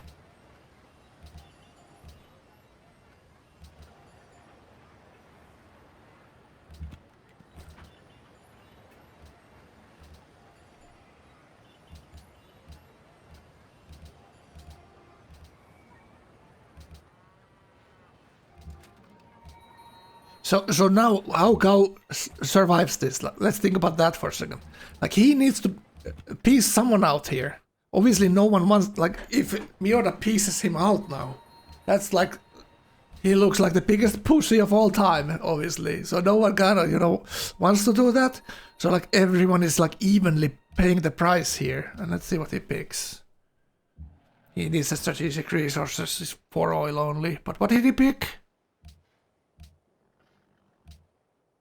What did he pick, chat? Did he pick the lightning warfare there? Lightning, yeah, I think he picked the lightning thingy. So it's movement for units. And is the XP as well? Is that the XP?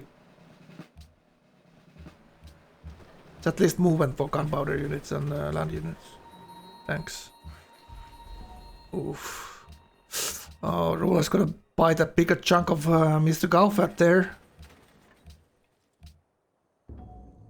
Yeah, it's like, it looks like Gauephat is defending Luca with one hand there. But the other hand is not enough to defend the Ruler here. He needs like a third hand.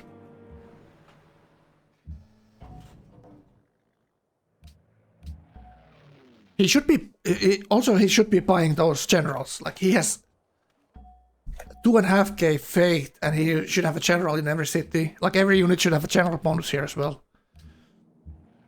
Because ruler obviously doesn't have the general bonus. That should be immediate, like, big benefit over a ruler here.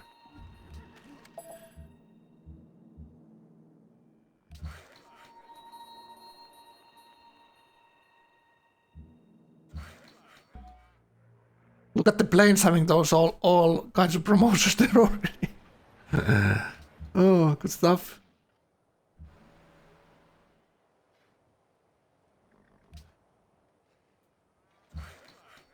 Ooh. Gaup losing a unit, he shouldn't be losing there. But he didn't have anything inside the city to swap to. Yeah, those artillery are slowly chewing through Obu.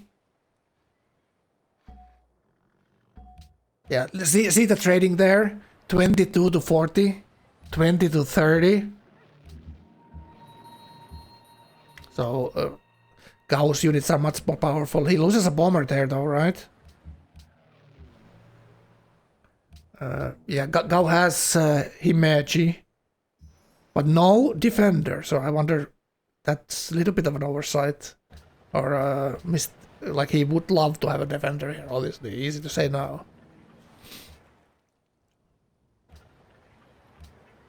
But Himeji pretty big here, like that. He's trading with every unit beneficially here. Give him your hand. Oh, I'm not gonna hold anyone's hand here, Viktor. Kappa Pride.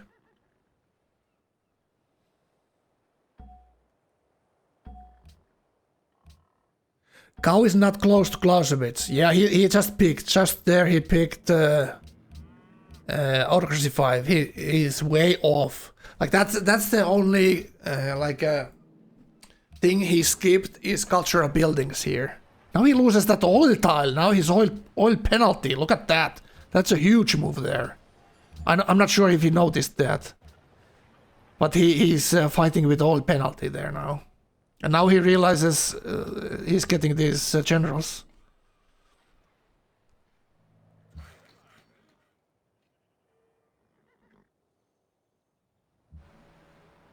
Yeah, I'm not sure if he notices the oil penalty there, but it's not that big of a penalty because it's only 2 oil he's missing, but it is still something there.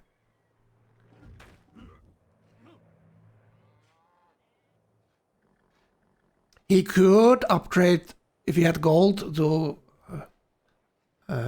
Great War Infantry there. He does have a merchant, but no place to put it. No place to put it. And any quick recappers? Let's see. There's a big wall right there being built.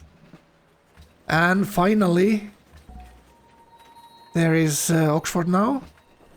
I mean, finally, I see he was, you know, he still had it there for a long time, right? And Abraxas goes laps in behind. He is at war with... Oh, God! That has extra movement, that unique unit. That's why it's dangerous. Okay, there's real planes. Radar. Nice! Nice! This is huge.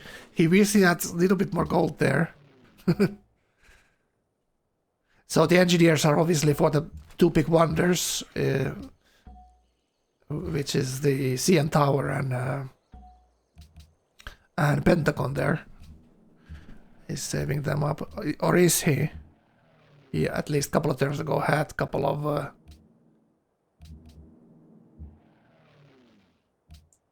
of engineers. How Meota defended?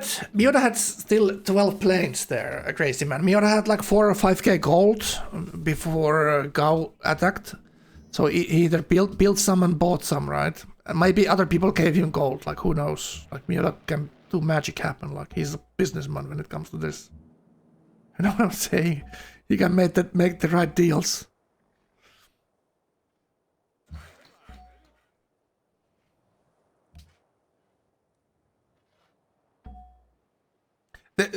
The thing that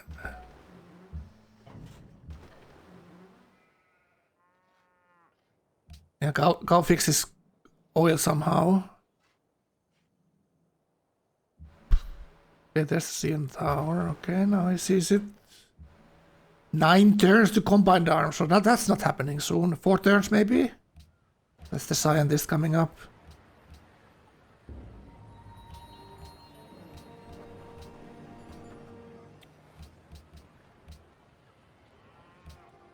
Luca is sending units one by one there. He needs to be a little bit more sneaky with the cap there. Gau does have a lot of stuff he can stop the capping though. Yeah, 55 strength unit with 3 moves and volley promo. How scientists work now? When you spawn a scientist, the turn after the scientist has spawned, it starts to degenerate value 10% per turn. So they lose value. So you need to use the scientist the turn or the turn after to not lose science on it. So it's a two big changes. Is the voice chat change and no whispers changed and the scientist changed this tournament. So 2 very big changes.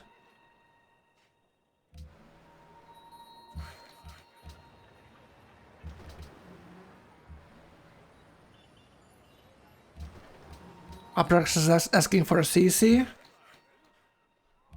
That's usually when I get teamed in games, when I start memeing with the CC Frank thingy.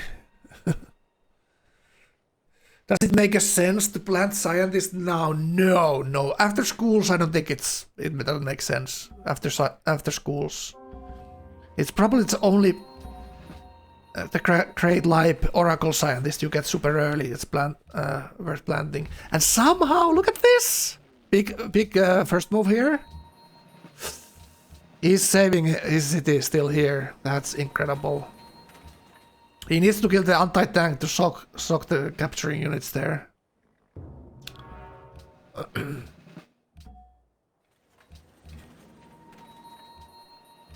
Jönköping is surrounded as well.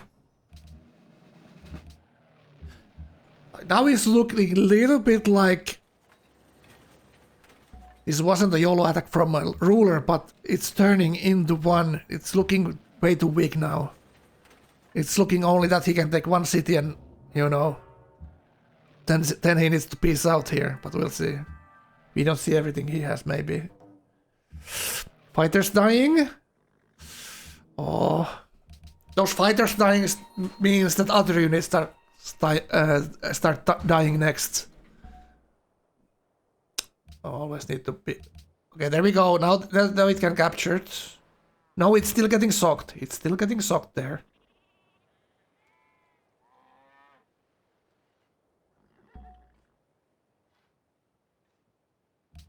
Very nicely played. Oh, the worker is a mistake. The worker is a mistake because... Now that... You kill the unit on top of it, it can still get captured. You can you lose the ability to zone. Meota helping or what? Meota chilling. Meota is simming, I think. He used his biggest weapon as whispers, and now he's chilling. You know.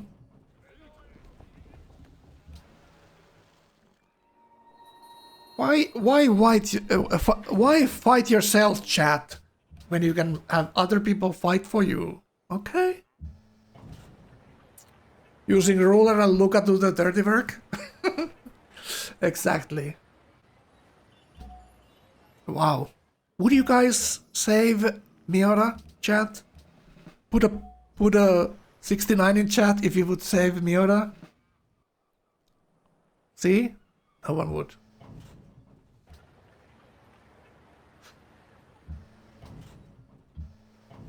Like, we don't see what Abraxas is doing, but Abraxas doesn't really have borders with Gau. Meota did take Kaisel back. And now he's pushing with anti-tanks. Damn.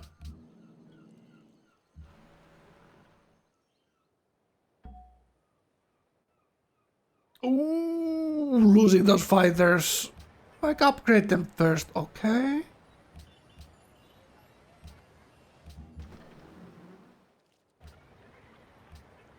Yeah.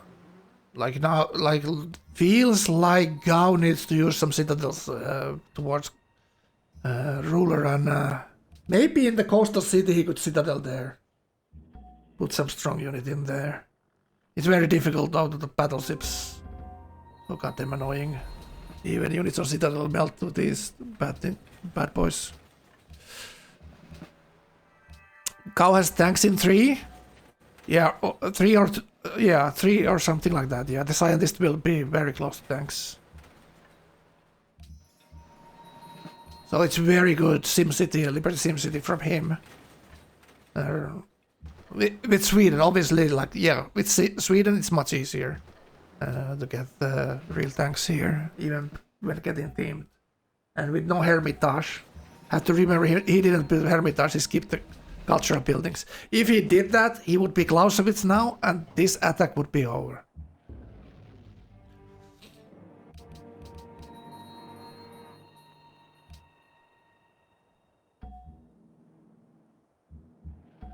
Oh, he's losing that oil. That's a big thing, actually. That he's losing the oil tile village there. He cannot build any oil units now. And he has other oil tile at Åbo village as well.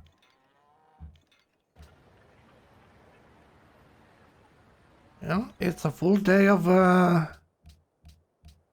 clicking exercise for Gauephat here, absolutely.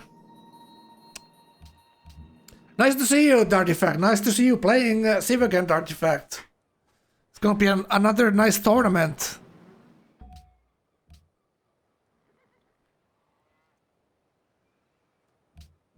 It's gonna be another nice tournament. It's the first day for me to casting. I had a little bit of flu weekend. I was supposed to cast some games during the weekend, but had a little bit fever and that's bad stuff. So you know. Now feeling much better. My voice is not holding. It's the first time I'm casting a long time, so tomorrow I'm not gonna cast, but maybe Wednesday, maybe Thursday, you know. Okay, Golden Age.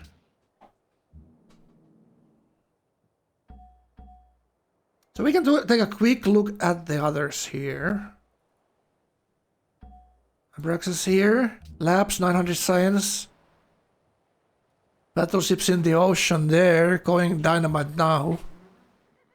Alright, chilling 5k gold. 460 gold per turn. Alright, alright. 3 oil only, so he's built all the units there. Let's take a look at the others. Luca here. Not much stuff. Like, he's just putting pressure on Gao here. That's the main thing. Building units in the expats here now. Like, these new cities are... He's turning them around and they're building units now. He's getting very close to the city, but no real units that can shoot the city, though. That's the problem. Like, he needs artillery or something like that there. He's putting pressure on the coastal cities as well here. Has to sneak through some units to capture them, though. That's the hard part. Oh, he actually got Helsingfors there. Wow, that's amazing. That's a huge thing right there. And what is Meota doing? Linköping is surrounded. And all Meota's units are basically in the front line. So Meota is doing what he can here with his stuff. He completely lost one city and he got Benvenuto recapped a couple of times. So he's paid the biggest price in this war, absolutely. But it's not like anyone else has been, you know, not doing anything except Abraxas. Can't really do much from his corner there, other than give gold to the others. Maybe. Alright. Let's go back to Gao.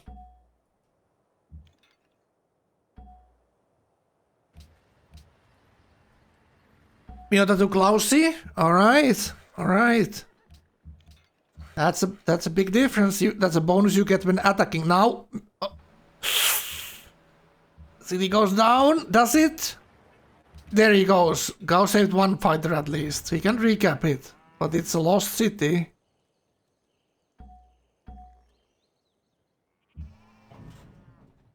And he's still killing a ton. Absolutely ton of rulers units. Both are using bombers to each other here.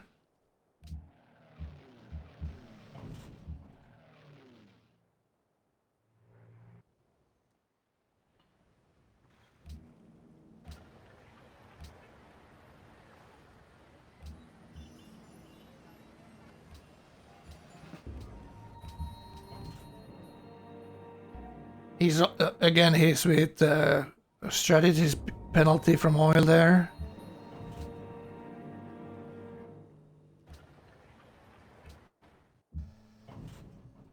This is exactly the tournament kind of thing that happens in this.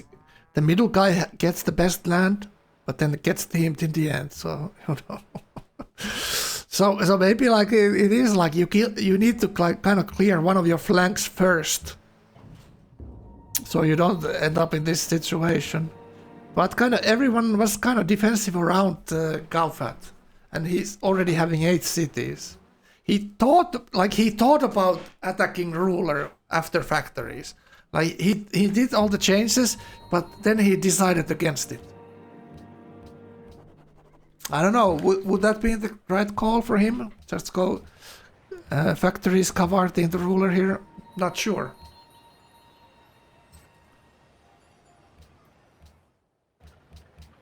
Malmo Dech. Let's see. Malmo is in the reds. And now Luca can push from the new city he captured, but he's probably burning that one, right? He's not gonna hold that. Yeah, he's burning Helsingfors down. The ruler doesn't look like ruler has that many units there. It's like actual units that he can push through his 2 landship there.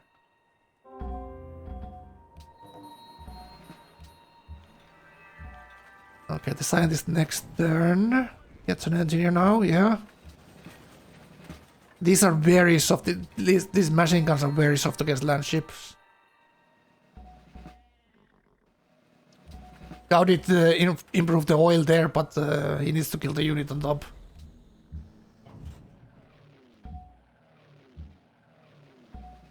There he goes. Now he needs another unit on top of it, or it's gonna get pillaged right there. Unlucky. And these generals, I don't know why he's not using them. Like, he should have massive advantage here with 3k fate in the bank. Being able to buy them. And if you can't use the merchant, you plant it, right? That's still gold pattern right there. He is kind of busy, so it's only human to miss a couple of moves here and there, right? Can we predict how long this game will go? Well, I don't know. Are they gonna team Abraxas next for going laps?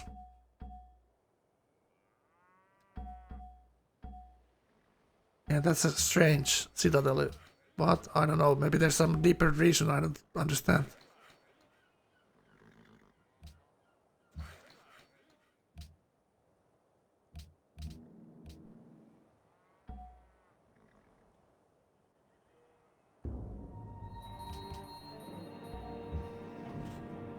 Alright, Bara, if you wanna join me, I'm Defiance TeamSpeak. If you wanna come sit here with me, you know? You might have some opinions that I don't, you know, figure out, you know, if I missed something, you know, it's always good to have a second opinion. Like with doctors, you know? when you have a cancer or cancer religion, it's good to have second opinions. Yeah, that's exactly what happened. Rule jumped into the fight with the Red Army. Look at that, 56 damage from a slam on this bad boys.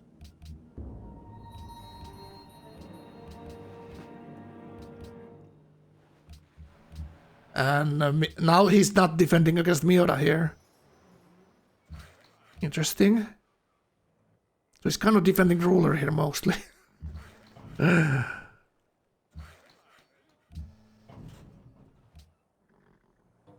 Yeah, one thing when you're attacking, planning on attack, you don't build defensive buildings. And that's making Gau's city kind of vulnerable right now. And looks like Luca 700 hammers. Malmo is down as well. So now it's looking very slight chances for Mr. Cow here, absolutely.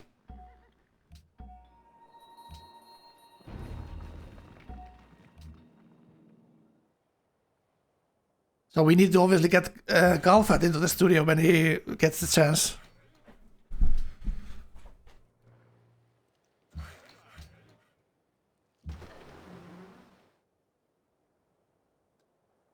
Pull up.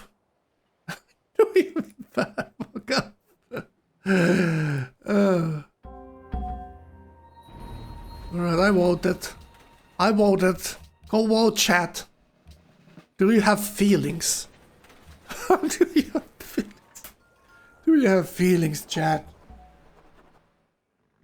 I have some feelings.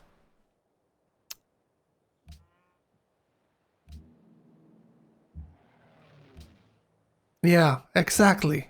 Absolutely. I agree with Carpaccio there. It kind of feels bad, you know, especially when you didn't get the kill on Meota, right? That's the worst part.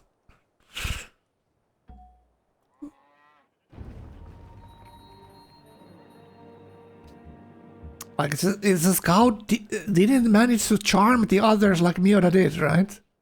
Somehow, Meota talked even Ruler into this. That's kind of miracle right there. Ruler still not able to get anything from this war. Like,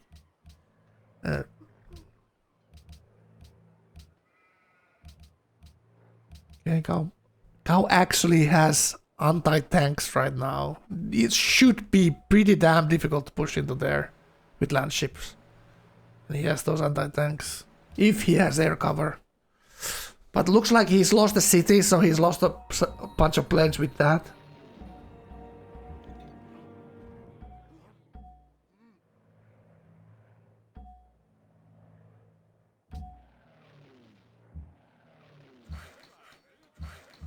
And he didn't have the gold. Now he has the gold to upgrade the planes. But he didn't have when he got the tech. He got the tech ages ago. So he could have had the real bombers and the real fighters there.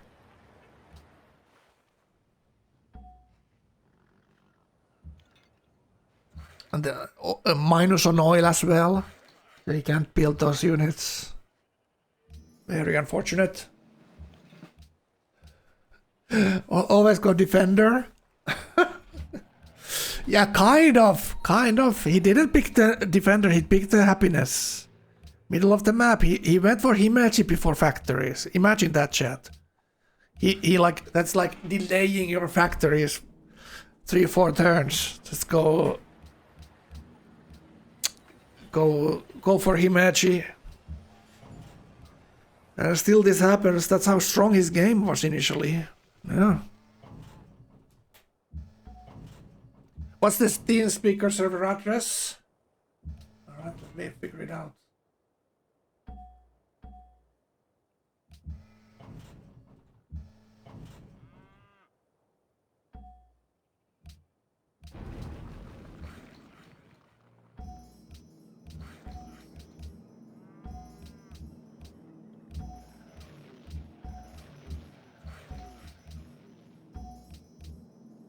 Looks like it doesn't work. Oh shit.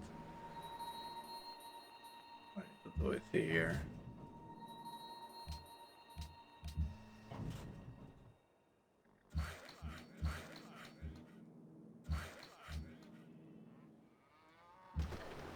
I'm gonna message your Steam.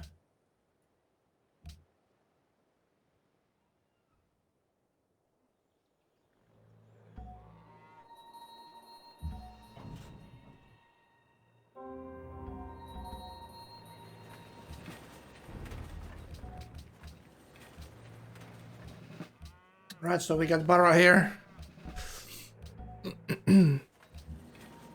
Oh, now Luca is pushing from the south into Obu.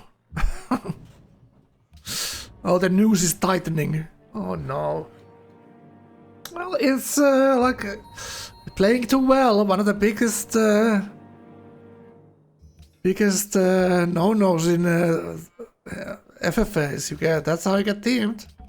You're too dangerous. Everybody's scared. Being scared leads to anger, and anger leads to violence. 75% feel bad for Gauephat. True. Oh. My chat has feelings. Imagine that. User joined your channel. How you doing, man? How you doing, Bara? How's your day? Yeah, I'm fine. Just looking. What are your thoughts on the game? Yeah, I see not the best signs on Abraxas, and I'm thinking about he gonna be next target for Ruler and Meota. Yeah, and look at votes. Meota has some votes for Diplomacy Victory. Yeah, we just saw Meota have 30 votes out of 34. So he's pretty close there. He's pretty close there. And they're gonna enter. Needs 2 more votes. 2 more votes for victory. Yeah, 2 more CS. No. Every Congress he gets 2 more votes for next one. If you host. Yeah, yeah, I guess so. Yeah, true. But isn't it about time? Isn't it after the first world leader vote, right? Yeah. But they didn't yet have the first leader vote, so okay. only after that, right? Yeah. So I mean, Abraxas win condition what? How he win this game? Space? Yeah, probably space. Yeah, he has gold. But he has no full Russia yet. No, I saw no, he no. has writers, not Burnett. But his science is slow. He's under 1k science. Yeah. So I think Luca has good chances. Luca has top. He has top hammers, and he has coastal control. He can kill the city-states. 3 or 4 city-states right next to him, so he can start killing them soon here. It's hard to say what's ruler position. Yeah, ruler needs everyone to die. Somehow. Maybe sneaky space. A sneaky space, tall space can happen. Needs rationalism that we don't see And if he has or doesn't. Need like a war. Yeah, or nukes, yeah. Nuke war, I don't know, yeah. He's in the middle, he can nuke everyone. So who's left, he can maybe people start dying and he can nuke the last guy. Like Arvius did in his game last night. Yeah? I mean, Luca is safest in like no one gonna hurt him, so he can do whatever he wants. But Meota closest to win condition. Yeah, Meota closest to win, absolutely. Luca, no one's gonna attack there. True. He has only close borders with Ruler, and Ruler's not gonna do anything to his coastal because battleship's there, right? The Ruler kind of can't do anything. He can nuke people, right? He can race for space, but not probably best timing. Maybe loses to Abraxas in a one-on-one race.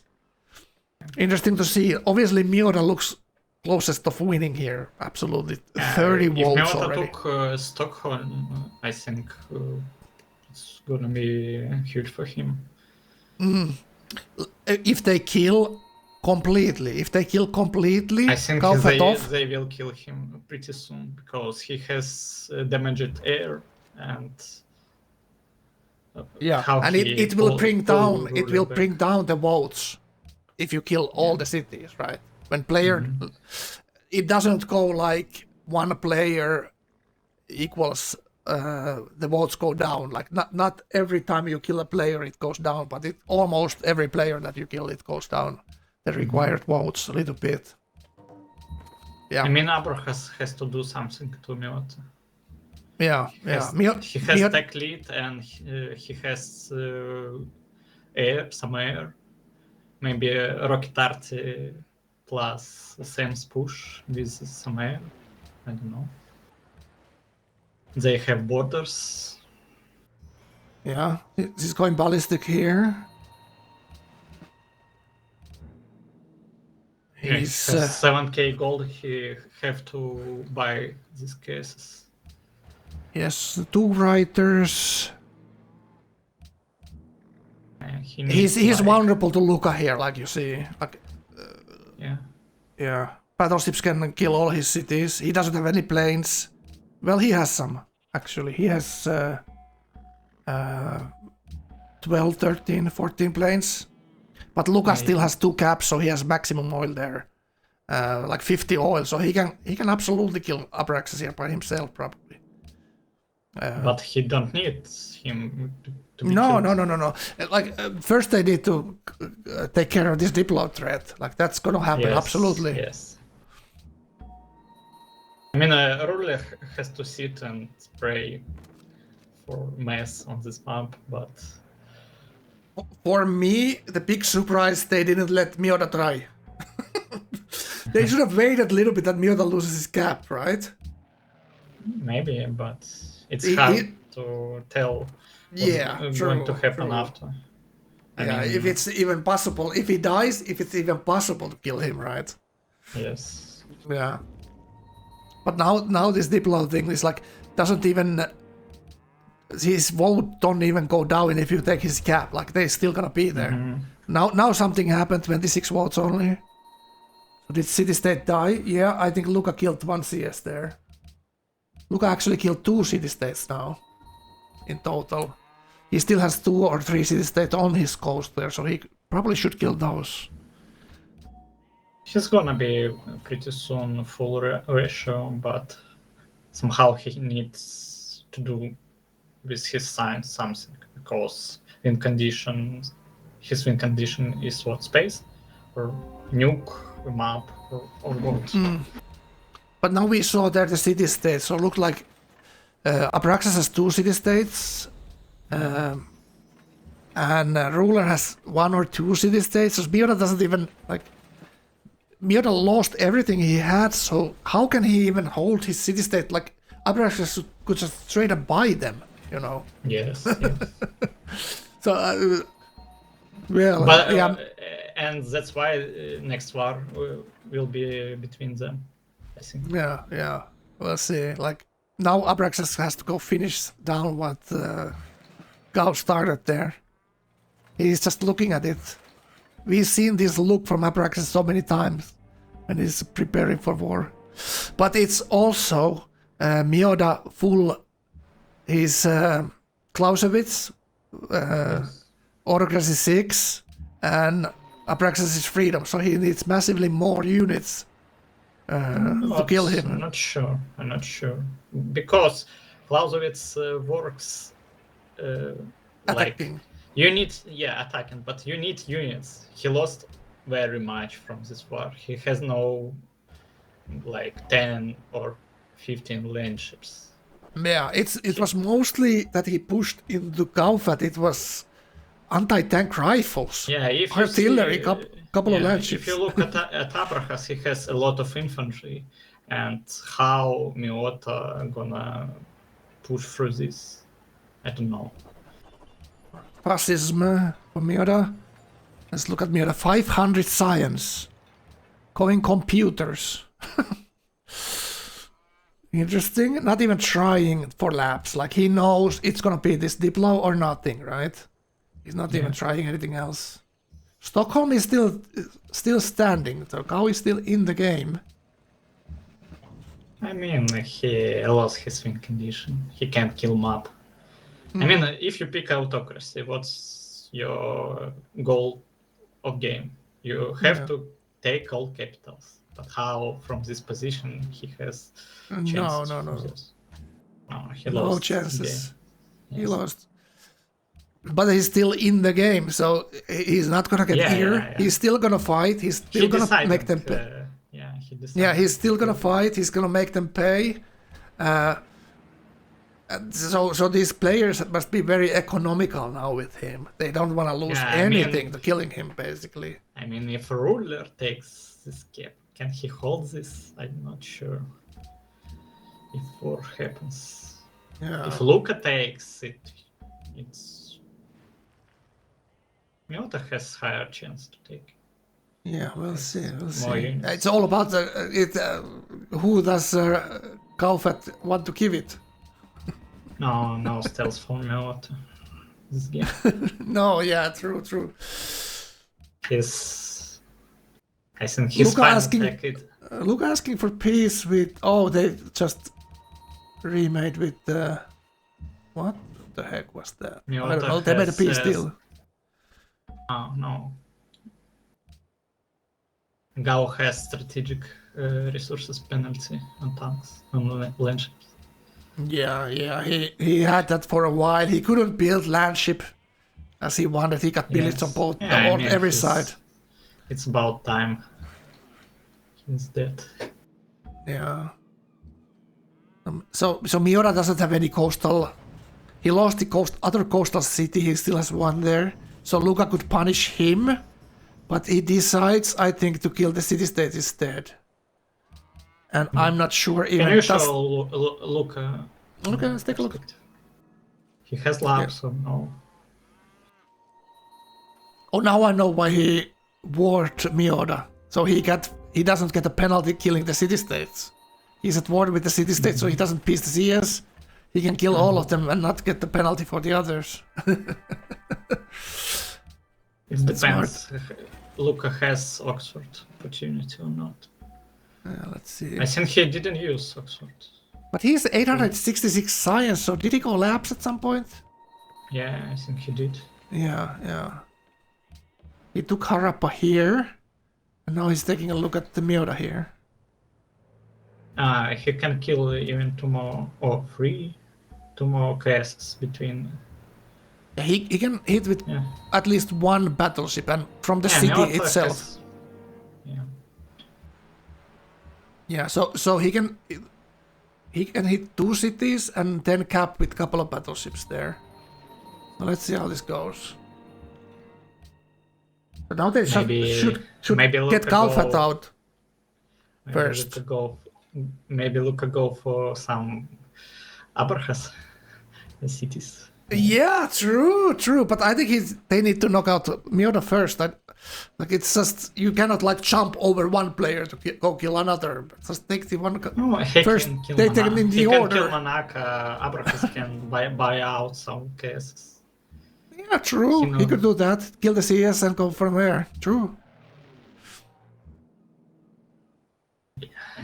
He's upgrading the planes now. He killing case.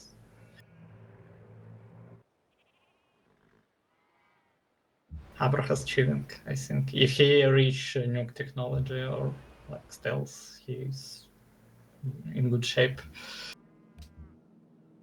Maybe they pass autocracy word ideology and he can switch to this after. Yeah, that could actually be a good idea. I didn't think about that yet. Absolutely, Abraxas should do that. Advantage. He will reach better units, and he has gold for upgrades. He literally can go for stealth or even GDRs and just wipe map. Yeah, but it's hard to purchase say policy from now.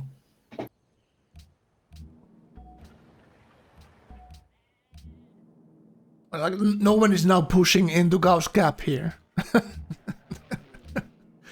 They're kind of keeping him as a pet He can't there. fight back. He can't fight back. He just AFK sitting and waiting. Did you see that Ruler sniped Meota's city there? That's perfect. Meota shot it down and Ruler sniped Uppsala. That's perfect. I mean, Ruler have to do this because his freedom he has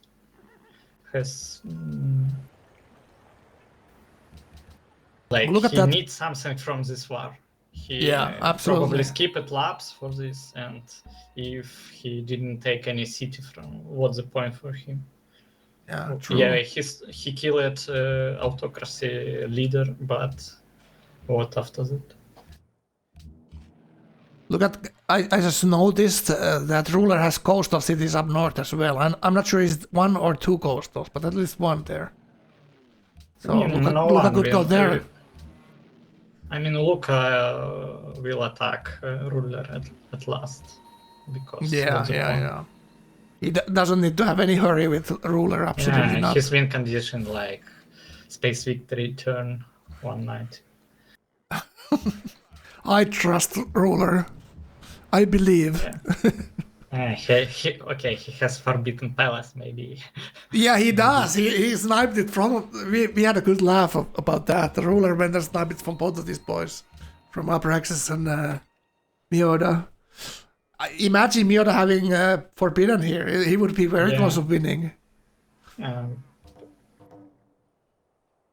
Alright. I mean, something. I don't like something from Meota. Why Liberty? Yeah, he could have some piety there as well. Why no piety on this stuff? It's slower tempo but higher potential. Yeah, true. Exactly. He wanted quick settles. He was kind of alone in the corner, but there's so many bad experiences, people picking piety and then getting killed.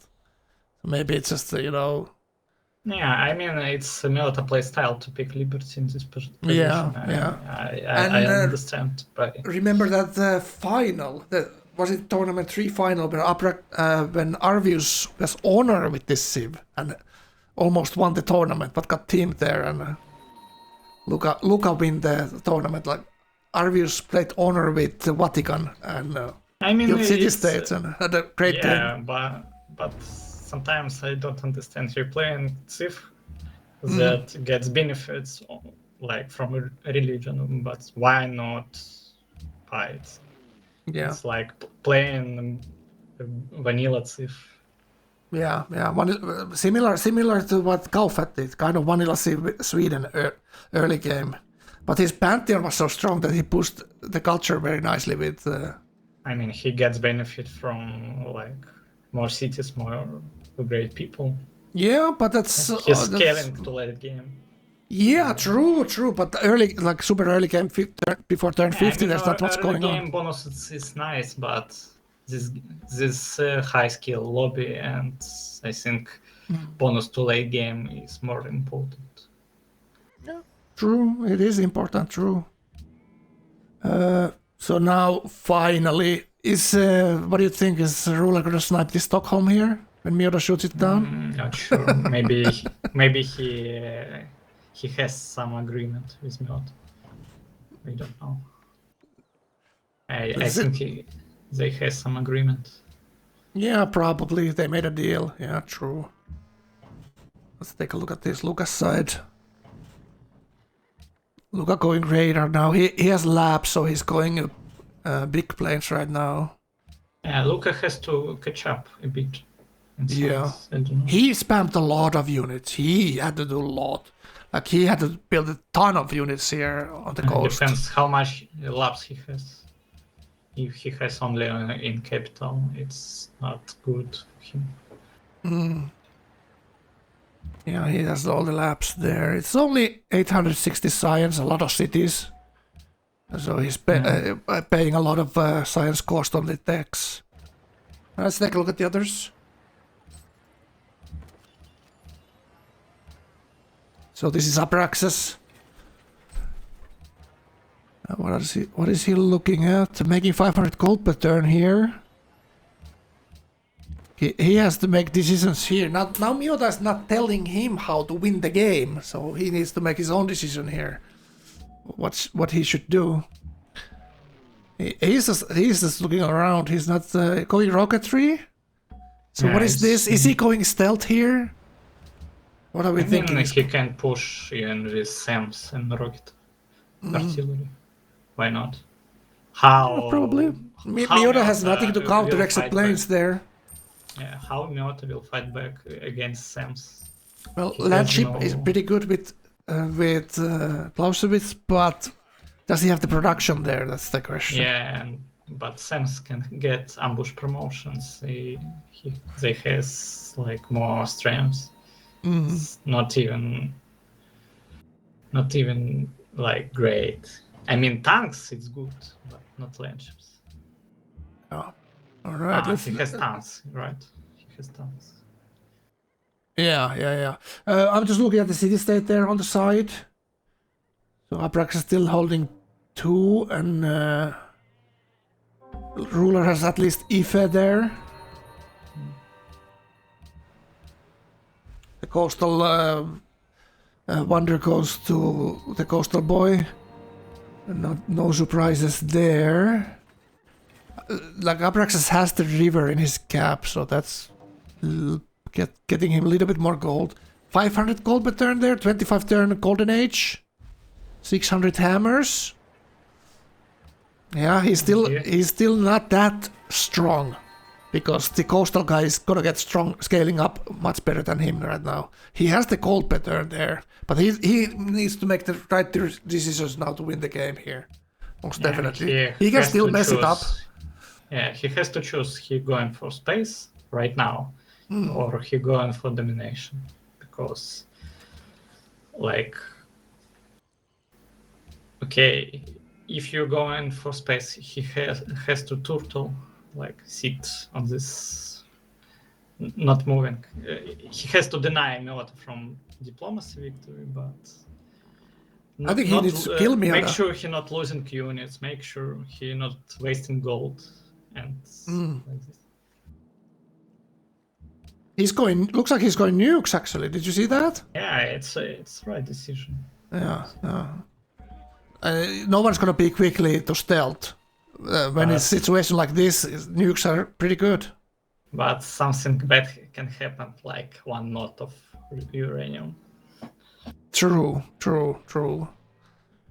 Just take the first tech and see how many uranium you have, and then go from there. So many times this happens to me. when you sit praying for uranium but getting 1 knot, it's over. Does praying help? Asking for a friend? Check. His biggest weakness is obviously this huge coast that can shoot his 4 cities, and only having this much oil. Like, he's out of oil. He cannot defend his coastal cities with planes like you normally would sometimes, you know. He needs defensive buildings in his coastal cities. There's the uranium. So 2 nodes.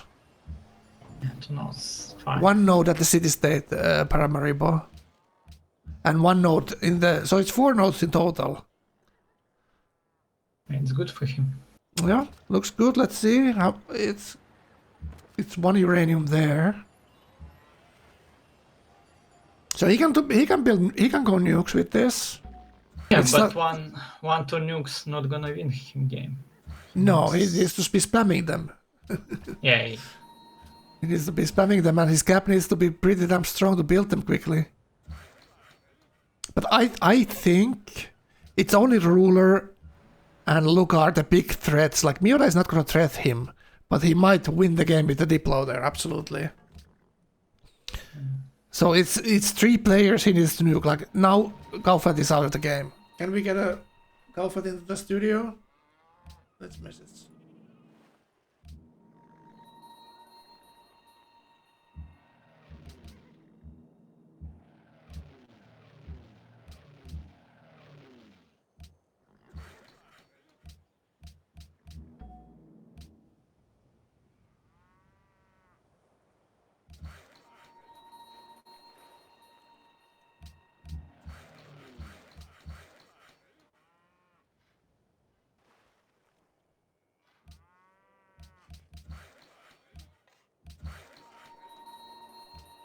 Let's get I message Gauephat. Maybe we get Gauephat to get his insight.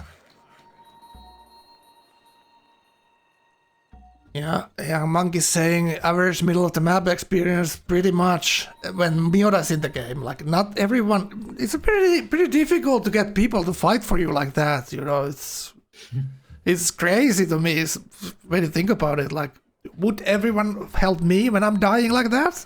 Bara, I don't think so, man. I think they would let me die and think about it later. What's gonna happen, you know? But sometimes it happens, like they all agreed on Gauephat being the biggest threat.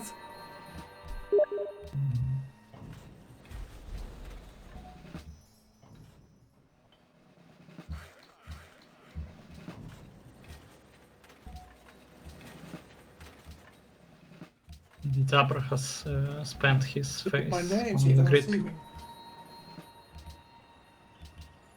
Alright, Gao is coming. Nice. User joined your channel.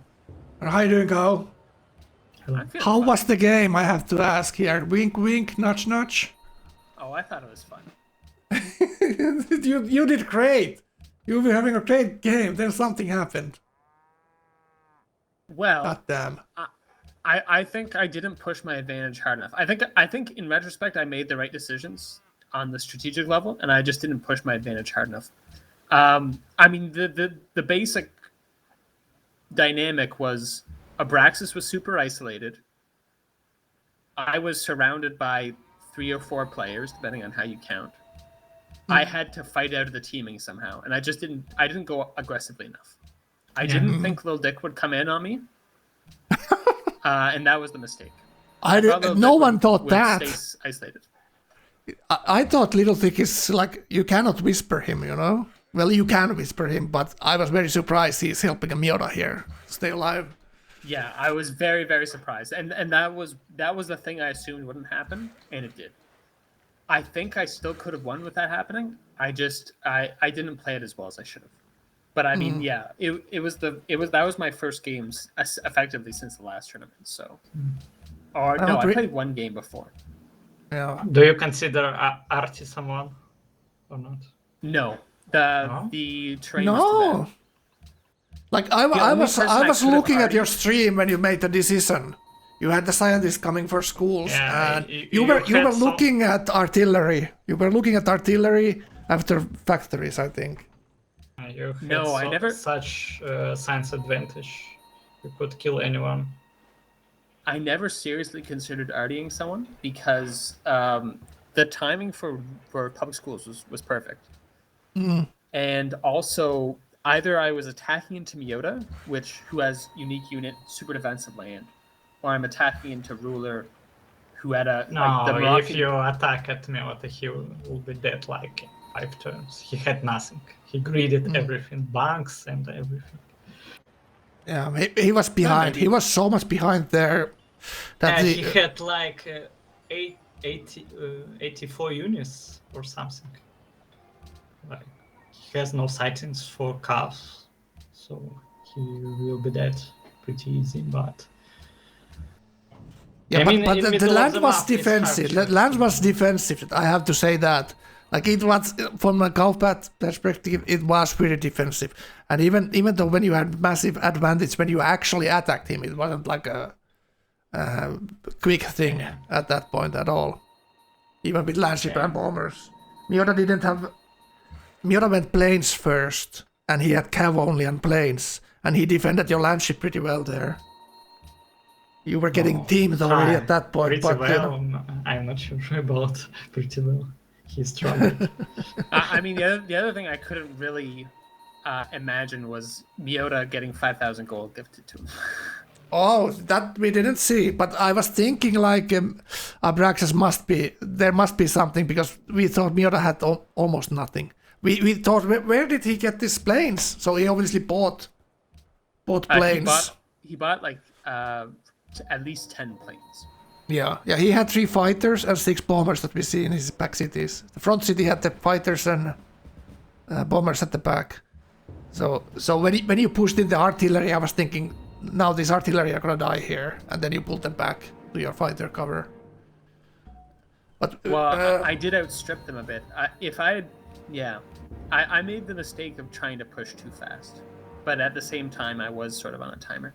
Yeah, I don't know. I just didn't. I didn't think I pushed as hard as I should have.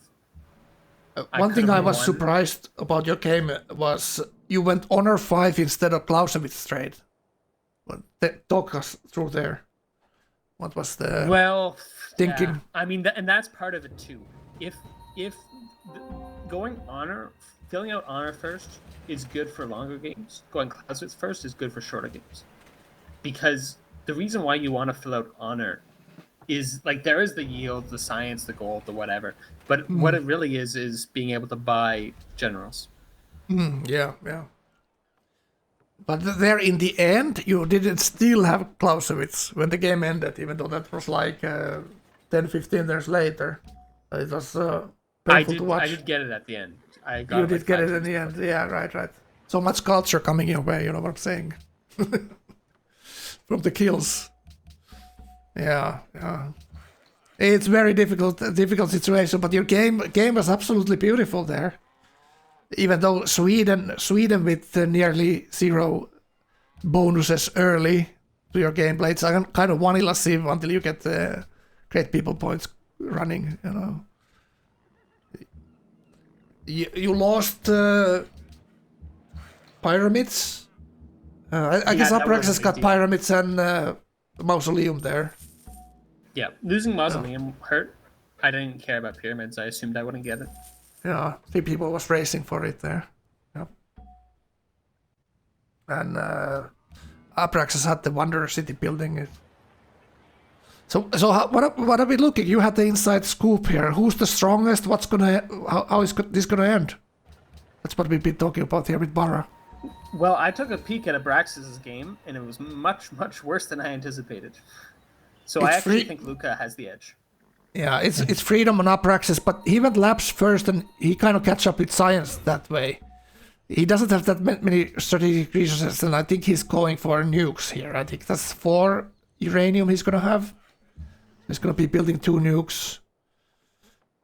Stealth, he's probably too slow to get to, and his biggest weakness is obviously this coastline. 7 aluminium. No way he can go for stealth. Yeah. And Meota didn't die for some unknown reason to you. Everyone started helping Meota. Was the biggest surprise this game, to me at least. But not surprised when you think about how good he is in the voice chat. Like, we thought it's a big Meota nerf to ban the whispering, but it looks like it's a big buff to Meota. Yeah, maybe. It's hard to say. He's so good at that. I'm surprised it ended up being a 4v1. That did surprise me. I expected 2, I expected 3, I didn't expect 4. But whatever. Lesson learned. It would have been 5th if the one guy didn't die early, right? Yes, presumably. But I mean, that's what you want from a tourney game. It's better than everyone else conceding. Like, yeah, exactly. That was one thing we were talking about with Viktor earlier, that at least people are doing something, because if you get the free Meota kill, no one does anything, then the snowball is already too big. Like, what are they gonna do? When Meota's gone, you get the extra resources there. Then it's gonna be difficult. But now even Meota kind of has like a small chance here. He had 30 votes out of 34. He got attacked, by the way, by Luca. All right, let's go see. Coastal City going down. All right, let's go see. You kill one autocracy player and another one spawns like a mushroom in the brain. Let's go see. I might come back later, but I'm gonna go make some food. All right. GG, thanks for the game, Gau. It was good to watch. Played well. Thanks. User disconnected from your channel.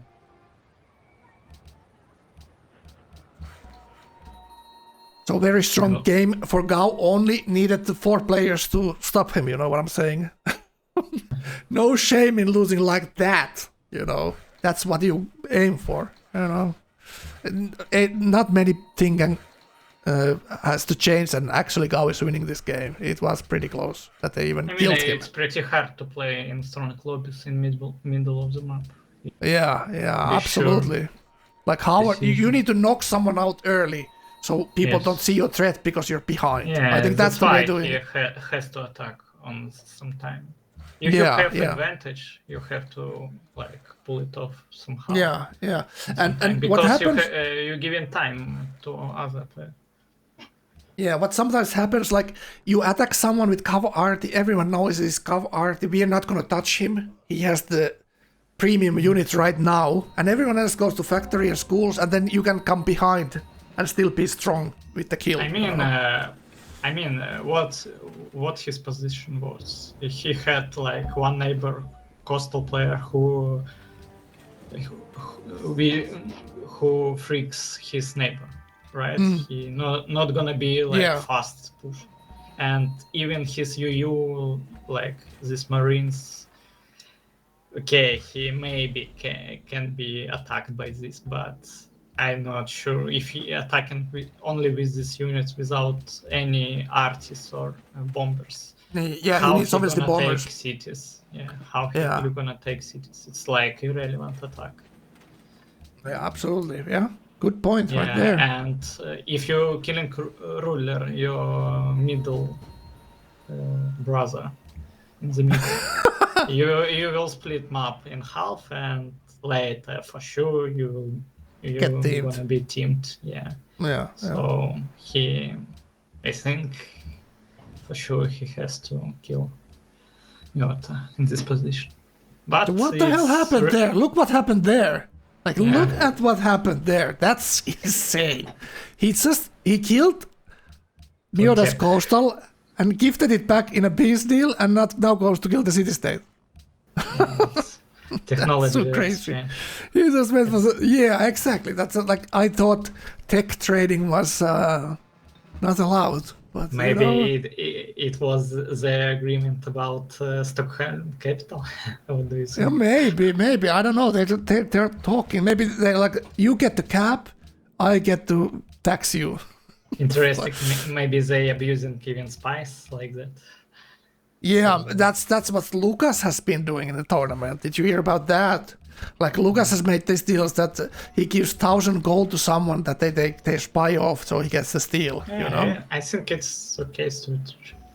Well, it is, but it's kind of against the spirit of the tech. You can't make science agreements like in vanilla, right? It's kind of a little bit like that. So, there should be some ruling on it. Is it okay or not? It's not banned now, so but it is okay if now. Players get benefits from them. Like exactly, but that's difficult to path. say. That's difficult to say who's getting the benefit, right? Like, what is the correct price for correct tech, I mean, lately I playing some Civ 6, and there is like in FFA, you have allies, and they really playing sometimes like a team, even it's FFA. They playing, so they helping each other. They trading to each other, and it's interesting experience when in Civ 5 in FFA everyone like enemy to each other. But that's a different game in a sense that we have play to win rule. We have play to win. It's ranked, so you play for second place there. That's totally different. Like Civ 6 multiplayer community, it's for a rank position. So it's like fifth player going for the sixth player, or sixth player going for the fifth player for the extra points on the score sheet, right? So it's like a different mindset, right? But it is still interesting to talk about that. Absolutely. Sometimes they playing like tournaments games, not ladder games, and anyway they have allies, they have like some place together. Yeah, that's like the main scene in Civ 6 is the teamer scene. That's where the best games are. The FFAs.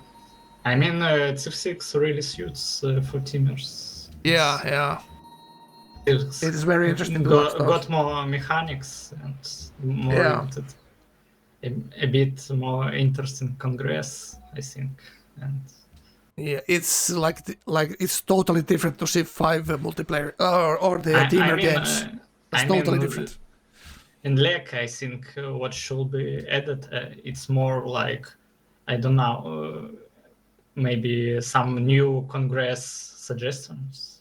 Yeah. I don't know. Sometimes you look at Congress suggestions and you don't want anything. Like, you look at it. What should I pick? You thinking nothing. No cultural heritage sites. No nothing. There's always something I want there, Bara. You know that, right? What? I want always something past there. Yeah. That's just my play style, you know.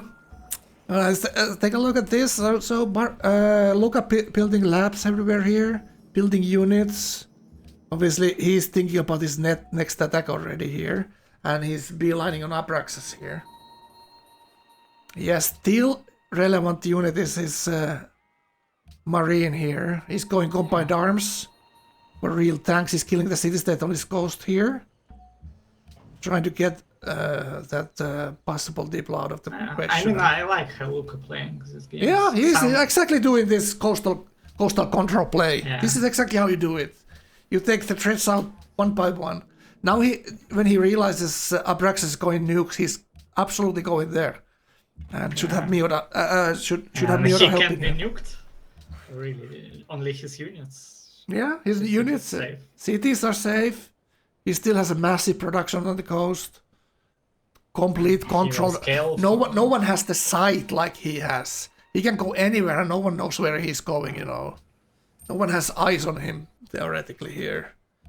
And other people need airships and stuff to scout his movements here. He can snipe on anyone here. He can jump on anyone here. I think Abraxas will maybe win, but he's a coastal player for sure in good shape.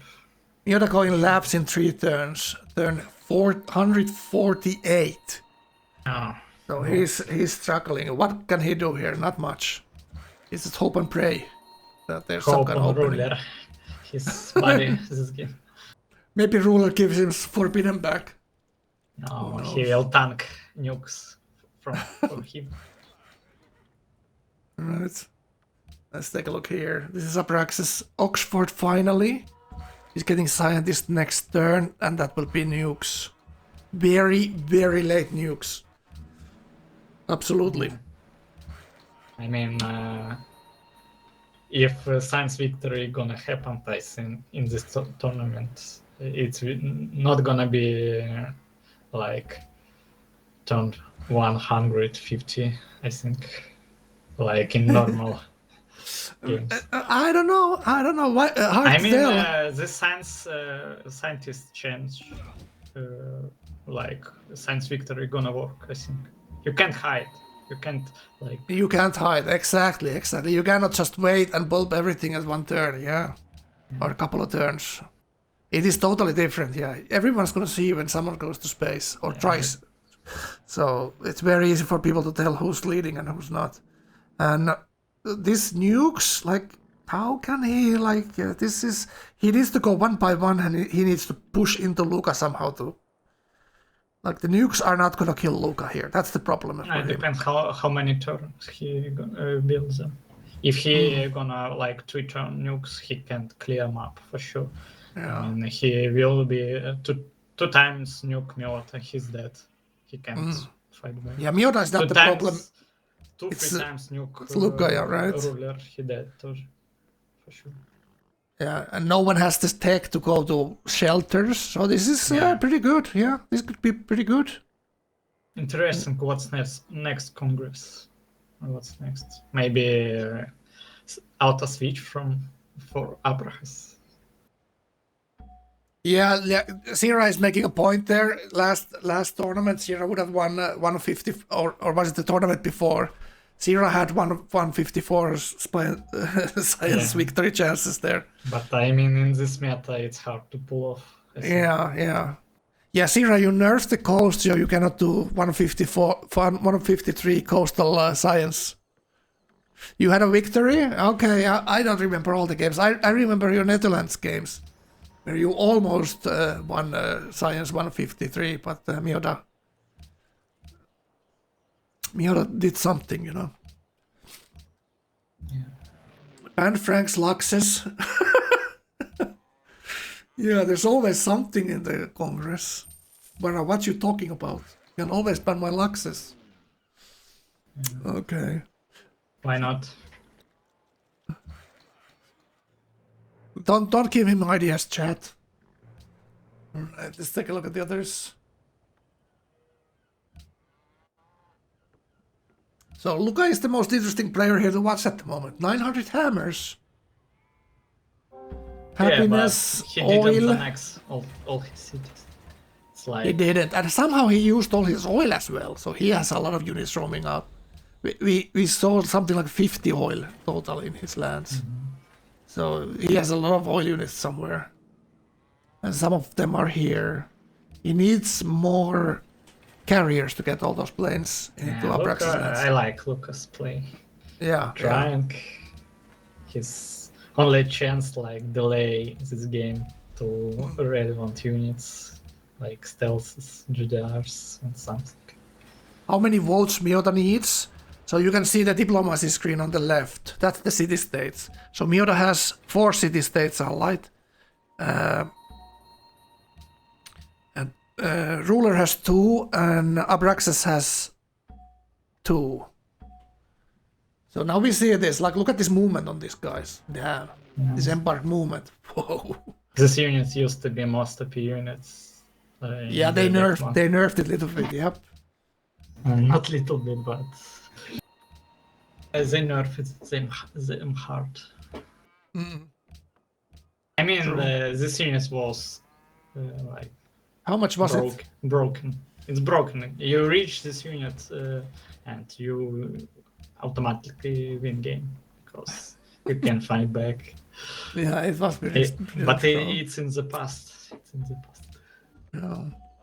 So Luca doesn't still have combined arms, so look how goddamn slow this game has been. 150. He had this massive science play early with the 3-city piety, with the Grand Temple and Dharma. So he had frigates turn 77, but now it's turn 150 and he's not even combined armors yet. Oh, that's how it changes sometimes. If he didn't help Meota, Meota would have position. He would be losing. He would be losing. Yeah, he will be sitting on coast without any chance to touch big autocracy in the middle. I think. No, yeah. Yeah. He was a little bit lucky. Gau went for Honor 5 before Clausewitz as well. So it was a little bit more easy for him to be difficult there. But I mean, Syria, it's too risky to attack coastal player. Yeah, you got some techs, but you like aggro all lobby against you after that. Everyone will be like angry. You get teamed earlier, maybe. Yeah. It could go any which way there. Easy to say now that should have done something differently, but it could have been the same result. I mean, even Abraxas could. At first he didn't take labs. He sitting like he go for oil and bombers at first. Yeah. Even Abraxas. So, yeah. I was thinking he's gonna go straight when he sees the fight. He's gonna go straight to labs. He played this safe. Yeah. That's why we are looking at turn 150 and no one has. Yeah. Abraxas just got nukes. We should actually take a look at that. Let's take a look at Abraxas nukes. Yeah, there we go. 4 turns. Oof. That's a little bit too slow. Well, we'll see. It's gonna be enough. Luca's gonna jump on him here soon. He does have a lot of units. I mean, here. if he nukes Meota and Luca strike after that, but I think Luca's gonna strike like next turn, a couple of turns. He already moved all the stuff to near him. He might But even he- settle a city on the island for planes or something like that. No, he brings some. Yeah, maybe it's just enough with the Carriers. carriers. Yeah, Yeah. maybe it's just enough. Master Ashwin, how you guys doing? Zero, how you guys doing? 10 watts for win for Meota. It's not happening. Times. Master saying that should have played like Nazi Germany. Yeah, okay. Okay, I keep that in mind. Keck.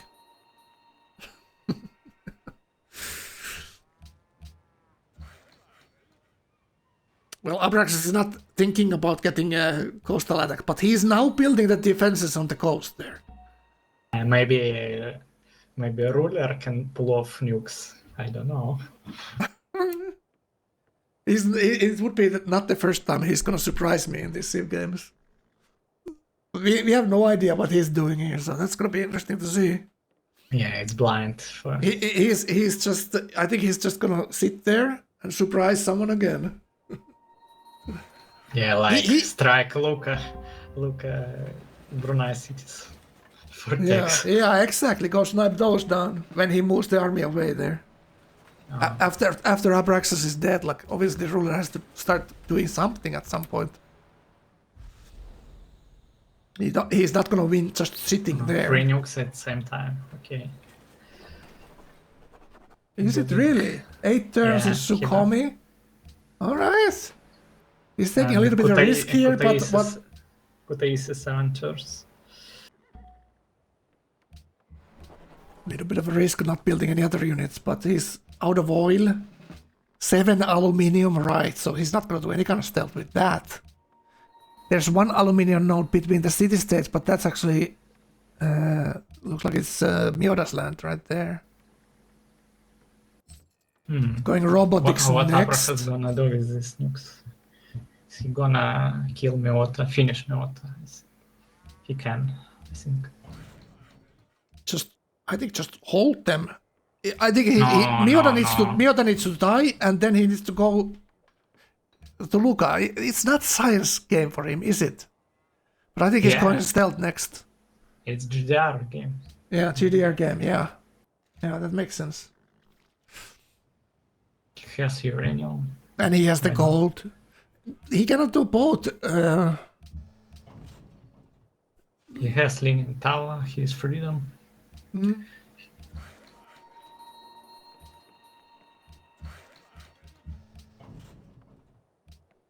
Right. So how is this Luca attack coming up? That's what we want to see. Alright.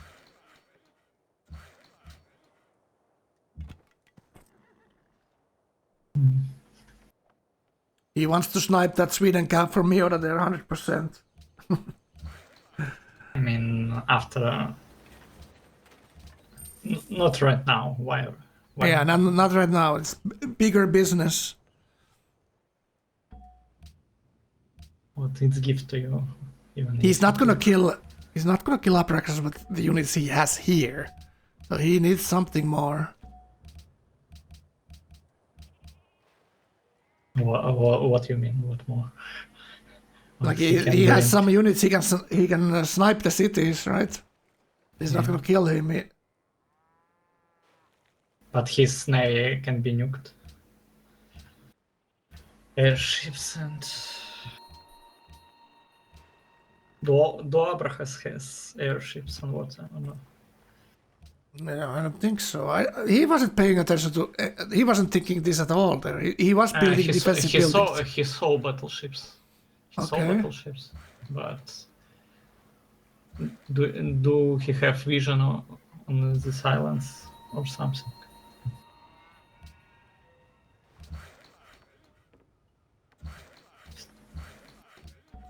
So he's gonna battleships, shoot the city down with battleships and try to snipe it with his land units. I'm just thinking those land units gonna get killed there. It's just 55 strength and Abraxas has real tanks there. It's really difficult to pull it off because the cities are not coastal, so he needs to embark and then snipe it. Does this unit have the embarkation bonus? It probably does. Yeah, I'm thinking like if he can embark or disembark and snipe the city immediately. Are they ranged? We'll see. We'll see. If they are, he can hit the cap even there. But he needs to defend from planes and all kinds of stuff there. So we'll see. It's not gonna be easy. I mean, he can't kill Abraxas one by one because with what units? Yeah, exactly. He has not exactly. much. Yeah. Maybe once he will snipe one city, but maybe two, maybe nothing. Or they will be split. Right. All right, I'm gonna take a toilet break. I'm gonna be back in a couple of minutes. I'll be right back, chat. No. 2 minutes, Bara. I'll be right back. Yeah, okay. They will reload. I mean, Luca will reach stealths, but Abraxas will have at this time GDRs and wipe Meota, maybe Ruler, and how much stealth you need to kill this? Like 40.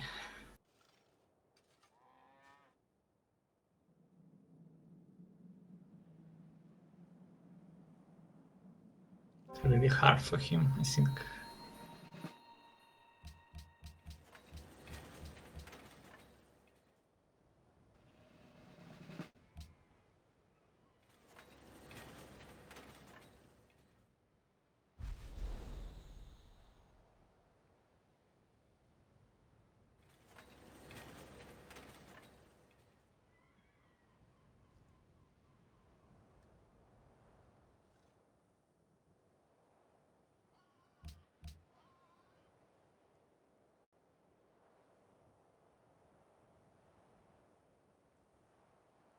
Yeah, maybe he sees the fleet, but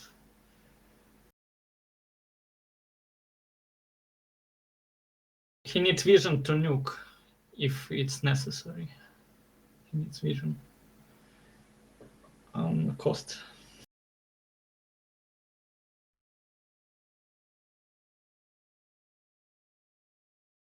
And maybe one game is coming. It's forming.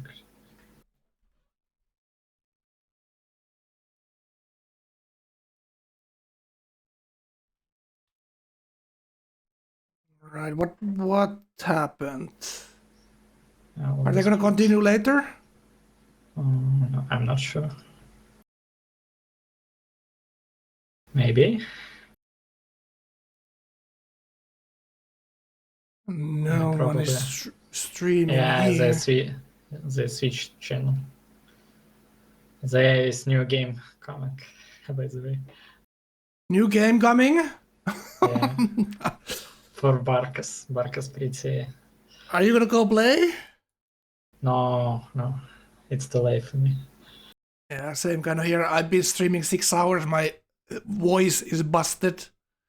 I'm kind of happy they're gonna continue this later. But I'm gonna cast this this game when it ends. I mean, Abraxas for sure favorite.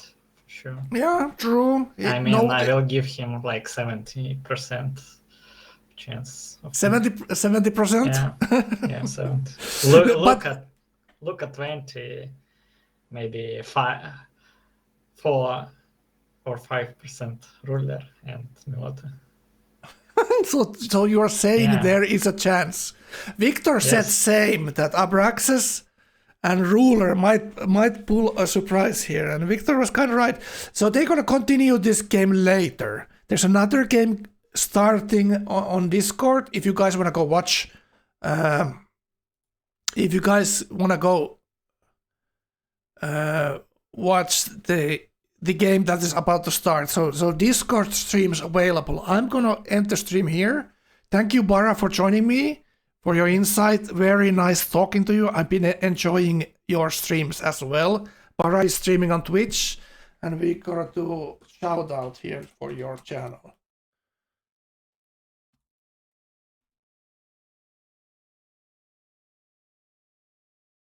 not gonna work in there. I need to do it on.